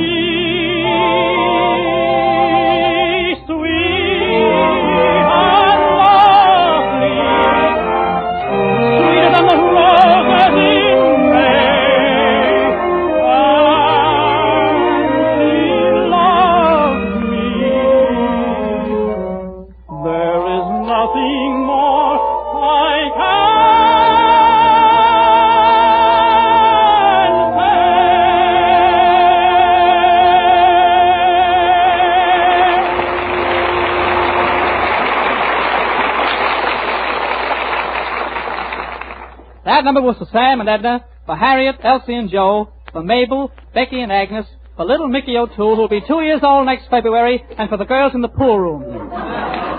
You too can have a new spring outfit like Smiling Frankie Parker is wearing. Complete with hat, suit, overcoat, shoes, 3 pairs of socks, double-breasted undershirt and watch, all for $3.85. Yes, sir. George. Yeah? George, who's the man Gracie's talking to over there? I don't know. She's probably trying to get $3 million for a campaign fund. Hey, it sounds like that, doesn't it? Well, Miss Allen, I don't think I'll have any trouble raising it. I've raised it before, and I don't see why I can't do it again. Well, how long do you think it'll take? Well, it all depends on a lot of things. I'll go out and start working on it right now. Good. The sooner you start, the sooner you'll raise it. That's right. Gracie, who's that? The elevator boy. His elevator's stuck in the basement. So was your campaign. Say, Gracie, I typed that speech for you. Thanks, Bubbles. But you know, I had a little trouble with the typewriter. Some of the O's are upside down. What speech? And you'll notice, Gracie, I've got farmers in caps. Farmers in caps? Well, I always thought they wore straw hats. Look, don't tell me that you're going to make a speech. Just to the farmers. Dewey and Garner made a speech to the farmers last week. Oh, copycats. Yeah, they stole the stuff you haven't done yet. Now for my speech. Farmers, farmers' wives, and Sammy Cohn. Sammy Cohen? Yeah. Oh, pardon me, it's semicolon. Semicolon. That little dark fella. Yeah, I'll start again. Farmers, farmers' wives, farmers' sons, farmers' daughters, hired hands and tractor salesmen. What about the boys in the back room? See what they'll have. Truman, see what they'll have. My subject tonight is the care and feeding of farmers and how to cook it. How to cook it? My opponents have said that they're going to fight me until the cows come home. Oh, so they admit the cows aren't home. Oh, why aren't the cows home? Because they don't like conditions on the farm. The cows are smart. They're not coming home until there's a woman in the White House. I see. Well, how do you, Gracie, what I'd like to know is how do you know what the cows think about? Bubbles tells me everything. Oh, go ahead. Go right ahead. So, if you farmers want contented cows, have your wives knit each cow a glove. And in that way, my friend... one glove for each cow? Well, sure, so that when the cow isn't being milked, it can keep its fingers warm. I guess you figured that out for yourself. Oh. How do you like that, Frank? Cocktails for two. Cocktails for two? It's drinks. It does, So, my friend... Gracie, when you're through, can my drummer have a copy of your speech? He's a farmer, you know. Why doesn't he listen to it? Oh, he can't right now. He's reading Rebecca. Well, have him read it out loud. It'll help the farmers more than the speech. Oh, right. So, my friends, what the American farm needs is the touch of a woman's hand. Therefore, I say the hand that rocks the cradle should pull the plow. That's what you say. Yes. Friends, it's women who have made history. You said it. Yes. When Romeo drank the poison, who got the nickel back on the bottle? Jack Bennett? No. I'm wrong. No. After Julius Caesar was stabbed, who darned up the holes in his sweater? Mary Livingston. No. I'm wrong again. When Paris gave Helen of Troy a wooden horse, who put $2 on its nose? Bing Crosby. No. Wrong again. When Napoleon was losing at Waterloo, who was Josephine playing rummy with? Well, who? Oh, don't ask me. Write to your congressman. I say. Well, what are you trying to prove? That women should run the farm? Well, the least they could do is have scarecrows wear dresses instead of pants. Well, that's a nice compromise. Oh, thanks. I got it at Bullock. Oh, and it's pretty, too, yeah. Say, Gracie, I think you're overlooking a big point. What the farmers need most is water. Bubbles, make a note of that. All right. Have you forgotten what Secretary of Agriculture Wallace said when he addressed the farmers during the drought? Oh, what did he say? Greetings, Gate. Let's irrigate. That's what Yehudi keeps telling him down at the office when he ain't neat. So, my friends, I could point out several things that are wrong with farm conditions, but it isn't polite to point. Yes, so you won't. The trouble with farms today is they're overcrowded. Asparagus only has standing room. And mushrooms are living in cellars. Yes. I thought so, yeah. Gracie, my drummer won't be able to let his wife run his farm. Why not? Well, she ran away with a hired man about a week ago. Oh, that's awful. Oh, it's even worse than that, Grace. The hired man is the only one that can run the threshing machine. Well, what's your drummer going to do about it? Oh, not a thing until he finishes reading Rebecca. Oh, now, please, boys. Your farmers are waiting for the finish of my speech. So are we. Friends, the following are a number of things that women will do for the farms. Number one, we'll put a chalk mark in every chicken coop. Number chalk two, mark in every chicken coop? so the hens can lay it on the line.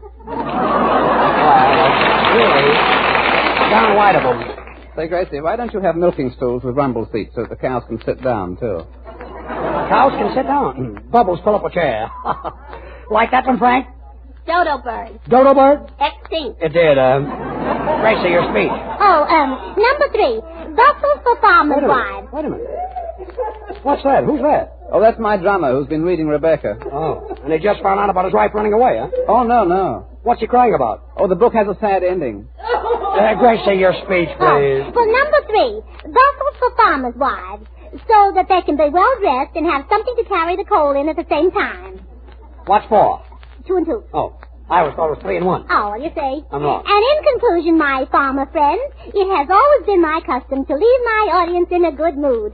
So, Gracie, what's that? I'm leaving in a good mood. I say,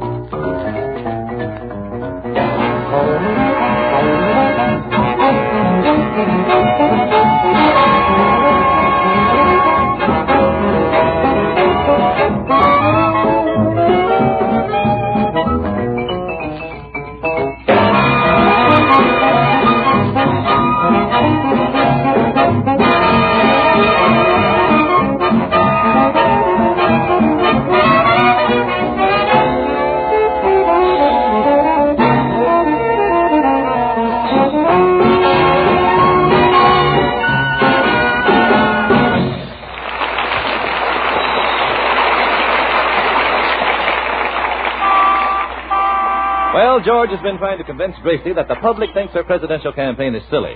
So we've got a microphone out in front of the studio, and we're about to interview the man in the street. Now, step back, ladies and gentlemen. Will you step back and get some room? Quiet, everybody. What's your name, mister? Who, me? No, you. My name is Denny V. Rubin. Oh, what does the V stand for? Volter.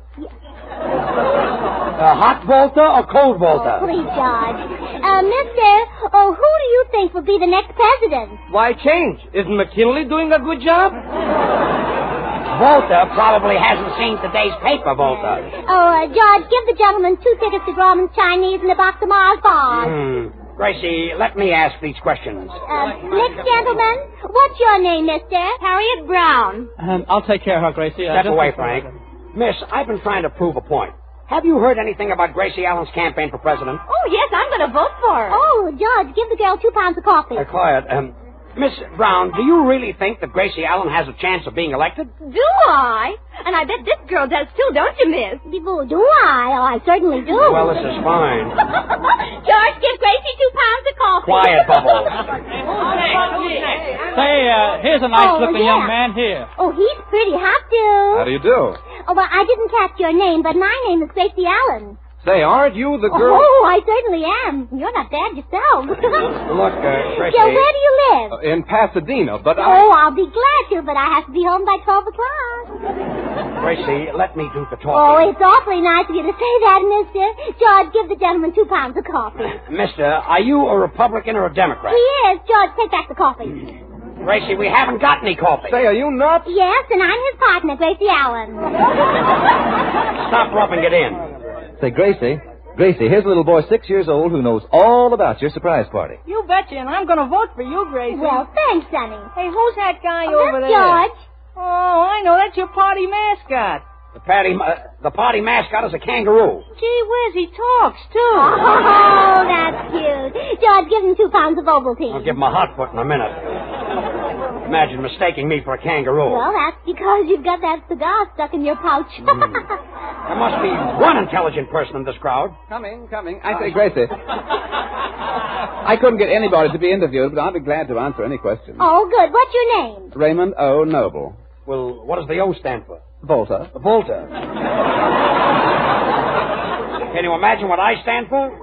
Yeah. Mr. Noble, where are you from? Oh, the crowd over there. That's the spot, yeah. Well, now, why do you think I'll be the best president? Well, now, that's a coincidence. You know, I asked myself the same thing the other night. And what did you answer yourself? Well, I really don't know. Now that I'm an American, it's very difficult for me to understand an English accent, you know. Oh, George. Give the gentleman 2 pounds. 2 pounds of what? 2 pounds of flesh. He can use it. You said it. Step aside, one side there. Just step aside there. This way, sweetheart. Oh, Gracie, here's a young lady from Erie, Pennsylvania. Her name is Florence Gould. Her phone number is Federal 8388, and she's going to vote for you, aren't you, honey? And how? Come on, baby. I told you I was going to put you on the radio.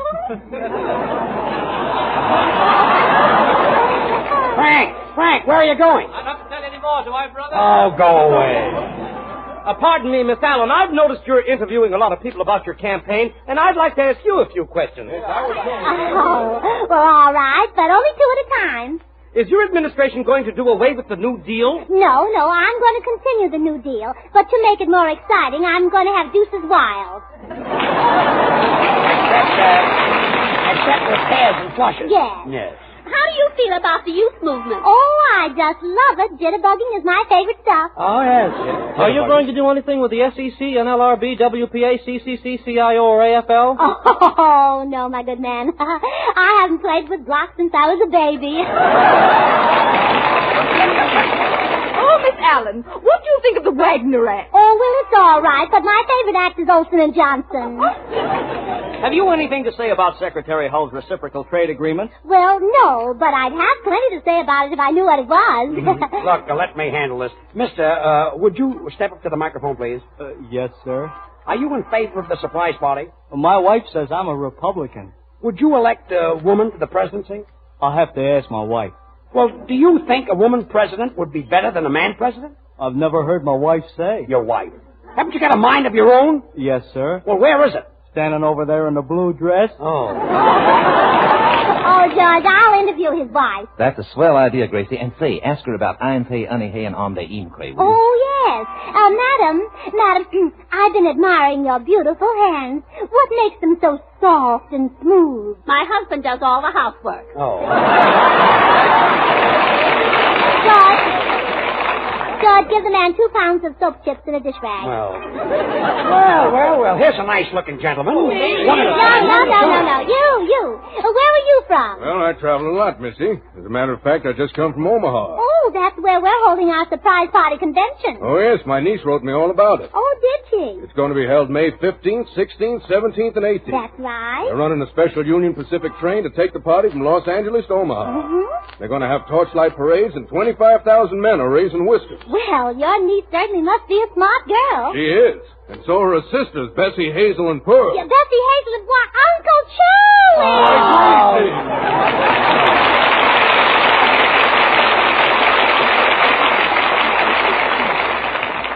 And now, Truman Bradley, the Heinz handyman. Gracie wants to send you a copy of her campaign song, Vote for Gracie. Yes, you get the sheet music, complete with the verses and a big picture of Gracie right on the cover, wearing her campaign hat.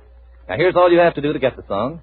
Just write your name and address clearly on the back of a Heinz Honey and Almond Cream carton and mail it to Gracie Ellen, Hollywood, California. It's okay to send just one Heinz carton in the 25-cent size, the 50-cent size, or the dollar size. But if you use the 10-cent size, be sure to send 2 cartons. Every time you use Heinz on your hands, notice how much softer and smoother your skin looks. Isn't it amazing the way Heinz lotion makes chapped, rough housework hands look smoother and prettier right away? Of course, it's not amazing in another way, because Heinz is really extra creamy, extra softening, and contains 2 vitamins, A and D. You expect Heinz to be good? Take good care of your hands with Heinz Honey and Almond Cream, and make good use of your Heinz carton. Mail it with your name and address to Gracie Allen, Hollywood, California, and you get in return an actual copy of her campaign song, Vote for Gracie. Remember, 1 carton in any larger size will do, but if you use the 10-cent size, then send 2 cartons. Here's the address again. Gracie Allen, Hollywood, California. Thank you, True. And now Gracie will sing Pizzicato Polka. Sing it. The Pizzicato Polka is the thrill. It stirred me once, I know it all the thrill. They played the polka for us long ago. And since that time, as you must surely know, I do adore you so. Indeed, the dear old polka that we knew affects me still in all the things I do. And so the pizzicata is a sort of obligata to the feeling that I've gotta be with you. I'm absolutely certain you'll agree with me completely when I say that life is gay and more romantic day by day, because you see, the polka drew us closer at the start and helped to make it so we'd never part.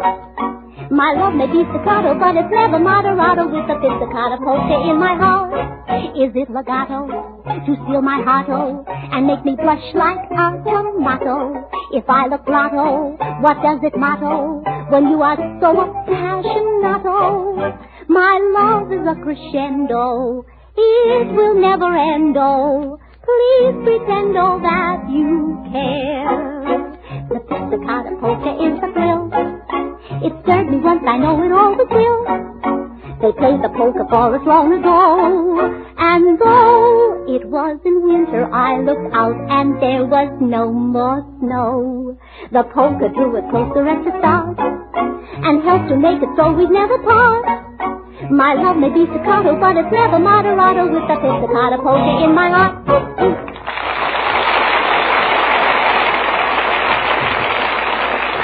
Now you can have a choice of 2 Heinz preparations for your hands. One is the famous Heinz lotion that pours from the bottle. The other is the brand new Heinz hand cream in jars. Like the famous lotion itself, this new Heinz hand cream helps to give you nice soft hands in spite of housework. It's surprisingly inexpensive, too. Only 10 cents and 39 cents a jar. Well, Gracie, say goodnight. Oh, good night. Oh, and when I'm in Washington, don't forget to drop in for dinner. And if I don't serve the best 60-cent dinner in Washington, may I never see a third term. Good night, all.